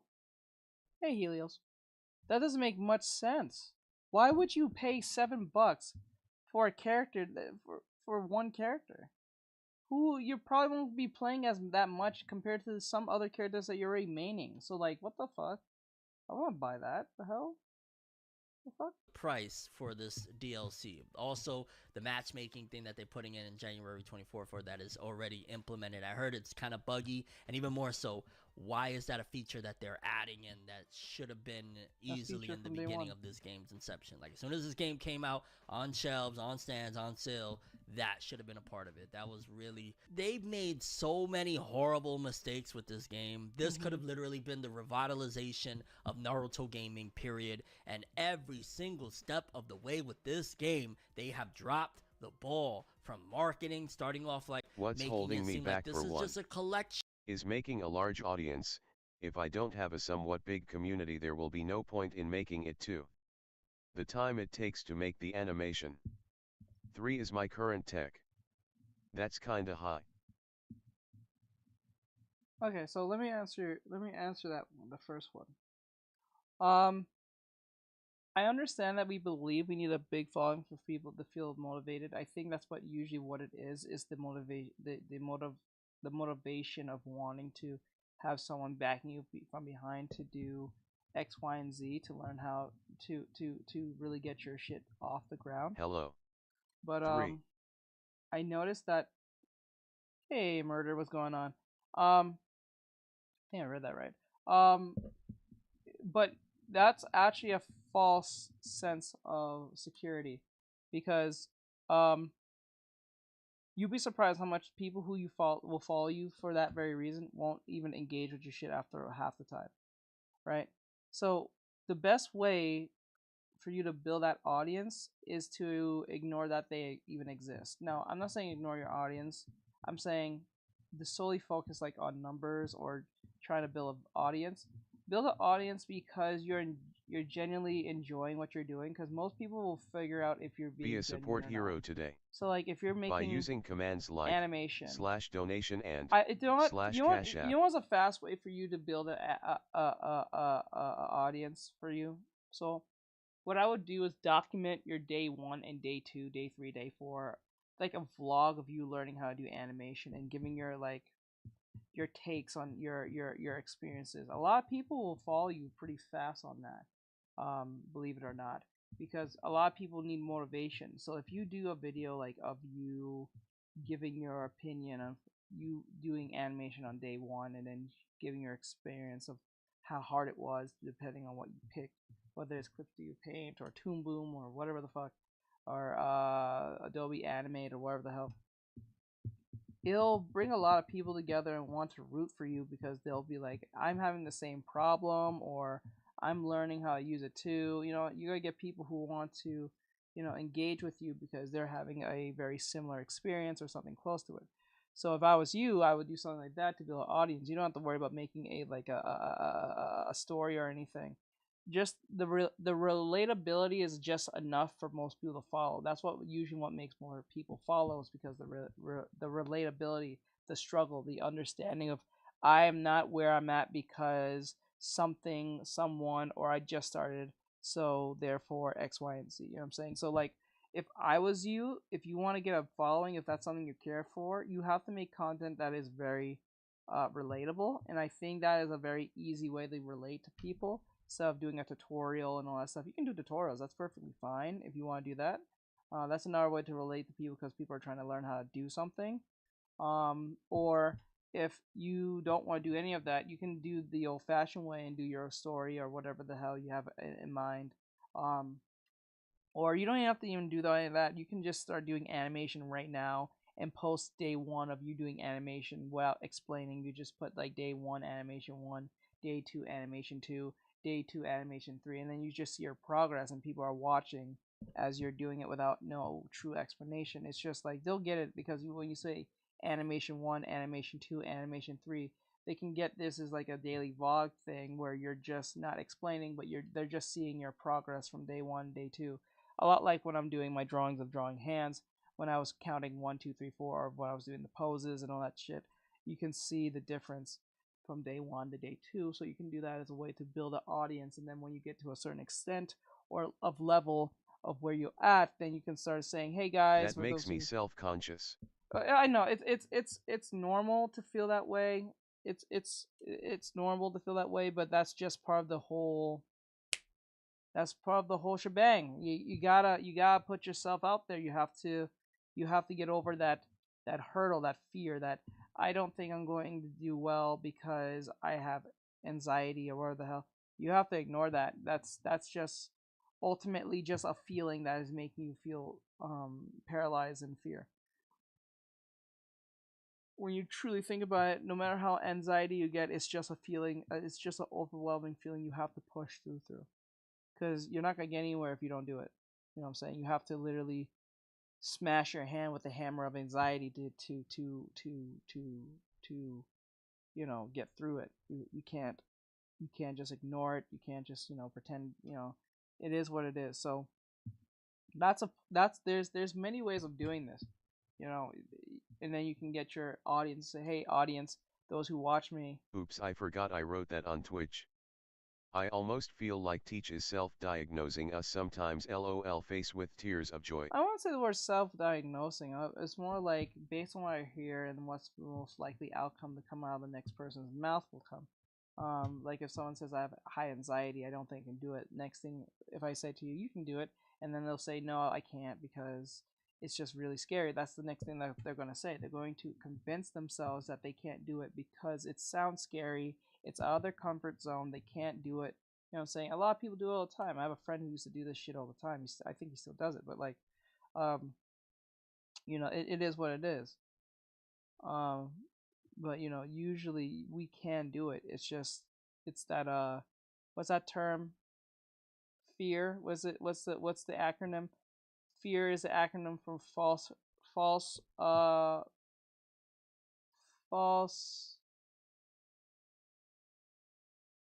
false evidence appearing real. So like your evidence is that you're not going to make it, but you don't have any evidence of it. So you're making your fear take you're making your fear overtake your passion to do what you want, and that's going to cripple you. And then when that cripples you, you're not going to get nowhere. And you're going to be stuck there for years and not get out of it. And then by the time you want to do it and you finally get the courage to do it, you're probably in your 30s, you're probably in your 40s, 50s, 60s, 70s, 80s, and it's too late. You're not young, you're not sprightful enough, you don't have the energy, you got time, you got kids. You know what I'm saying? It's all these things. So if you want to get to that thing, you must do it now before you have the chance. So or before you die. You know, so it is up to you. So yeah, you know, it can be a constant battle for some. Yeah. I know that everyone's different, but you know, even no matter how different you are, you have to walk down the same path as everyone else when it comes to this very thing. So. Game. It's a collection of all the storms, and then later on, like, oh no, there's new stuff, and then the DLC that they showed in one of the trailers of like, oh yeah, it's coming with Ashura and Indra. You can play as Ashura and Indra. Like if that was a big selling point, like whoever is in charge of the Naruto department, not even just the gaming, like we had those 4 episodes that were supposed to come out of Naruto's childhood that literally a few days before they were supposed to premiere got indefinitely shelved, and we don't know what's going to happen with those. The people that are in charge of the Naruto marketing need to be replaced, and high key, call it what you want, I need to be brought in, okay? I got the ideas for you, He's self-promoting whoever himself. it may be down there in Japan, and Namco Bandai as well for the gaming department. Y'all need a massive overhaul and to clean house and bring in some fresh ideas and fresh concepts for marketing, because it has been abysmal, bro. What is this, dog? Like bringing in one Hagoromo. Yeah, that was weird. Whatever happened to the Naruto remake? Did it get canceled? They said it got canceled, right? Like days before it was supposed to come out, it got canceled, correct? Or some weird shit. Some weird shit happened. Like some very off-putting weird shit. Some catastrophic stupid shit happened. Like it was supposed to come out like in a 3-day situation, and then on the, I think the last day or something, it just literally canceled completely. They decided not to show the show anymore. Teach, did you have to land on that particular thing? LOL face with Oh tears shit, of joy. I didn't even see that. I just paused it. I'm so sorry. Oh, you sickos. Character and feature that should have been in the game already. Like the damage has already been done. Throughout the whole thing, the damage has been done. I don't know, bro. Like I remember when CyberConnect 2 would drop a new Naruto game, whether it was Storm 2, Storm 3, Connections, Revolution, Storm 4, Road to Boruto. Crazy each pause, and LOL. every time, the people in charge of the marketing, the people in charge of it as a whole, they had their finger on the pulse of Naruto fandom, Naruto and Boruto fandom. I feel like somewhere along the way, probably even with the inception of Shinobi Strikers, they completely lost the plot. They completely lost it. Bro, I remember Shinobi Strikers. It was just a Xenoverse game, but Naruto. It was literally a Xenoverse game, but Naruto. Like literally, that was what it was. They just took the plot. Not the plot. Oh, I guess that's the same thing. They took the idea of like Naruto or Xenoverse and just made it into Naruto. Like literally, they just cookie cuttered whatever the fuck. The whole you're the main character type shit, and every other NPC sucks your ass for some odd reason, saying you're very different. My weaknesses are foreshortening, my shading is okay but could be better, and as for the hair I need to get better. Okay. Now let me ask you this, Soul. What was the type of anime that really influenced you to get into this? Like, was it Soul Eater, Dragon Ball? Like, you tell me. This is very important. I'm not asking this just to make conversation. It's very good important. I'm asking this question.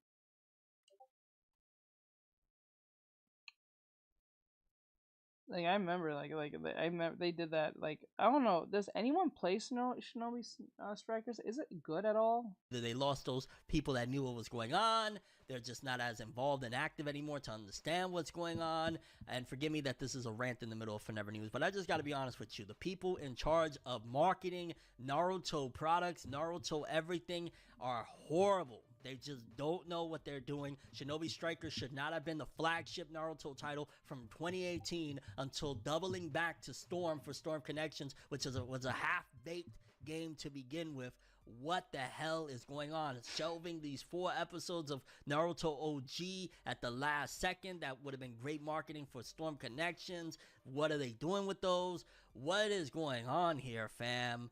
What is going on? I don't know. I could literally, and it's not me using hyperbole when I say this, but they have just been atrocious, dog. From every little piece I can mention of, the Boruto manga, them keeping people in suspense on whether or not Kishimoto was the one writing it, never officially crediting him as a writer of the Boruto manga.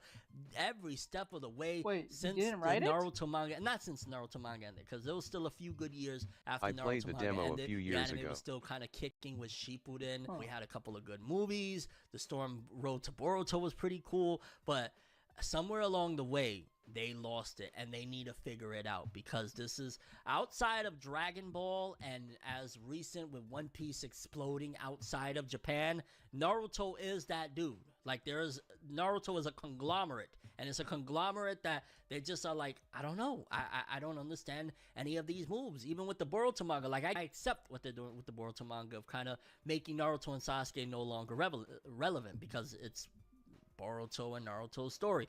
But it's, come on, son, come on, what are we doing here? Like, I feel like that aspect of it is that they're trying to hold out, so eventually when Naruto and Sasuke do return, it's a very big deal. But as a whole, like I said, from the anime to the manga, you know, the Minato one-shot that came out, why didn't they put out another one-shot or two of some other stuff and collect it in a volume? Maybe that's future plans.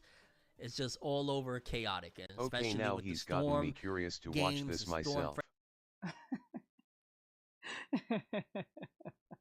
franchise dropping one Hagoromo DLC with a patch that should have been there from day one is not making people run back to this game. Me and my homies, we're gonna play it, because me and my homies, we've been I'm telling you, listen to a podcast that you enjoy on a subject that you like, and just play it in your ear while you're doing artwork. You'd be surprised how much work you're getting done, because your brain is thinking and listening as you're working instead of playing mindless fucking music.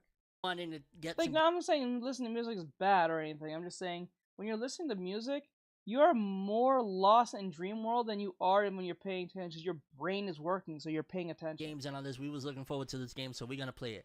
Everybody ain't feeling And the the same. thing is, you learn something at the end of the day, so you feel like you learned something, and you're learning by hearing, and you're I'm still listening learning and by, focusing and to you focusing while at the trying same to time. draw currently. And it helps. A lot of people feel like this was a wasted opportunity, and this could have been the big return of Naruto gaming. But I think even more so, and I'll end it with this, is that until Naruto as a whole returns back to a sort of feeling of what it once was, everything is going to continue to remain this way. And what I mean by that is, until they wrap up this Boruto story, as much as I'm loving this Boruto story, I feel like I always got to clarify that, because people feel like, you want Boruto to end, you're a hater, oh, grandma. Like, no, it's not about me having a disdain or a dislike towards Boruto, because I love the Boruto manga. In fact, Boruto manga right now with the Two Blue Vortex is some of the most interesting stuff of the True, and entirety I'm of the story. constantly It's really changing the freaking song. awesome. I'm really enjoying it. Yeah, I It's hate great. doing that. The It's just problem annoying. is that as a whole, the foundation of this was is what I'm built saying. on It can kill. Naruto. It can kill your momentum, because, like, if you're listening to, what the fuck was that? If you,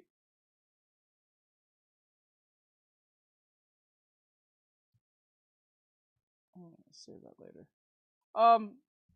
If you're listening to a song and you're really in the song, you're listening to a song and you have a playlist, the one song that you listen to can really get you hyped, and the next song will just fucking like ruin it. And it doesn't like outright make you depressed or anything. It just kind of like, it didn't have the same quality of hype to keep you going. You know what I'm saying? Like, when you go to the gym, you play only like gym hype music, right? You don't play like a depressing song while working out, and then you have a hype song right out. You know what I'm saying? With the I was podcast, constantly trying to find a good podcast. It takes a specific one to get me to focus, or my brain goes nuts. usually just listen to I something blame that the you really ADHD for that. You should really focus on something that you really enjoy. Like, say, like I like talking about against the woke shit of either in anime, movies, and stuff like that. So I have a plethora of people to listen to, from Kyle to Demion to Clownfish, and then anything else up from that point, right? But you know, I also want to listen to anime, because since I'm doing anime artwork, it really fits the tone of what we're listening to. We're not listening to woke shit. We're talking about anime news that we're keeping up to date with, because you never know what's going on in the anime world, you know. And until we have a full-blown Naruto ride again, whether it be, you know, Boruto comes to an end and they decide, let's not do manga, let's do a brand new Naruto anime, similar to what they're doing with Dragon Ball Daima, or something along the lines of Naruto being the helm of the source of the entertainment, we're gonna be stuck in this weird limbo of, they don't know if they want to promote Naruto or Boruto. At some given point, you better believe, and I'm gonna call it, as much as I love Pixel, what's Boruto going on, again, bro? they're I gonna hope cut you're out having the an awesome Boruto day. stuff once Boruto Welcome is back. done, and they go back to Naruto. It'll be back How's to life just going, Naruto. bro? They're using Boruto because the manga's going on right now, and they're kind of committed to it. I bet 1,000,000,000% they regret that very first page, or the very first couple of pages where they showed future Kawaki and future Boruto, because they kind of Let's go. solidified Go from and locked listening to themselves kickback into to the hey there situation. Delilah LOL. Life is okay. That's good. And that until Boruto Well, I started concludes by its drawing story, FNAF, but I didn't take drawing seriously until I seen Silent Voice and Whisker Away. But as for show, I'd say Akame Ga Kill. Oh, that's easier. I listen to a lot of horror shows about the paranormal. Sheer therapy for my brain. Even the suspense about discovering the spirits relaxes me. Oh, that's interesting. That's an interesting one. Well, I started by drawing FNAF, but I didn't take a drawing seriously until I seen Silent Voice and Whisker Away. But as for now, I'll say Comic Kill. Okay. So, like, if you had to make an anime, would it be more like what? Like a FNAF like type thing, or like is it more Comic Kill type stuff? this is what we're in Or store something for. more slice where of life like Silent Voice.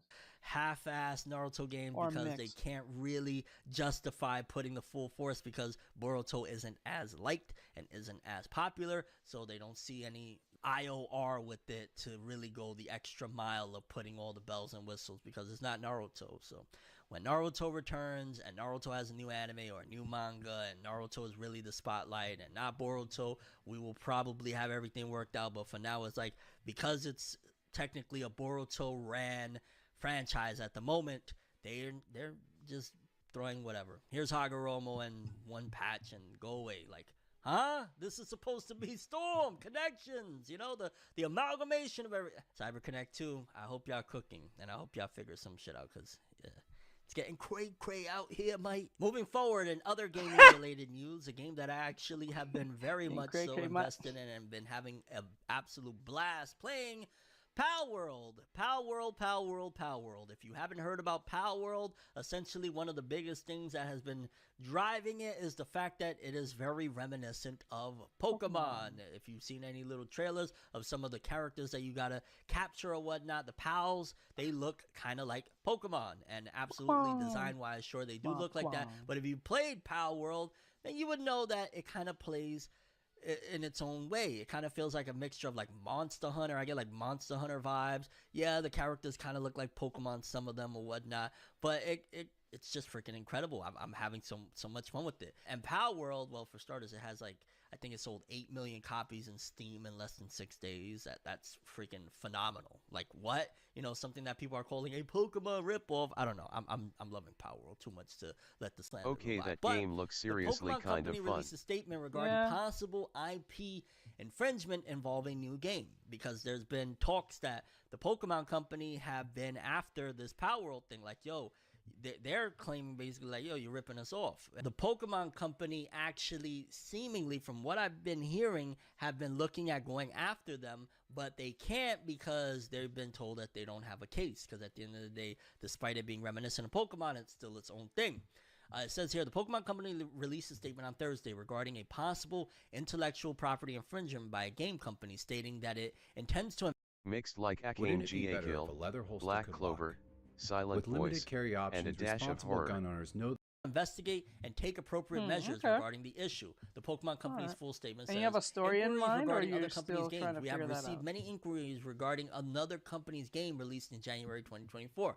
We have not granted any permission for the use of Pokemon intellectual property or assets in that game. We intend to investigate and take appropriate measures to address any acts that infringe on intellectual property rights related to the Pokemon. We will continue to cherish and nurture each and every Pokemon and its world, and work to bring the world together through Pokemon in the future. The Pokemon company statement did not mention any game or company, but it is allegedly pointing to game developer Pocket Pair's Pal World online multiplayer game. The game launched on PC via Steam on January 19th and has already sold 8 million copies as of Thursday. And I'll be honest with you, from what I've been told, they've been told multiple times that they don't really have Still a case, that they thinking can't about take it. this on, which again, I find to be astonishing, because you would think that, like, if you looked at Pal World, some of the characters, like, yo, those kind of look like, you know, I look like an Eevee, what's going on here? But regardless of what, I'm gonna stand on that.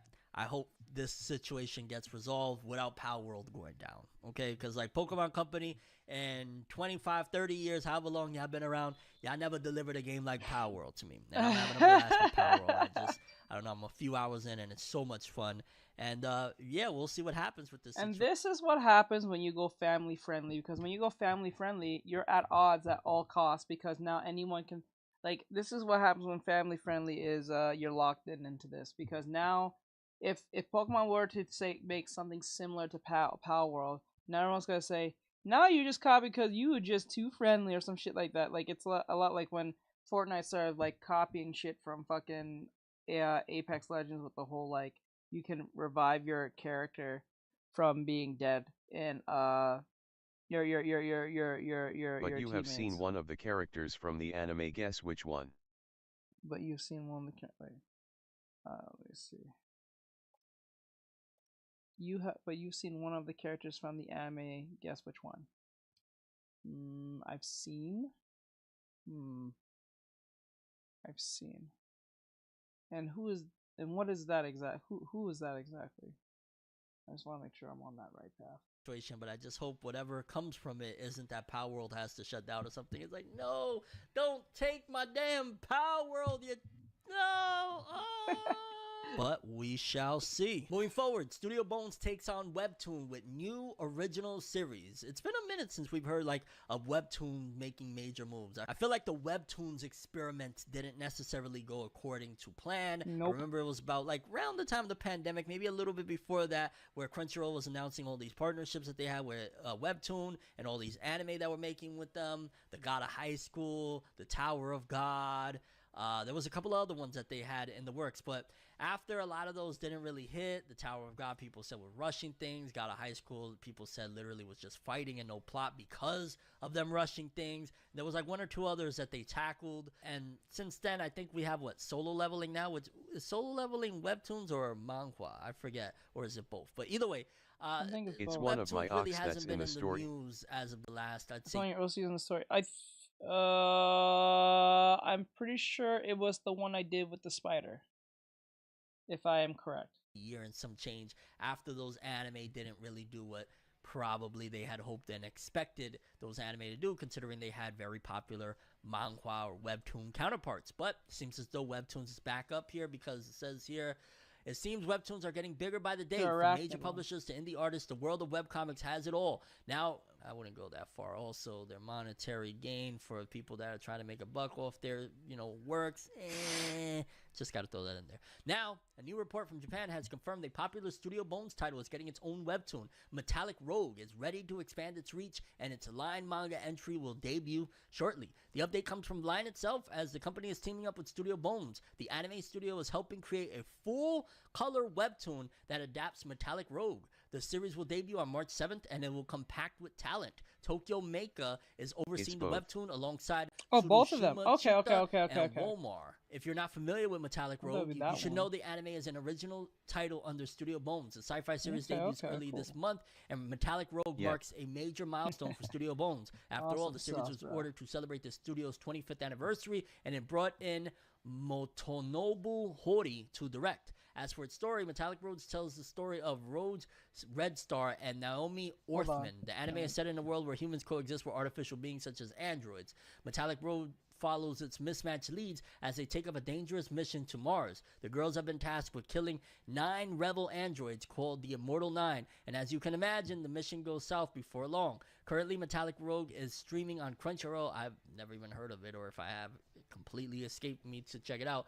If you want to check out its current episodes, honestly, it sounds like this is going to be a big budgeted webtoon, which is interesting, and I don't know how I feel about that. I mean, it's just the equivalent of like if Studio Mappa decided, you know what, we got this original story that we're doing an anime on, we're going to make a comic of it, and Studio Mappa is going to lend their hand. Like, it probably is going to look really, really good if Studio Bones is a part of making this full color webtoon, adapting it, and it's part of their IP. So it'll probably be good. I think I've heard like of Metallic Rogue. I haven't. Kind of interesting. That genre, I haven't, but it does sound probably interesting. recommend checking it out. I haven't. If Studio Bones is actually involved in creating this thing, because they're not going to let, product come out half-assed. Studio Bones, they do very good work. My Hero Academia always looks pretty freaking awesome. So it's probably going to look pretty good. So if that synopsis of, again, in a world where humans coexist with androids called Neons, a group known as the Immortal Nine rises up against society, tasked with disposing of the revolters,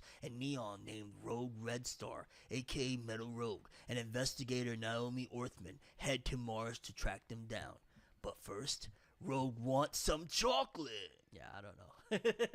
Check it out if you like. It probably will be a good-looking one at the very least. I don't know about story-wise. Moving forward, one of manga's most prestigious awards has posted its 2024 nominees. The manga world is growing at a steady clip, with more newcomers looking to become the next big thing. While there are quite a few awards that are granted to parts of the medium, the Manga Taisho Awards takes the opportunity to focus on some of the lesser-known properties in the ever-expanding manga world. Set to take place this April, the Manga Taisho Awards have released a list of nominees for its top stories that are aiming to bring home the prestigious award. If you're unfamiliar with the Manga Taisho Awards, they were first established in 2008 and have taken the opportunity to shine a spotlight on some of the lesser-known series in the medium. While many of the manga aren't household names to start, winning the award can give a franchise a serious leg up in getting new manga readers. In the past, the Manga Taisho Awards have given awards to franchises that have become big players in the anime game, including the likes of Sousou no Frieren, aka Frieren Beyond Journey's End, Golden Kamui, Beastars, and Chihaya Furu, which I've heard of all of them, and I've watched 3 out of 4 of them. I almost watched Chihaya Furu, but I watched season 1 of Beastars. No, I watched 2 seasons of Beastars. I watched both seasons of Beastars. Second season was there's my little review of Beastars. Second season was Ta-da! No. Golden Kamui, I watched first season. That was pretty cool. And Beyond Journey's End, I'm still going to keep up with that one. I'm a little bit behind now. I'm probably like a handful of episodes, but I liked what I watched. It was really chill. With this recent list of nominees, it will be interesting to see if Manga Taisho is able to once again gain a boost of popularity to the winner of said award this year. And the nominees for the Taisho Awards, which again, this could be something big for any of these. Akane Banashi, written by Yuki Suenaga and illustrated by Takamasa Moe. That already has Steam in Japan, so you add a little bit of a win right here. That'll be big. Onna no Sono no Hoshi, I probably heard of that one, and that's by Yama Wayama. Gekiko Kamen by Takayuki Yamaguchi. Draw This Then Die by Minoru Totoda. Goodbye Eddie by Tatsuki Fujimoto. Oh, that right there. We'll keep reading, but that's the winner right there automatically. That was just like wow, the emotion that it oh my god. But let's just keep reading real quick. Super no Ura de Yani su Futari, or by Jinushi. You and I Are Polar Opposites by Kocha Agasawa. Takopi's Original Sin by Tyson 5. I've actually heard that that's really good as well, so maybe that could be up there. A Witch's Life in Mongol by Tomato Soup. Nippon Sangoku by Ika Matsuki, and The Summer Hikaru Died by Mokumokuren. I'll say that one probably would be the third out of this whole list. The 3 that I've been familiar with, 4 I've been familiar with. Akane Banashi, Goodbye Eddie, Takopi's Original Sin, The Summer Hikaru Died. I'd imagine Goodbye Eddie, that one really that shit made me cry. That shit made me think about life. That shit made me think about my life. The people I love, like all sorts of stuff. So my vote would be Goodbye Eddie. But I could also see Takopi's Original Sin winning, because Tyson 5 is really, really dope with the plot twist and the pen in general. The Summer Hikaru Died is selling very well. I haven't checked that one out, but I've heard good things. And Akane Banashi has been getting a lot of acclaim and selling pretty well as well. But my vote is Goodbye Eddie. Tatsuki Fujimoto really The Summer He Something Died sounds super good. Next up, we got a little bit of updates on Rurouni Kenshin. I believe this is in regards to the upcoming Rurouni Kenshin, or the new Rurouni Kenshin anime and its upcoming season. It says here, Rurouni Kenshin Kyoto Disturbance announced. Rurouni Kenshin isn't the only manslayer on the anime block, and in 2024, the former Batosai is going to be reminded of that fact. While the second season for the rebooted anime was already confirmed, the Kyoto Disturbance has already released a new trailer to give fans a closer look at the arrival of Shishio. If you don't know about Makoto Shishio, you don't know everything there is to know about epic villains in anime. Go watch the what is it, the Kyoto arc of Rurouni Kenshin with Makoto Shisho. Oh my god, and they're remaking it with updated art and animation. Not that the original was bad by any means. The original was incredible, but wow. The original Kyoto arc in the action-packed series is considered by many fans to be the best storyline of the series, and the reboot will have a lot to live up to when it takes on the story this year. 110%. Like, that is one of the best stories in shonen anime, period. In shonen, period. Like, it's a freaking amazing story between Batosai, you know, Kenshin reflecting on his past and who he's trying to be now while fighting this freaking nut job, Makoto Shisho with the band. Oh my god, you gotta see it for yourself. I didn't do it any justice with my little half-ass explanation. Rurouni Kenshin, the Kyoto arc is just wow. The initial Kyoto arc saw Kenshin gathering his allies and heading to the locale to take down his fellow Batosai. Unlike Kenshin, Shishio suffered severe burns thanks to his deadly career and thus is clad in bandages. But despite this fact, is still a deadly opponent facing the anime protagonist. Unfortunately for Kenshin and his friends, Shishio has plenty of allies of his own. Brought to life by Liden Films, the second season of the reboot has yet to reveal a release date, but fans can expect to land this year. While Netflix has found success in creating live-action adaptations of the likes of One Piece and Yu Yu Hakusho, Rurouni Kenshin might be the king in this department. Yeah, to this day, Rurouni Kenshin still has the best live actions, period. Releasing 5 films in Japan that will find their way to the global market. I've only seen 2 or 3, and the 2 or 3 that I saw were great. The anime movies are touted by fans of how these adaptations can be done right. Yeah, 110%. The times are starting to flow once again. Get ready for Rurouni Kenshin Kyoto Disturbance. Production confirmed, coming 2024. And yeah, if you love Rurouni Kenshin, this probably be worth a check out, see what it looks like in, you know, modern art and animation. If you just love a good story of some crazy shit, you know, back in the day, I would argue Rurouni Kenshin was one of the big 3 of its era. I know people say there's only one big 3, I get that, but for all intents and purposes, like the most popular of its time, Dragon Ball, Yu Yu Hakusho, I would throw Rurouni Kenshin right there as those 3 of their time. Rurouni Kenshin had an incredible story. I forgot to ask. Yeah, maybe you want to check it out. Teach, where do you usually talk on? In my opinion. Like which app? What do you mean? Wait, what do you mean do I usually talk on? Like,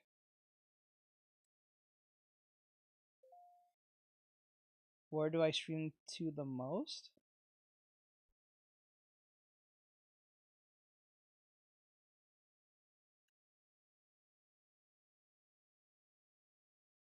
One-on-one convos. You mean, where do I usually talk to people who needs to reach me? It usually be like Instagram or something.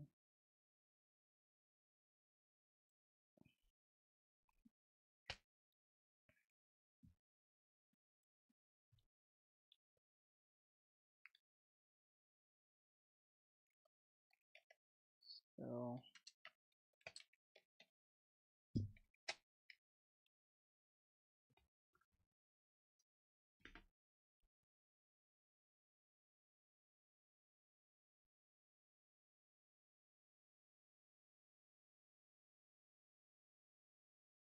The Last of Us Part 3 has been confirmed. No one gives a flying shit, to be honest with you. No one gives a flying shit. Yeah. Like, yeah, so like if you want to,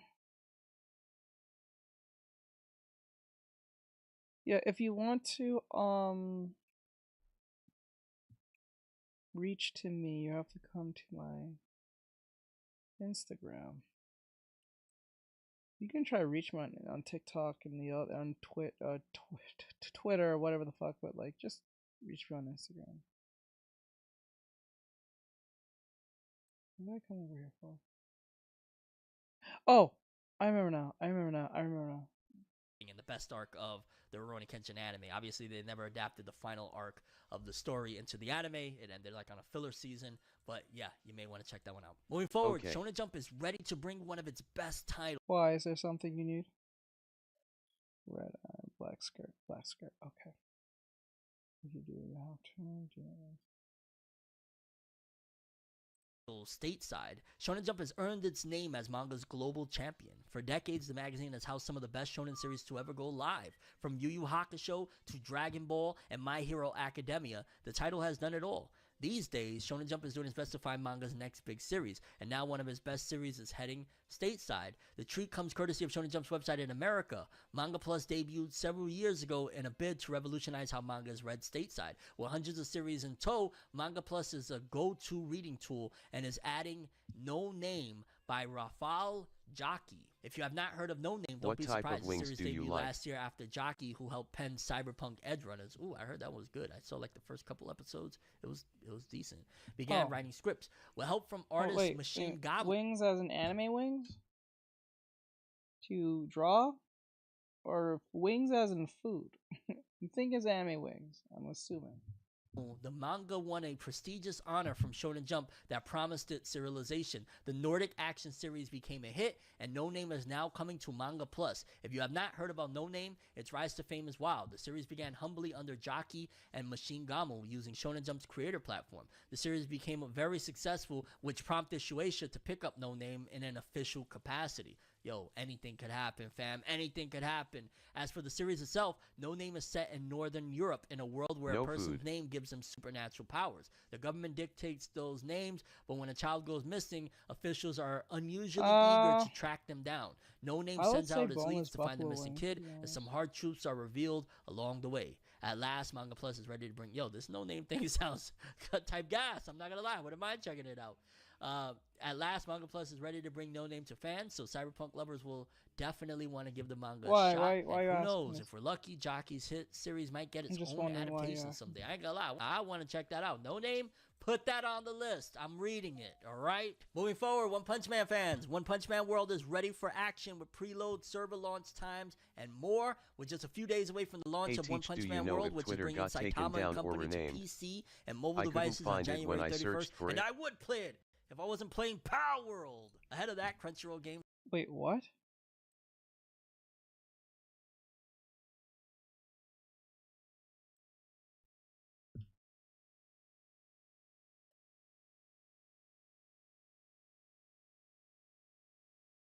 Wait, what are you having a problem with? Are you saying about finding me on Twitter, or are you just saying Twitter in general?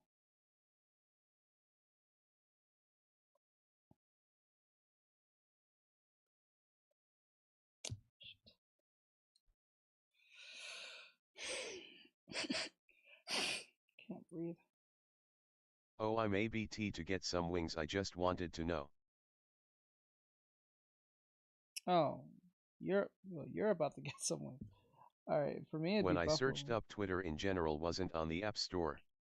So that's why I asked. It would be like it would be hot, spicy, boneless buffalo wings. Oh, okay. Because I was like, as you try to get me food, I'm like, no, not today. Don't do that. I'm trying to stay away from that for right now. I might bring it back eventually. I'm getting hot wings. Hot wings. Wait, where's the... It says when I searched up Twitter in general, it wasn't on the App Store. It was... That's what? What? You can't find Twitter? Type in X. Just type the word X. You see a... Or... Okay, wait. When you type in the word Twitter, what do you see?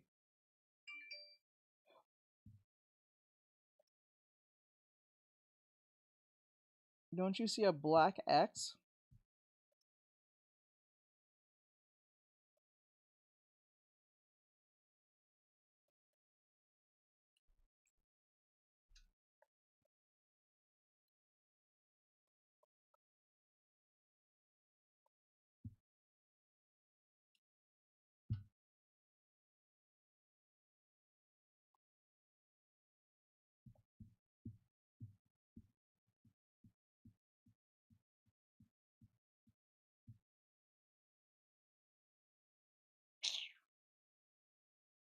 Oh my god, motherfucker. In Perfect World, Tower of Fantasy revealed more details, Twitter including isn't Twitter preload and anymore, server it's launch X now. times, PC Yeah. specifications, and device requirements, and a new login You don't system see that the offers X up symbol? exclusive rewards It's not. for It's Crunchyroll you're not gonna see the subscribers. bird If you anymore. can't wait It a doesn't moment exist. longer to dive in at launch, note that preload for One Punch Man World begins for PC, iOS, and Android on January 31st, 2024 at 12 a.m. Pacific time. Get things rolling and you'll be among the first to play when servers go live later that day in the US, Canada, UK, Ireland, Australia, New Zealand, Latin America, and the Nordics at 5 p.m. Pacific time. For those who have yet to sign up, pre-registration will remain open in all territories until the start of the preload window. As a bonus to anime fans, folks who have a Crunchyroll subscription can log into One Punch Man World with their Crunchyroll membership for special prizes and in-game rewards. And I'll be honest with you, hopefully it's a lot better than pretty much most of the One Punch Man games. Like, there was a mobile one that was alright, it was decent.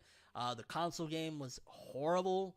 One of the worst console games that One Punch Man could have had. So hopefully this helps to, you know, clear up the name. A good gacha game or a good mobile game can go a long ways. For me, despite Bleach not having a console game since 2011's, what was it, Soul Resurrection, or as in Japan it was called Soul Ignition, you know, Bleach Brave Souls held down the name, and for me, I've been like, yo, Bleach may not have a good console game or a console game at all, but Brave Souls is freaking phenomenal. So maybe that could be the same with this new One Punch Man mobile game. Seems as though they're putting a lot into it. Hopefully it could be something cool and people could have a good time with it. Moving forward, Netflix, Netflix. What are you doing? What are you doing, fam? Netflix has hinted at further price increases for subscribers. As we invest in and improve Netflix, we'll occasionally ask our members to pay a little extra to reflect those improvements. Netflix, stop already. Stop. You're That's going not the wrong way. I mean, is it just me or is it solidified that we are not even far off? We're not that Paying far cable off again? from cable TV via streaming platforms. Yes. Like, how much longer? What, another 5 or 10 more years? Let's just say 10 years to be I don't solid. think 10, where 2. it's going to be pretty pricey to get one of these streaming platforms. If we are doing multiple price increases every single year, and by 2030, it's going to probably be 70, 80, maybe even $100 to get Netflix. And maybe they could have named it Raven and Bird as a Raven, but no, they named it might be X. somewhere that, even if let's just say $50. Let's just say Netflix makes its way it in the next 10 years, which I do think it'll be more than that. Call Let's it just say Bluebird. $50. And let's just People say all actually the would accept that. It streaming wouldn't even make platforms much of a $50, difference. around $50 to get a streaming platform a month. So you $50 for Netflix. Let's just say you really love you some Marvel. You love the, even though who's really that gung-ho about Marvel. Let's just say you like to have Marvel marathons of the Marvel Cinematic Universe. You know, you want to rewatch Endgame and all that stuff. $50, $100 for Netflix and Disney Plus. Let's say you really love anime. I know you love anime, and there's a lot of titles that you'll only ever see on Crunchyroll. Crunchyroll will probably even still then, if everything else is $50, Crunchyroll will probably be like $35.99 or something, you know what I'm saying? Turning but that's still, into online cable. $136 for 3 streaming platforms. That's cable TV. You're back at cable TV. You're back Netflix, at cable y'all TV. Are destroying it. You know, they're enforcing the ads now. We're getting to a point where here soon you're not going to have a choice to not have ads, because advertisement, of course, brings in loads of freaking revenue that otherwise wouldn't have been there. So pretty soon, even if you're paying the highest package, you know, you're paying... Yeah. If you're paying the highest I saw that coming eventually. If you're paying the highest package for whatever the fuck platform you're watching, or you're watching TV on, or where the hell, it's gonna get to a point where you will have... I remember when you just paid for the highest package, you get no commercials. I remember you get no commercials. Now it's gonna get to the point where if you do have the highest package, you get at least 1 commercials every 5 episodes. Going to 9 anime. Yeah, you just go to the illegal websites. You're pretty much off of that. 9 anime. 9 anime. Here's Netflix's highest package right now, like 20-something bucks, right? $25. yeah, $50 over 10 years. No, we're gonna be well over $50 in 10 years. But you know, even at that point, they're gonna start eventually implementing ads and all, and pretty soon you won't be able to evade ads. Pretty soon, ads is gonna be standard, which again brings us back to cable TV. You know what I'm saying? Even if you have the choice, let's just say, like, because with cable TV, technically you could only watch when they would put the episodes on. This one, you have still full access. I can watch what show I want, what movie I want, when I want. But now I got commercials in all of them. That's going to be the norm, and it's going to be pricey, and it's going to be pretty soon where Soon we're going to end up being in the haves and have-nots again. a lot of these conglomerates won't be able to compete. You know, there's still Max, HBO Max, now just known as Max. That's a pretty big one. They got a lot of really cool stuff. I watch all the time. Curb Your Enthusiasm on there. So what if I want these 4 streaming services? I'm looking at close to like $200, maybe even more, depending on what. Come on, dog. Come on. Netflix, you're taking us down a dark road, and what'll happen is just something else that is similar to streaming will come along. It'll shatter the illusion that they have with this thing, where we'll be paying like $3.99 for whatever service comes out at that time, and then it'll be the end of this new age cable TV yet again. That'll be in the form Tell you something, I bet you guys missed the sound effects. Do you guys miss the sound effects or no? Be honest. Do you miss the sound effects or no? I'm just very curious to know. Did you guys miss the sound effects?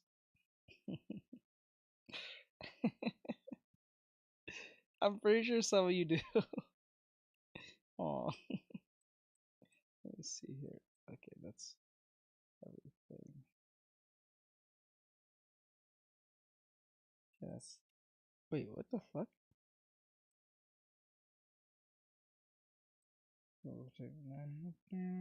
I do. I do. Oh. apps, and come on, man, this is ridiculous. Stop now. It was Stop. funny. Moving forward, we got a couple Yeah. of pieces of Jujutsu Kaisen news. Jujutsu Kaisen announces new Sanrio collaboration. What the hell is Sanrio?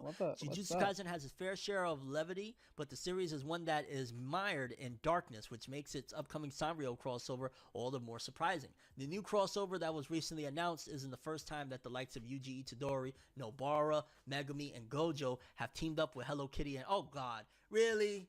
Really? What is it with Japan having shonen dump titles crossing over with Hello Kitty? They must be like, they must belong to the same company or something. Because I remember there was like Hello Kitty crossovers in Naruto Storm. Like you could get Sakura Hello Kitty DLC. What are we doing here? To get fans hyped for this wild crossover, new images have arrived that see the most popular teacher at Jujutsu High with one of the most adorable Sanrio representatives. My god, I honestly don't even almost feel like reading the rest of this. Like, Jujutsu Kaisen X Hello Kitty? No. That's right there. There's no way you're going to tell me anything other than that that's a quick cash grab. What the hell? Like, that's right now, if I just started, I don't even know, recommending like different types of something that is just completely unrelated to anything you could possibly care about, and I'm just recommending these products, you're going to be like, what are you doing? What are you talking about, dog? We came here for this, and you're, you know what I'm saying? Like, so far out. Like, Hello Kitty?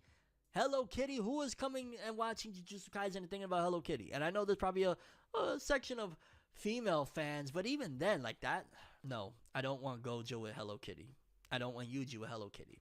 I don't want Sukuna with Hello Kitty. Jujutsu Kaisen directors Ninja Kamui Anime releases official trailer. Shortly after confirming the February 10th premiere of Ninja Kamui over the weekend, Adult Swim released the trailer for Jujutsu Kaisen director Sung-Woo Park's latest project on January 22nd. In addition to Sung-Woo Park as director, the Ninja Kamui anime features character designs by Afro Samurai's Takashi Okazaki and animation production by E&H Production and Sola Entertainment. Adult Swim describes the anime as Ninja Kamui follows Joe Higan, who is a Nukanin, a former ninja who escaped his clan and is hiding from his violent past in rural America with his family. One night, he is ambushed by a team of assassins from his former organization who exacted bloody retribution on Joe and his family for betraying their ancient code. Rising from his seeming death, Joe will reemerge as his former self, Ninja Kamui, to avenge his family and friends. Kamui is a 21st century ninja, a shadowy anarchism who pits his ancient skills against high-tech weaponry with brutal finesse. He must face off against trained assassins, combat cyborgs,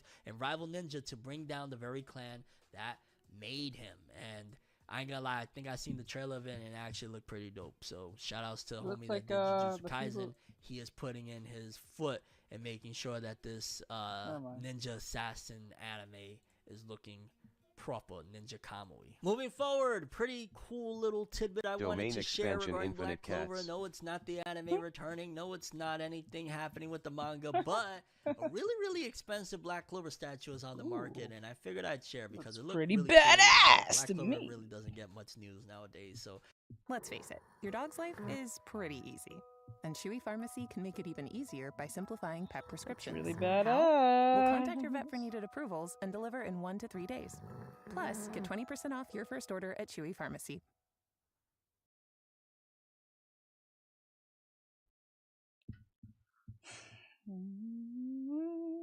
Opera GX. Trying to play a game while you're watching your favorite YouTuber on the side, and then boom, your game starts lagging because your soy boy web browser is hogging all your resources. I mean, look at this fatty. Everybody point and laugh.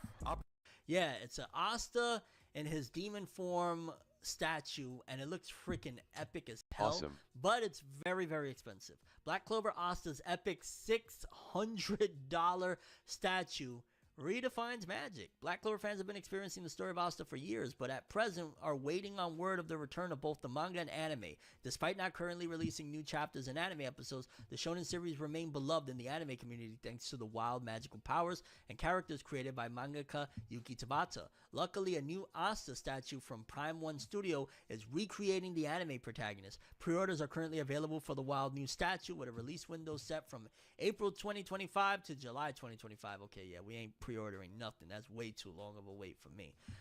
As far as for a statue.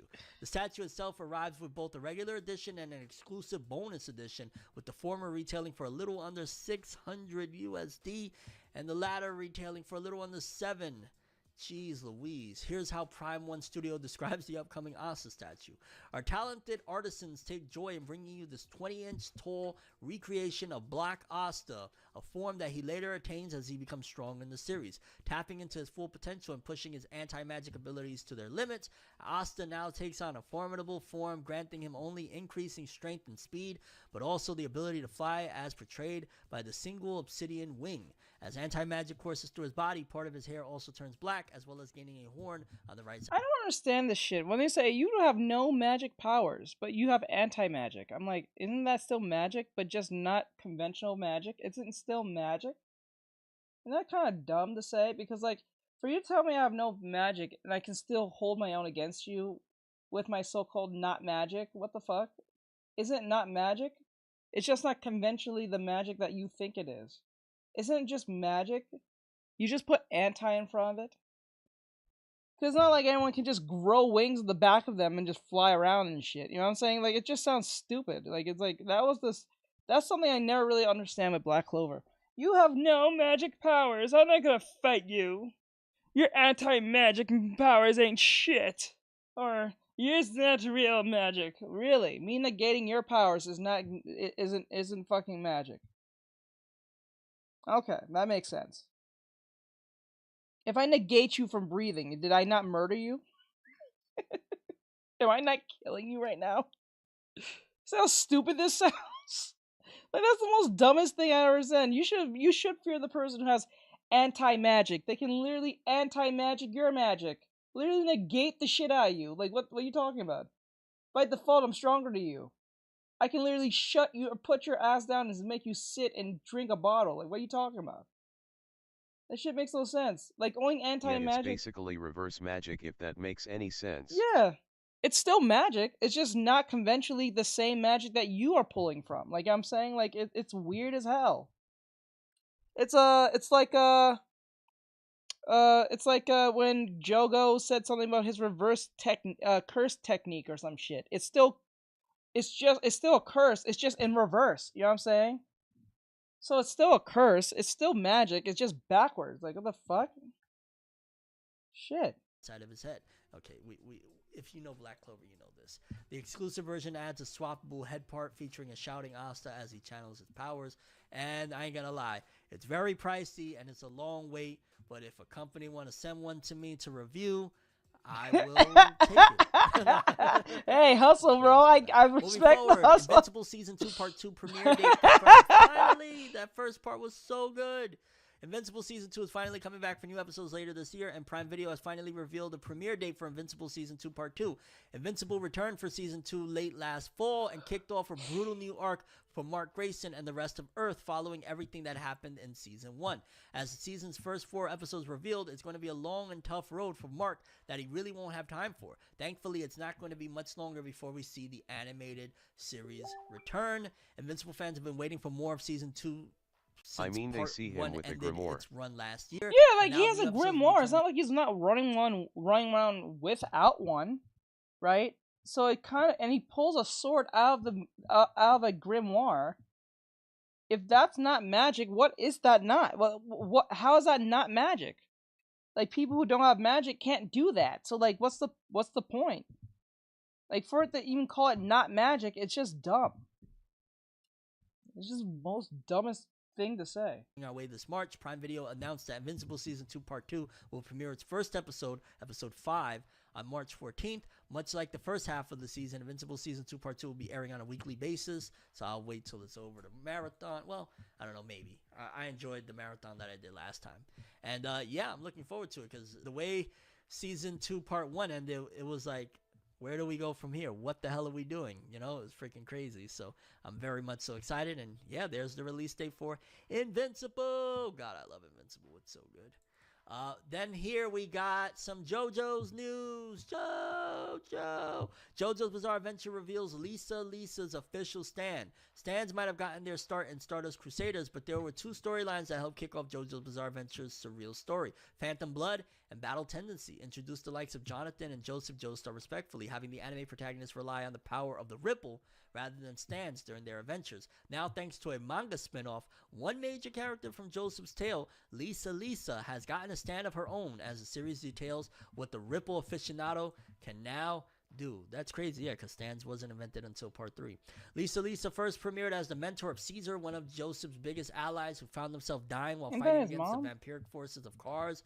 Assisting Joseph in learning how to harness the power of the Ripple better, the supporting character wouldn't return in any of the future arcs of the beloved franchise. Luckily, JoJo's Bizarre Adventure has become such a hit that spin-off series exploring the past lives of many ancillary characters have been arriving fast and furious. Outside of Lisa, the spin-off manga and light novel tales have focused on the likes of Iggy, Whole Horse, Kishibe Rohan, and many others. Lisa Stand first premiered in the light novel spin-off Rei Infinito. Here's how the franchise described Lisa's comrade in arms. A stand that Lisa awakens when she is around 97 years old. Oh my god.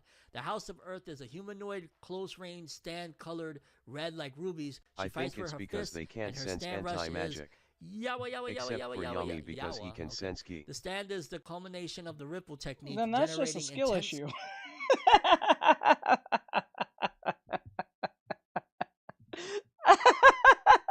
When you stop and think of it, that's just a skill issue. If you really stop and think, it's not like a skill issue, my bro. Like, it's not like no excuse, because someone like Asuka could do it, and fucking Yami could do it. I'm pretty sure anyone can do it if they really put their mind to it. It doesn't seem like it's exclusive to just like them two only. It just seemed like something they both know about that they don't really like share with others, or unless it's hard for people to do it, but it's not like it's impossible unless there's something in the manga that explains why he can do it and why Yami and Asuka can do it and others cannot. So unless that's a skill issue, like if there's some type of explanation. Pretty much LMAO. Okay, so if there's an explanation, then not a skill issue. If there's no explanation, skill issue. Solar wind with the force of a hurricane. The wind contains superconducting particles, allowing Lisa to infuse the wind with Ripple Overdrive. At present, JoJo's Bizarre Adventure has been taking the manga world by storm with its latest entry, the JoJo Lands. Unfortunately, there hasn't been any news when we'll see the story of the JoJo Land, the story of the Joestar's return with an anime adaptation, though the next chapter will most likely be the story of Steel Ball Run. And I ain't gonna lie, it's the most bizarre thing. Well, it's JoJo's Bizarre Adventure, perfectly fit. Lisa getting a stand at 97 years old. Yawa, like, I'm here for it. Why not? Then we got a bunch of extra stories here. For starters, the first Slam Dunk film earns 130 million yen in one-day revival screenings in Japan. The first Slam Dunk, the new anime film from Takahiko Inoue's Slam Dunk basketball manga, earned about $881,569 in its one-day revival screening on Tuesday in Japan. The film has now sold about 10.95 million tickets for 15.8 billion yen, about US 107.4. Oh my god, over $100 million. The film's revival screenings were held at 107 theaters and 47 prefectures. Yeah, the film also had IMAX and Dolby Cinema screenings. The film is the 13th highest earning film of all time in Japan, surpassing Hayao Miyazaki's 2008 film Ponyo on the Cliff by the Sea, which sold 15.5 billion yen, about $105.8 million. The first Slam Dunk is also the 7th highest earning anime film in Japan. It is the highest earning film in Japan in 2023 and the 3rd highest earning foreign film at the Chinese and South Korean box office in 2023. And it opened in Japan December 2022 and ranked number 1 in its opening weekend, making roughly by using commands close like to 10 million /donation and not a /cash shocker. app. I don't know, this movie. It's like fans been waiting for so many years. Please, finally, something new from 3D Slam anime. Dunk. Well, there you go.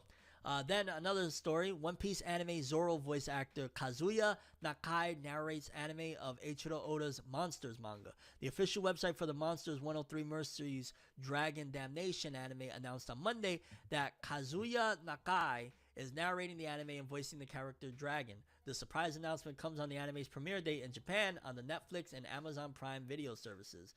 That's kind of cool. Why not? You know what I mean? Shout outs to the homie.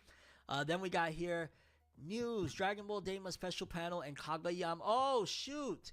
Hironobu Kageyama. He's the singer of Chala He Chala. Chala He Chala. Wow. Okay, he's going to be doing a live performance. I want to see that really, really badly. Yeah, wow. Okay, that's freaking awesome. And then also just a quick one. The voice actress of Luffy, Mayumi Tanaka, will appear in the TV drama Tigers with Wings as an actor. This is the second time in her career that she will appear in a drama as an actual actor and not just a voice actor. Kudos to her. She looks like she's having fun in it. Why not? But I think it's time we slow it down and hop to the weekly Shonen Jump author comments of the week. We got those in. So let's start off with Undead Unluck, Yoshifumi Tezuka. We've gotten to 4 years thanks to all of you. Thank you so much. I'll do my best once again this year. And I remember it felt like Undead Unluck was going to end probably like a year or two ago. So I'm shocked that it's still going. It felt like in 2022. That's good. From what everybody was telling me, it felt like it was going to end. The fact that it's still going, and it got an anime, and the anime looks great. The anime is great. That's awesome. Kill Blue, Tadatoshi Fujimaki. There was this Rock the Jump project, and I totally missed the deadline. And I had a good idea, too. Takamasa Moe, Akane Banashi. I went to my parents' house for New Year's, and my old room has been turned into my dad's workout and gaming man cave. That's what we do, fam. Once we done with the kiddos, bro, we got our man cave. Let's go. Hitsuji Gondaira, Mission Yozakura family. This year I got a tea advent calendar. The tea was easy to drink, so I loved it. Eiichiro Oda created One Piece. I can't believe they're making an anime out of a one-shot I did while I was young called Monsters. I'm Sorry so spoiled. about that. You are spoiled. You I get had to everything reset you my want, Twitter you account butt and boy. naked into jump and be like, right. hey, look at me. And they will be like, Oda sensei. We got Sakamoto Days creator Yuto Suzuki. Thoughts and prayers to everyone suffering due to the disaster. I pray things that will return to normal as soon as possible. I'm imagining he's referring to the earthquakes that happened in Japan. Condolences. We got My Hero Academia Kohei Horikoshi. He said, check out Let Go, the song by Hazem El Komi on YouTube. It's a pretty awesome record. I really love it. Okay, we'll check it out. Let's give it a go. Play the song, Chris. It's by Hazem El Komi. I think it's Let Go, Let You Go. Let's see what he's talking about. I've been loving you from afar. It's kinda hard trying to keep it close, but it's bittersweet, making me lose sleep, trying to make you see what you mean to me. Living in a fantasy, living in a fantasy. fuck is this? That's my homie. Go check out his song. No, here's Horikoshi's real comment. My thoughts are with everyone who suffered from the disaster. I'll do anything I can. Again, condolences to everything what that the happened with fuck the was earthquake. that? Blue Box Koji Miura, thoughts and prayers to everyone hit by the Noto so Peninsula earthquake. confused. Hoping for a quick recovery.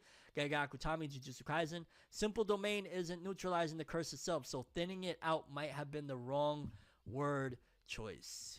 Ever so complex world of Jujutsu Kaisen, folks. New Age Exorcist Kota Kawai. My heart goes out to everyone hit by the earthquake. I'll do anything I can to help. Shadow Eliminators Kento Amamiya. To everyone hit by the disaster, my thoughts and prayers. Witch Watch Kenta Shinohara. Thoughts and prayers. Green Greens Kento Terasaka. My first fighting game and I got master rank with Luke. Time to go meet some more even stronger guys. Elusive Samurai Yusei Masui. I double checked and I already forgot 3 scars in this week's chapter. Well, they'll all be healed by next week. Miraboko. That's still going. Interesting. Shuhei Miyazaki. I received the Mando Kobayashi Manga Taisho 2023 award. I look like a weirdo accepting it, so please check it out. Miraboko, I feel like had me in the first half NGL. Was, or yeah, maybe for not real. as big as Gintama, but it should get more recognition because it's been trying to be the Gintama of this generation. It just hasn't worked out. I think maybe the lack of serious storytelling maybe is what holds it back. But again, I'm not all the way caught up, so who am I to say? Kagurabachi Takeru Hokazono. I got some chutoro tuna and slices of taku and pickles and made a simple toro taku, but it was better than the real thing. Salute, Kagurabachi. Let's see how much long. I ain't gonna lie, I wanted to win at this point. I hope Kagurabachi sticks around for the long haul, but we'll see. Cypher Academy, Nisio Easton. Thank you to everybody who participated in the Cypher exam project. I'm sending this issues paid to the Noto Peninsula Earthquake Recovery Fund. I respect that. Two on Ice, Elk Itsumo. My thoughts are with everyone hit by the earthquake. Martial Master Asumi Kawada. Thoughts and prayers to everyone in the earthquake. And last but not least, Mama Yuyu by Yoshihiko Hayashi. My favorite anime opening themes are from Ri, Cutie Honey, and Musashiden 2. And Kill la Kill second season. Kill la Kill was awesome.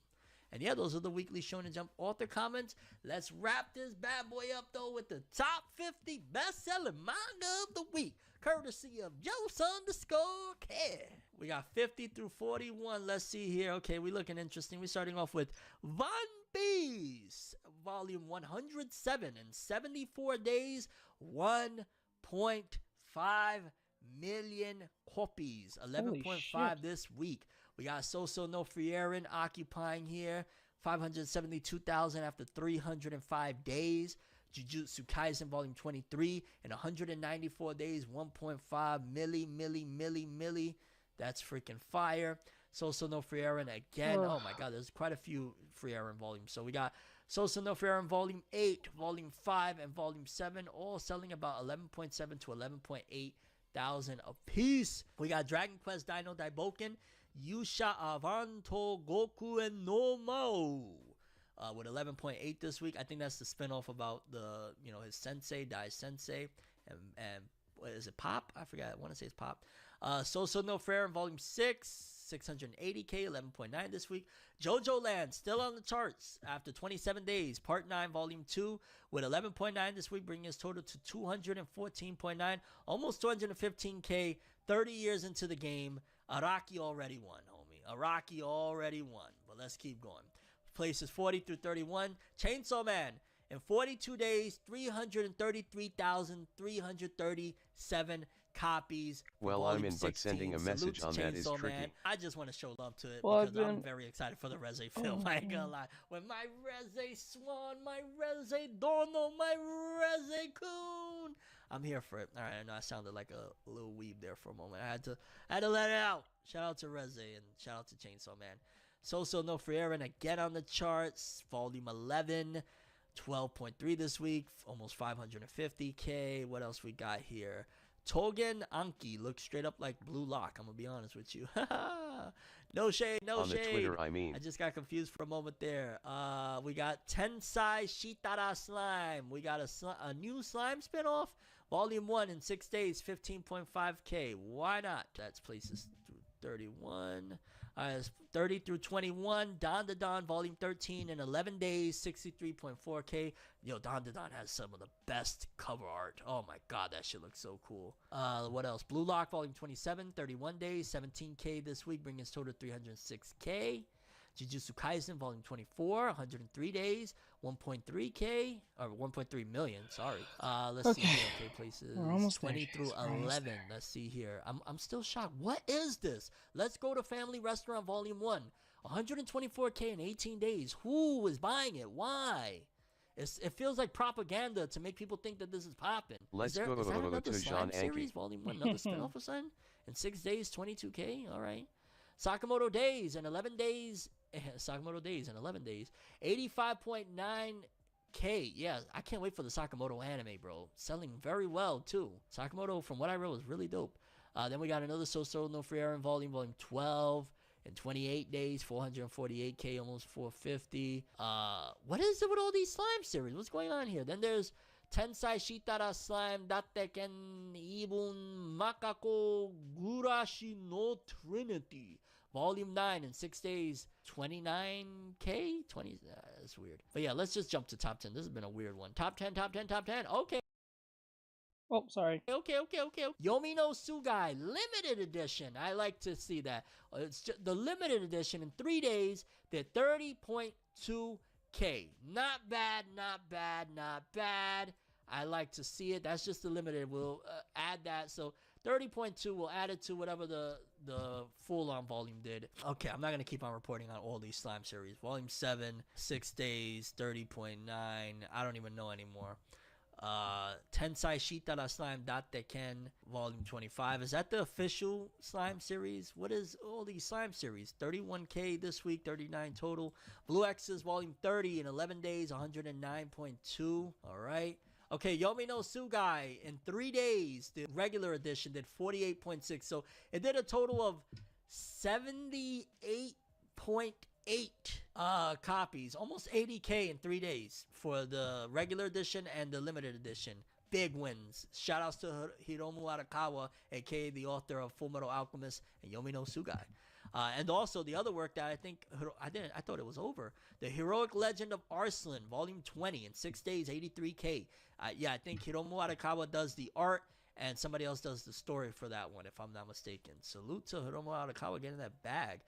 Then we got Jujutsu Kaisen Volume 25 on its second week. Ave Maria, yo no puedo creer todo esto año el Jujutsu. Okay, let me stop.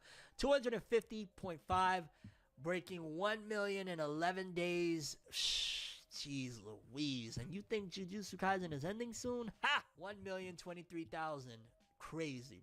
But coming in at number 1 in 6 days, the latest volume Blue of the Exorcist is still the official ongoing. slime series. Yep. Tensai Shitara Slime Believe it or not. Datteken. Yes, it is. 258.2K in 6 days. That's crazy, but the biggest win right here, bar none, Tsukai's and Gege Akutami. Over 1 million in 11 days. Only I One was Piece is surprised by capable that of doing too. that. Nothing else. Big. Hold on. Big wins. Big wins. But yeah, people, that's all we have for this episode. I'm Tim, and as always, people, have an awesome day. And remember the golden rule, anime and manga for life. Have an awesome day. You guys just watched another episode of... Okay, as promised. Let's see Make sure to what Joey's up subscribe, to. hit that bell, and check out my album, The Rise of Tim Roosevelt, out now. Okay, this is confusing. LOL face with tears of joy. I have never done this before. What's confusing?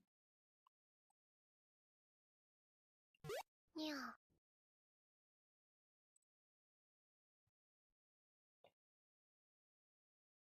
Okay.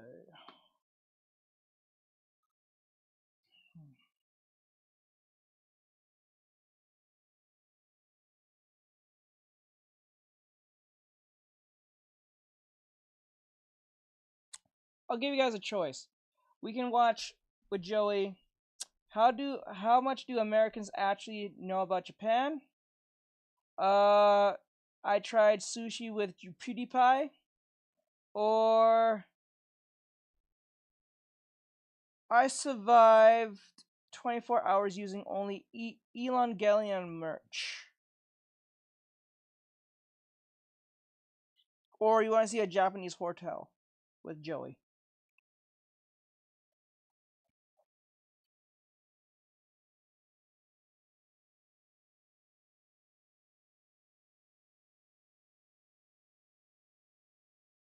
I survived 24 hours.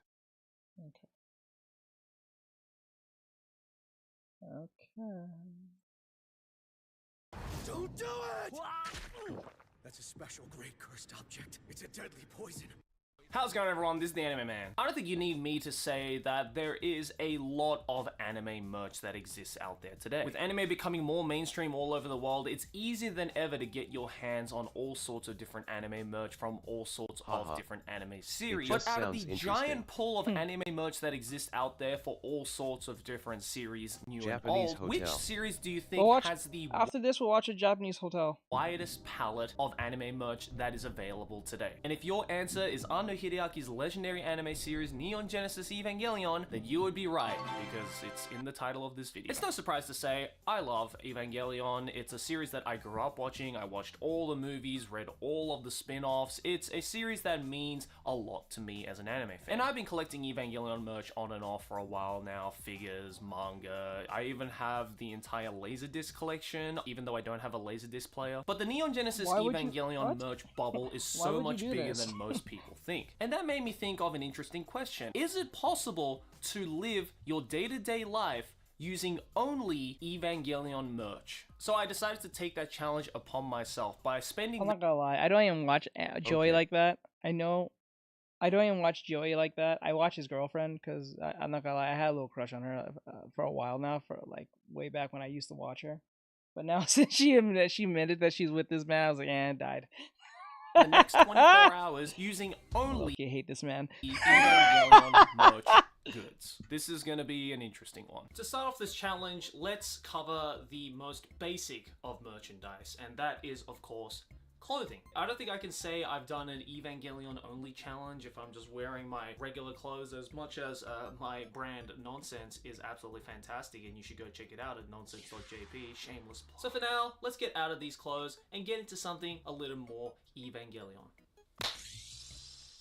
That seems more like it. So to start off with, I'm wearing my lovely, light, and comfy to wear Evangelion collared shirt. You've probably seen me wear this shirt a couple of times in past videos and Trash Taste episodes. I'm also wearing these pair of Evangelion sweatpants as well that are a little bit tight on me, unfortunately, just because I gained a little bit of weight, but they are comfy nonetheless. And yes, in case you guys are wondering, I am also wearing Evangelion underwear, because that is also a thing. But the day has just started. I'm feeling a little bit hungry, so let's go make some food in the kitchen. I went to the supermarket and I got some little supermarket sushi. You might think this is like low quality stuff, but this is actually really bomb. Well, you're probably wondering, Joey, what's Evangelion about sushi other than the fact that they both come from Japan? Well, the sushi itself is not Evangelion, but the plates that I will be using to eat the sushi are most certainly Evangelion themed. These are official Evangelion sushi plates. Okay. This one has like a really cool angel on the cover of it right here, so this is what I'll be using to put the sushi on. And this is an Evangelion soy sauce plate. Apparently if you pour the soy sauce in the middle, then you can actually see the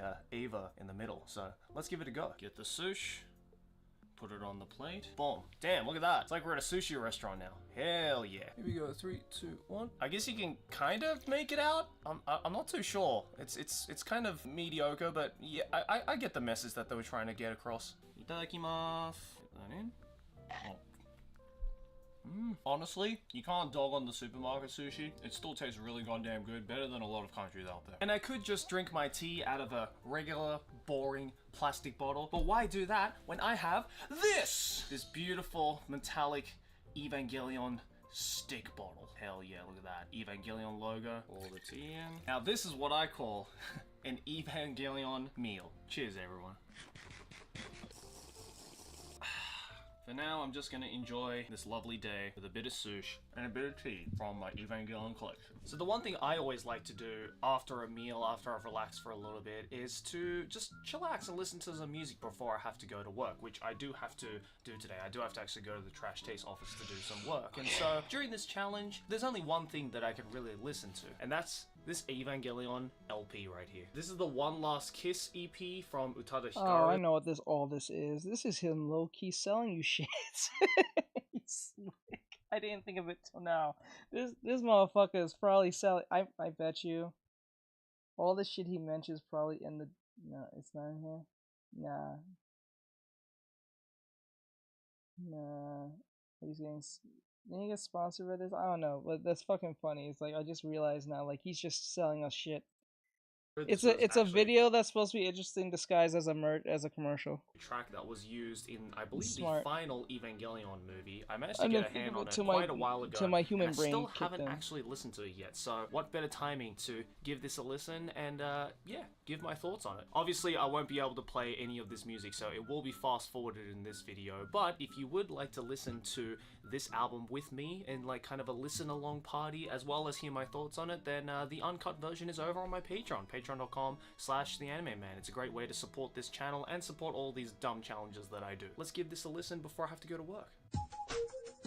Hell yeah. Before I can go to work though, I have to be a responsible adult and do the washing, because after Very this slick of you, challenge, Joey. I'm going to be wearing something else other than these Evangelion Very slick of you, Joey. clothes. Yeah. Let's throw the washing in here. But Joe, you're probably wondering, well, how are you going to wash your clothes? Do you have some like Evangelion washing detergent or something? Well, that is actually exactly I believe what that I exists. have. Yes, that's Japan right. is A no washing joke. detergent Yo, company I decided.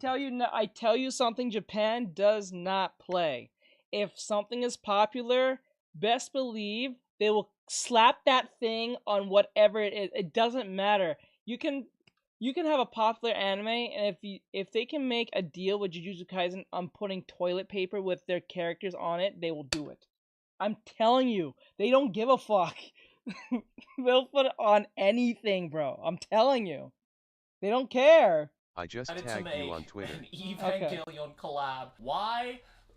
God knows why. At least this one's got Ray on it, who's my favorite character. And at the top here, there's some kind of like slogan in the Evangelion font that says something along the lines of like, destroy the germs, eradicate them like the angels or some shit, I don't know. And in case you're wondering, right there, it says officially licensed by Evangelion. So this is as legit as it gets. But why is the real question. Why did they decide this was a good idea? I have no freaking idea. But we're going to be using this laundry detergent to clean up my clothes, and boom. I don't actually know how to use this kind of version here. Okay, so you kind of have to just like push it Hold on, guys. like that, and it comes out from this end here, I guess. Alright, let's open this up. 1, 2, 3, 4, 5. What a weird way to put in washing detergent. Close that up. Go! And there we go, the washing has begun. Time to leave that spinning for the day. Off to work. Well, I'm about to head to work now, and obviously, since I just finished my meal and I'm about to make a public appearance, I gotta freshen up a little bit, you know. More specifically, I gotta brush my teeth, and obviously, we're gonna be using an Evangelion toothbrush. This is probably the one piece of merch that I was the least surprised existed, but it is pretty cool that they go full in on it, and they say that this is only used for Nerve employees only, because I am definitely a Nerve employee. Make sure you brush your teeth twice a day.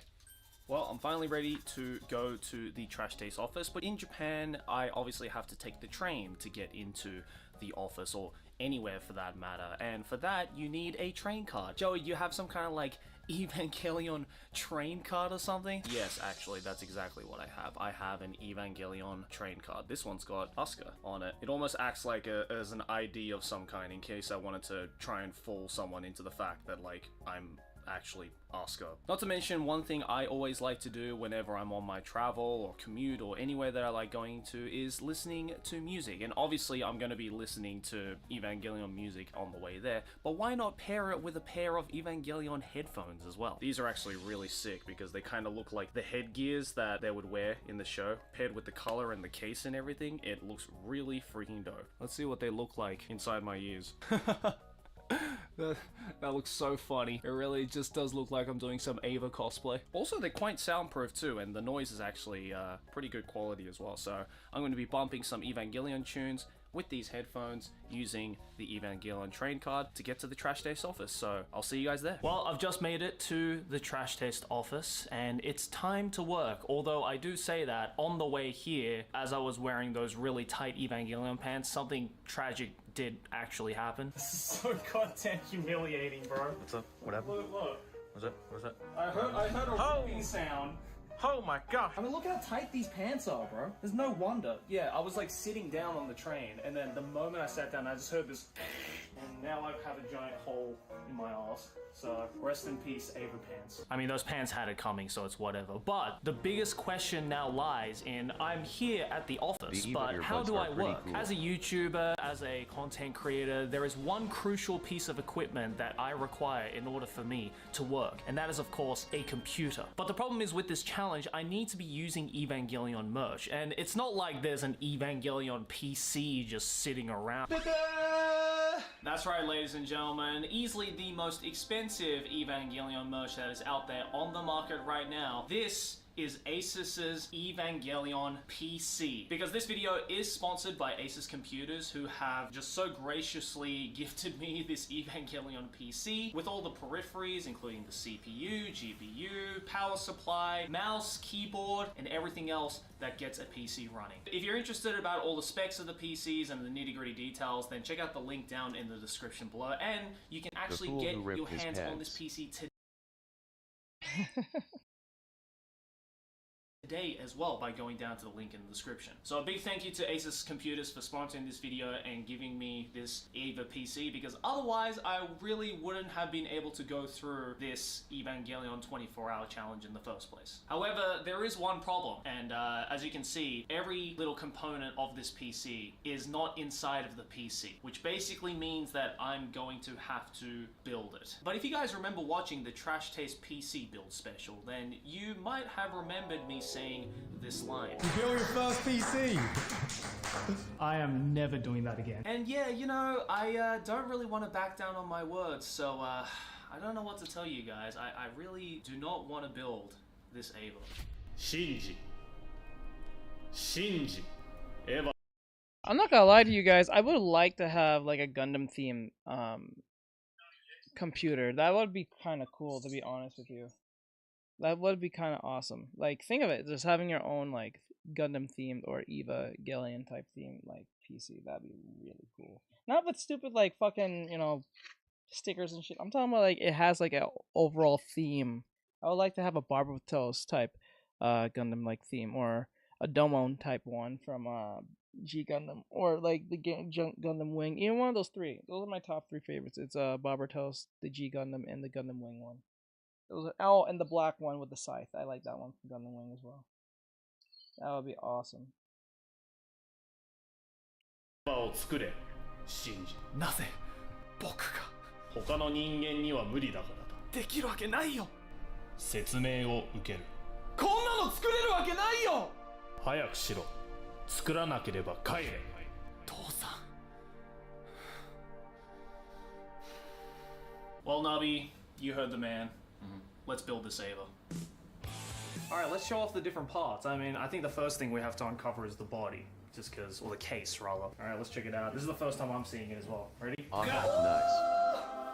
God damn! Dude, look at that! Oh my god, that's sick. What the heck the am front I is watching? so cool! Oh yeah, that and then if familiar. you look over on this side as well, with the plexiglass screen right here, we can already see there's a big... Actually, oh, that's freaking cool! Look at that! Over the side and everything, that's just fucking awesome! What the hell? Oh, it's so cool. Oh, it's like a little compartment storage for like screwdrivers and stuff. Oh, cool. But yeah, all the fans are already in, which is good because that was definitely the biggest pain in the ass the first time I built my PC. So hopefully, with Nabi here to help me, it'll be a little bit easier to build all of this out. Here's the thing about this ROG Asus is literally trying to push for this like DIY PC ecosystem. Oh, so okay. basically, when you mentioned about the fans, it's already built in. That's what they want. They want you to actually just like do it yourself. It's a building a PC, but for plebs like me. Exactly. So even if you're an absolute noob at building PCs a la people like me, then this is perfect for you. So ROG, Asus, you're doing God's work. Everything else, we do have to build ourselves. So let's just jump right into it. All right, we also have the, what the hell is this? Oh, this is the power supply? Why is it in like a, why is it in like a CIA like case like this? Oh, I got a fantastic deal for you. You want a power supply? Ooh, goddamn. All right, well, the packaging is super on point. We also have here the motherboard with Asuka on it, because obviously this is the O2 model. What's up? Oh, damn. All right. Oh, my lord, look at that. Damn, everything is like perfectly themed, not just with the coloring and everything, but also with all the logos and everything like that. That's actually so cool. We also have the graphics card, obviously. We have the GeForce RTX 4090. I'm gonna be playing Minecraft and Terraria on Ultra with this baby. God damn, boy!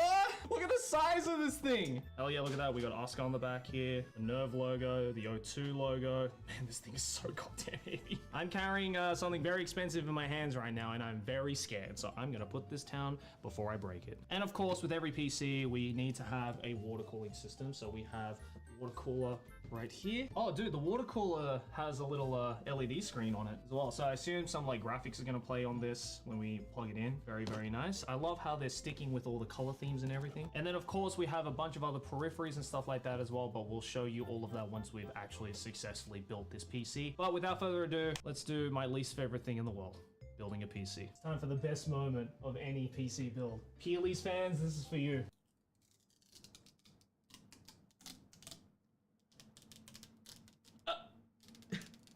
Roll is doing too so slow. Satisfying. Whew. Hold on, what was there? Ooh.